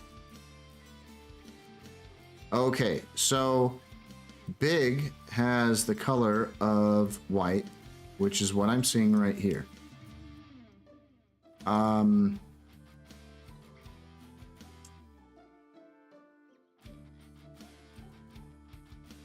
But this one must not be white. Yeah, okay, so that wrapper is not set to a white color, it's set to the emphasize. Okay, that makes, I guess, a little more sense why they actually look like they match. Because they do match.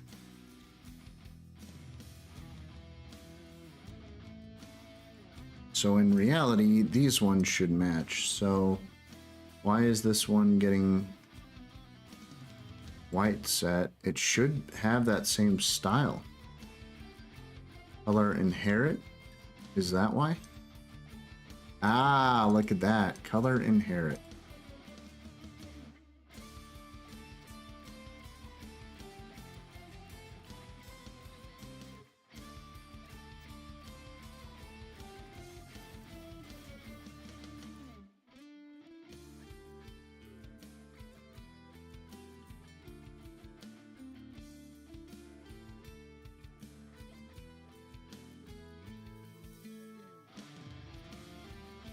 Ah, that's right. I'm also going to need to implement this inside of txinfo. Let me move that over as well. Okay. Balance. Shoot.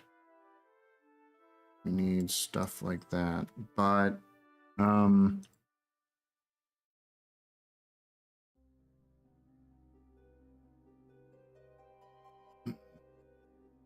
see, what I'm realizing is I want these to actually respond to the outer layer.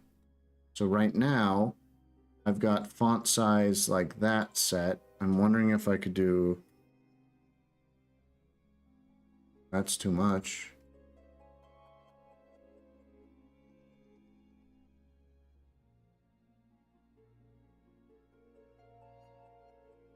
I could do like 75 like that. And then with the percentage, it actually responds to the other field value. So maybe I should search for that real quick.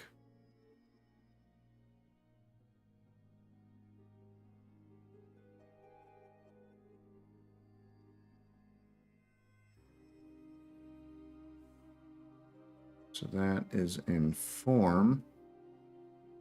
So it's this one. Size 80%. Comment that one out.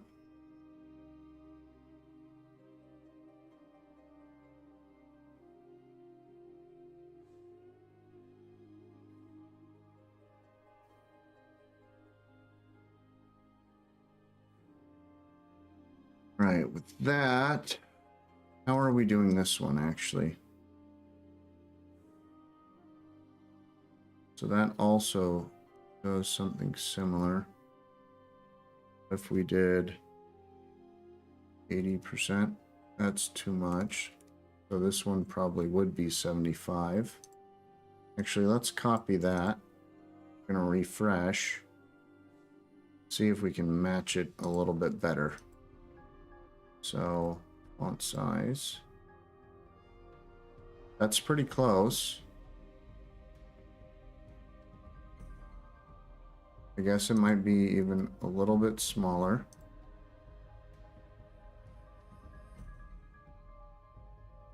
That's pretty close. If we do like 74%, it's pretty dang close. But it should respond better to the outer sizing.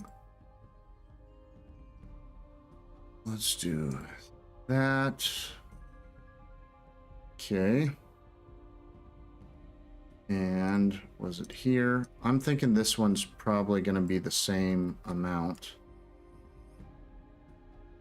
All right. And refresh. Okay, so now if we go send 2 byte half, okay. Now they are closer in size, more along what I was expecting.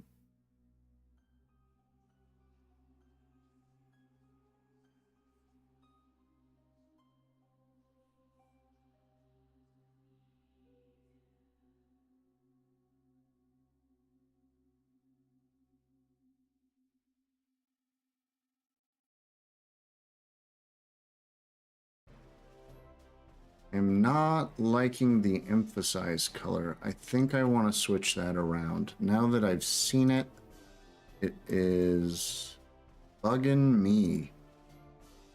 So it's this one. Let's find just that one. That's even commented out for light.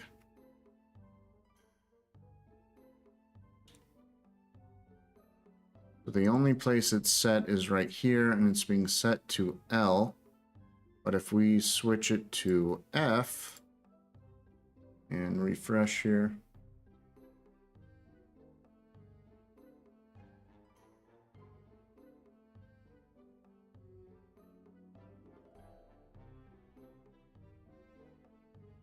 hey, Fiddy Overwatch. What's that file you are working on the right-hand side of the screen? That is .cls. CSS. .css I'm working on. Just getting into HTML, CSS before I hop into JavaScript. I've already had a lot of college classes on Python, C++, Java, and AMD. I'm assuming that's and SQL. Is it just the tools? And yeah, so this, if this is what you're talking about right here, this is DevTools. So you can get to that on any web page. If you inspect the page, it opens up DevTools. This is Braves, but most browsers have some version of DevTools like this. And so the CSS here on the right-hand side, that is what's being loaded by the HTML. So inside of index.html here, we've got some style sheets being loaded right here. So we're loading this index.css, and index CSS.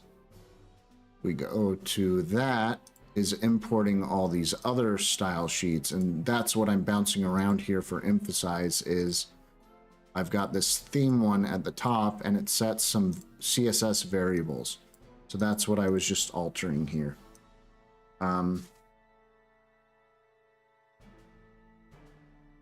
Let's test this again. Okay, I like that look better. I didn't like that bluish color. I don't know why it was that way, but maybe that was a foobar on my part. I want to switch this network fee thing though to mid-size, I think. Network fee. I'm going to say mid. And mid. And we also want to copy this kind of stuff into here. This one is going to be fee. And amount. And fee. Okay. And we need to import format dash. We might also need one more. For that one?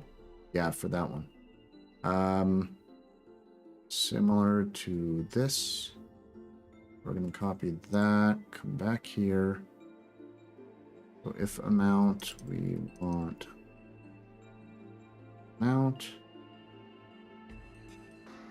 is equal to that. And we need to import this. So let's see if this has utils already. It does not. Okay, so we need to import utils, not all of these, just some of them. Drop that there, and just the format dash. Okay, so that should get those working. We need to implement them now though, so dash fee will go there, and total go there. All right. So that should give us updated values like all of these. And if we refresh again, this should be mid-size now. Let me wait for that to load. So if I do send, yeah, that's a little larger now. I like that better. Okay, so we've got to byte that amount. That's the full amount. So that plus the network fee is the total. Okay. I don't want to send that much right now though, so let's actually go and change this. I'll do 0, 1 like that, and send. Okay, and that's the other thing we wanted to check here is the transaction sent. We can look it up in the dash insight. So we see what was sent. The network fee we should be able to verify right there. That looks like it's right. All right, cool. Looks like we got those updated. I think those are the only places other than this, and this one would be harder to style right now. I don't think I'm gonna style that right now. We could maybe do it if we switched it to a content editable, but as an actual input amount, like a text field, I don't think it's possible to style that like the others. So we would have to switch this to like a div with content editable set to true, and then we could maybe implement those styling. So I'm not doing that right now. I wanted to get that other stuff in there. That was the big deal. And let's update these. So update the styles real quick. What else do we have changed here? The format dash. Okay, format dash changes. Right. Format dash is implemented there, so that's right. And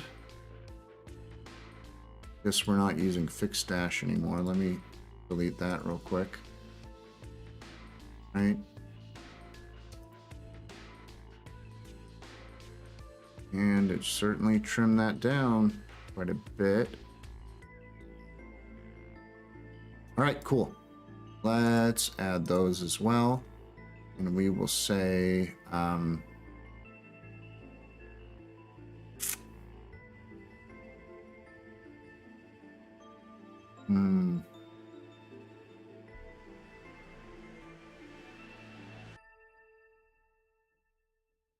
guess I'll do it as a UI fix, but I'm going to say that, and we're going to say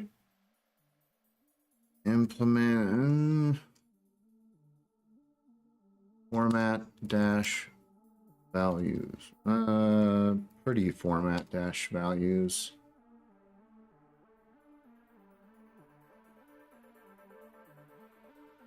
And let's reference the issue actually. So let me do number 55.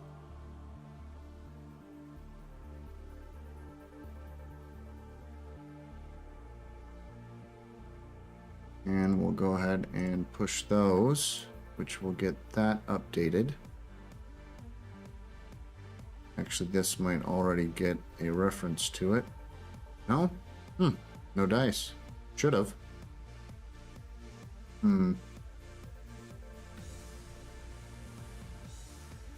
Oh, it did. It just didn't show in that other view. So that's what we just pushed. And it's currently deploying. Looks like I missed a few messages here. Let me catch up.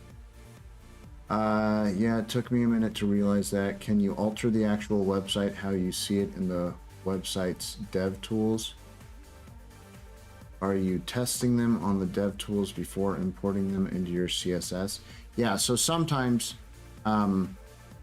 depending on what I'm doing, like the font size stuff I was trying, I had this hard-coded right there.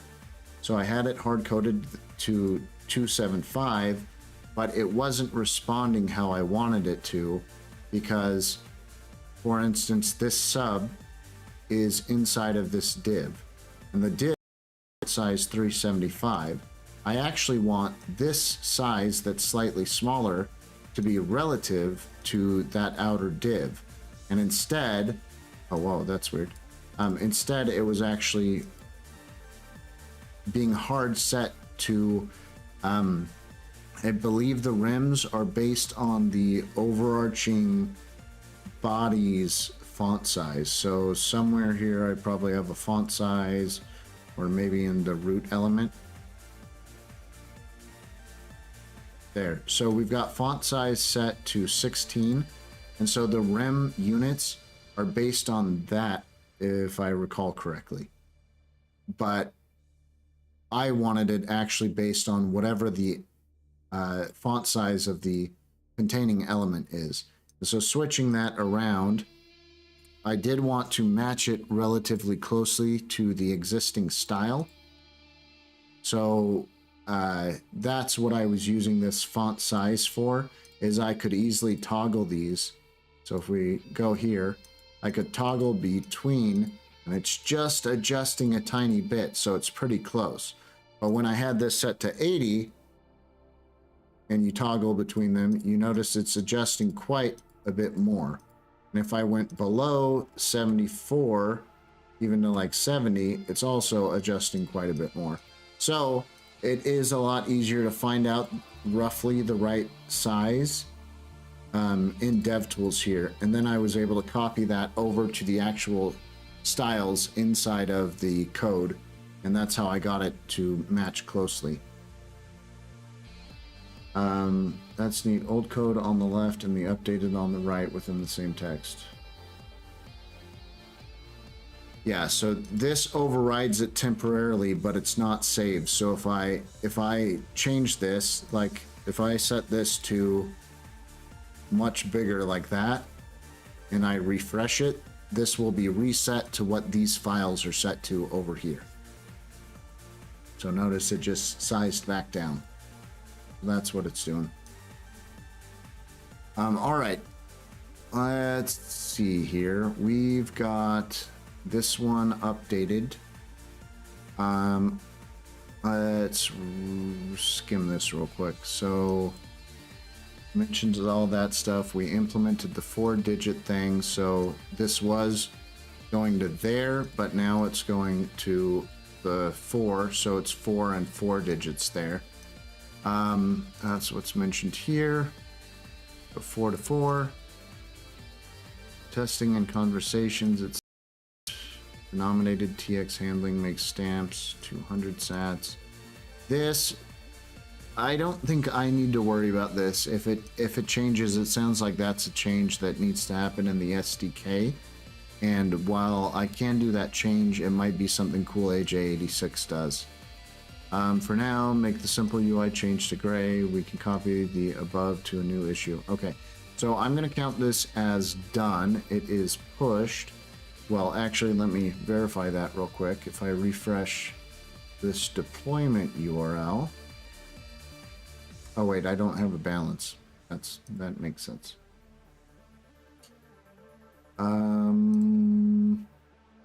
Let's pair this. I'm gonna say new, copy that. Let's drag this out. That will make my life easier. Right. Copy that, paste it here, copy this one, and paste it there.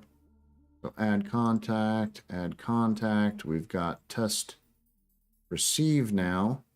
So if I go into here and say send and do 0.0001, send. Okay. We can send that, right? And it updated already, cool. And now if we send back to Jojo, try half, send, oop, look at that. Not spend without breaking. Hey, we reproduced it. Oh, actually it's that same amount. That's where it blew up before. So I must need to send more than that. Let me send a bit more. Or that was on half actually this time, wasn't it? It is. What if I do full? Nope, still. Okay, let's send a bit more. So this time we'll do 0.001 send. Okay.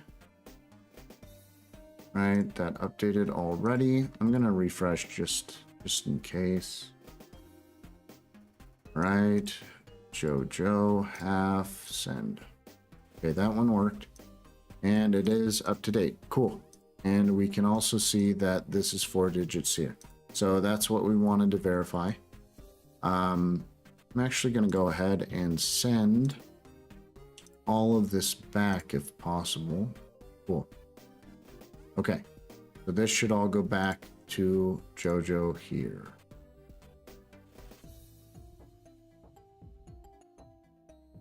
It'd be back to 194. Cool. All right. So we verified that. Oh, go back. There we go. And I'm going to go ahead and say...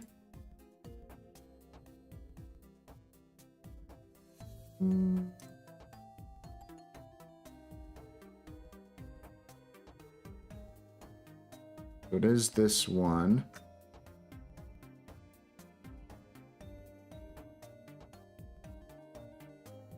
Let's... that one. Okay, so that grabs the commit. Actually, I wanted the exact. I guess that is the exact one. So if we copy that, I actually need to go to the one I'm logged in at. Scroll down here, and we should say, Ryan, this is implemented by that commit at, and we want to copy the URL from here.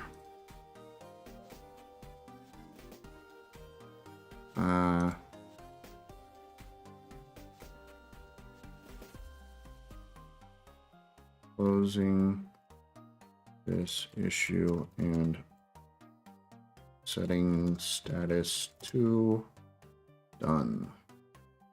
Right, So before well, actually, let's close and comment.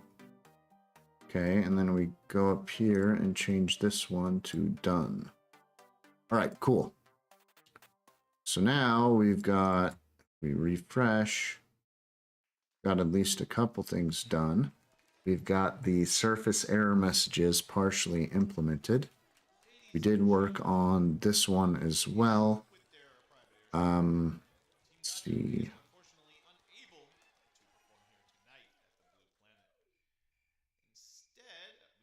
Drag that back off screen.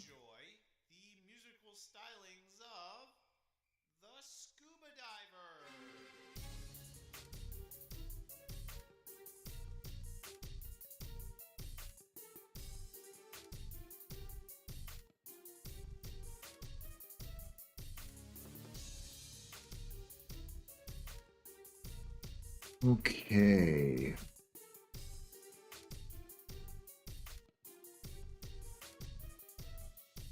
No introduction needed.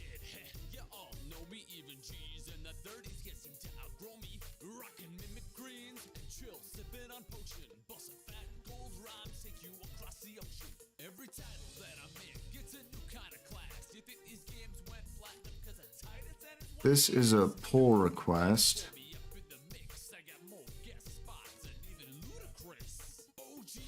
I guess it is still in progress because the max one is still in progress and I can't wrap it up quite yet. Transactions view.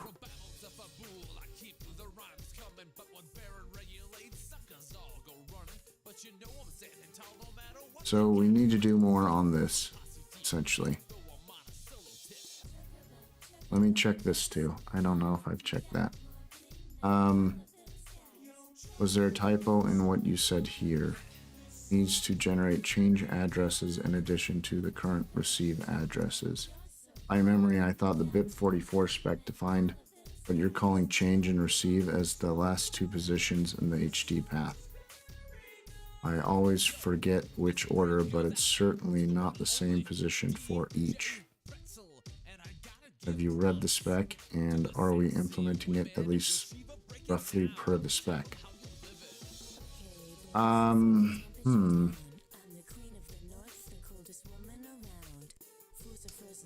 me respond to that. I have not read the spec. I was basing it off of cool AJ86's comments. Let me see. This one.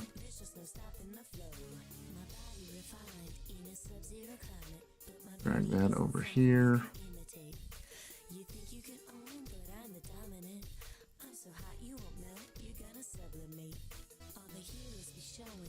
So that's in Dash HD.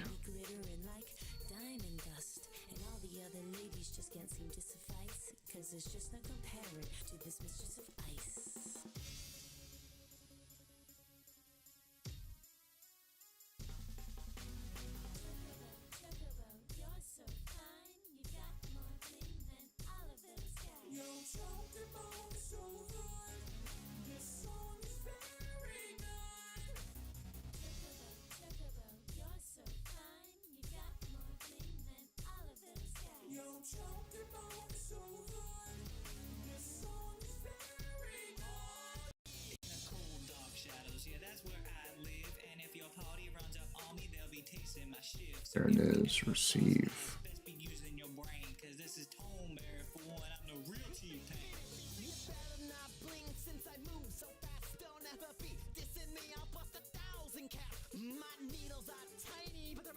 All right, so that is what I was basing it off of here. So use.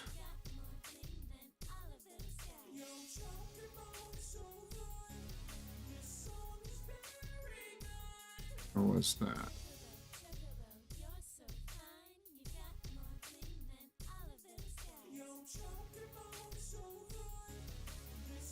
Come on, I just saw what I was looking at.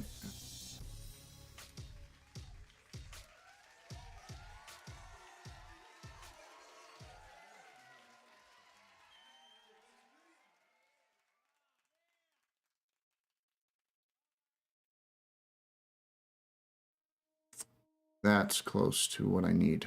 Let's do that one. Copy. All right. And quote reply.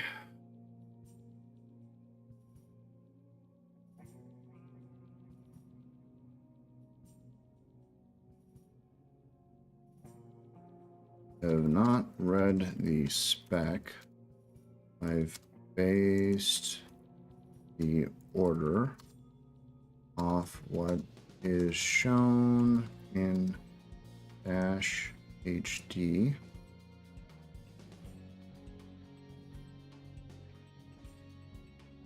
Let's see.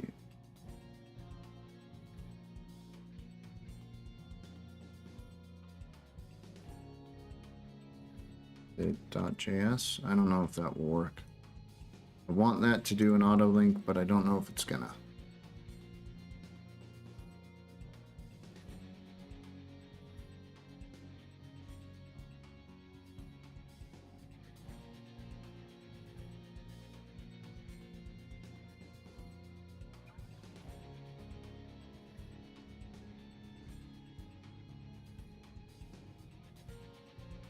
JS, paste that.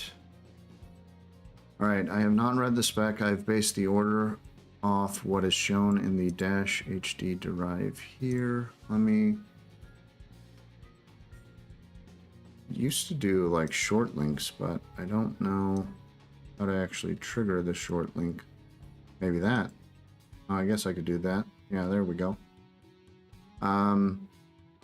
Not read the spec. I based the order off of what is shown in dash HD here.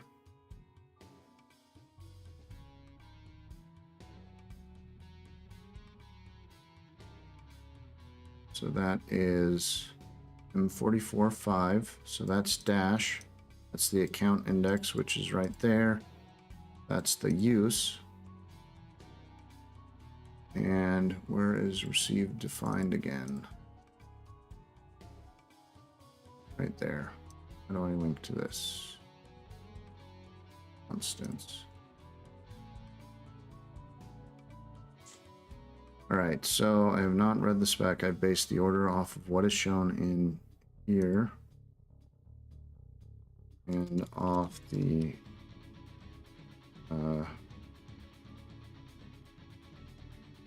constants.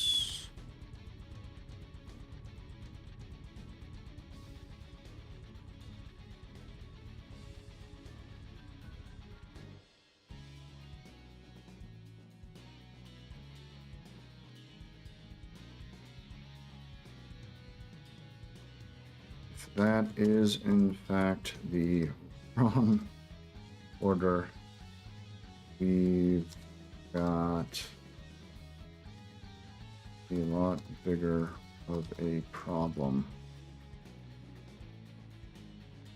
Because that is how Dash HD is implementing it. All right, I'm gonna see. Preview again. I've not read the spec. I've based the order off of what is shown in dash HD here and off the constants. If that is in fact wrong, the wrong order, we've got a lot bigger of a problem because that is how dash HD JS .js is implementing it. All right, comment. All right, so we've got that added there.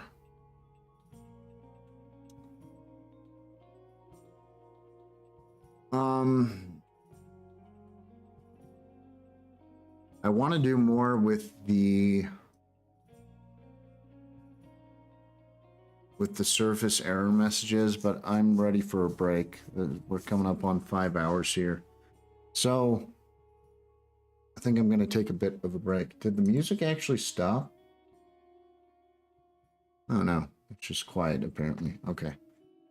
All right, so we're gonna wrap up here, I think, and I might stream a bit more in a couple hours, but I might also just wait maybe a day. So let's go there, and Thanks to everyone who participated and joined in. And please consider liking, subscribing, following, sharing, commenting, all that stuff. It's much appreciated and helps me out.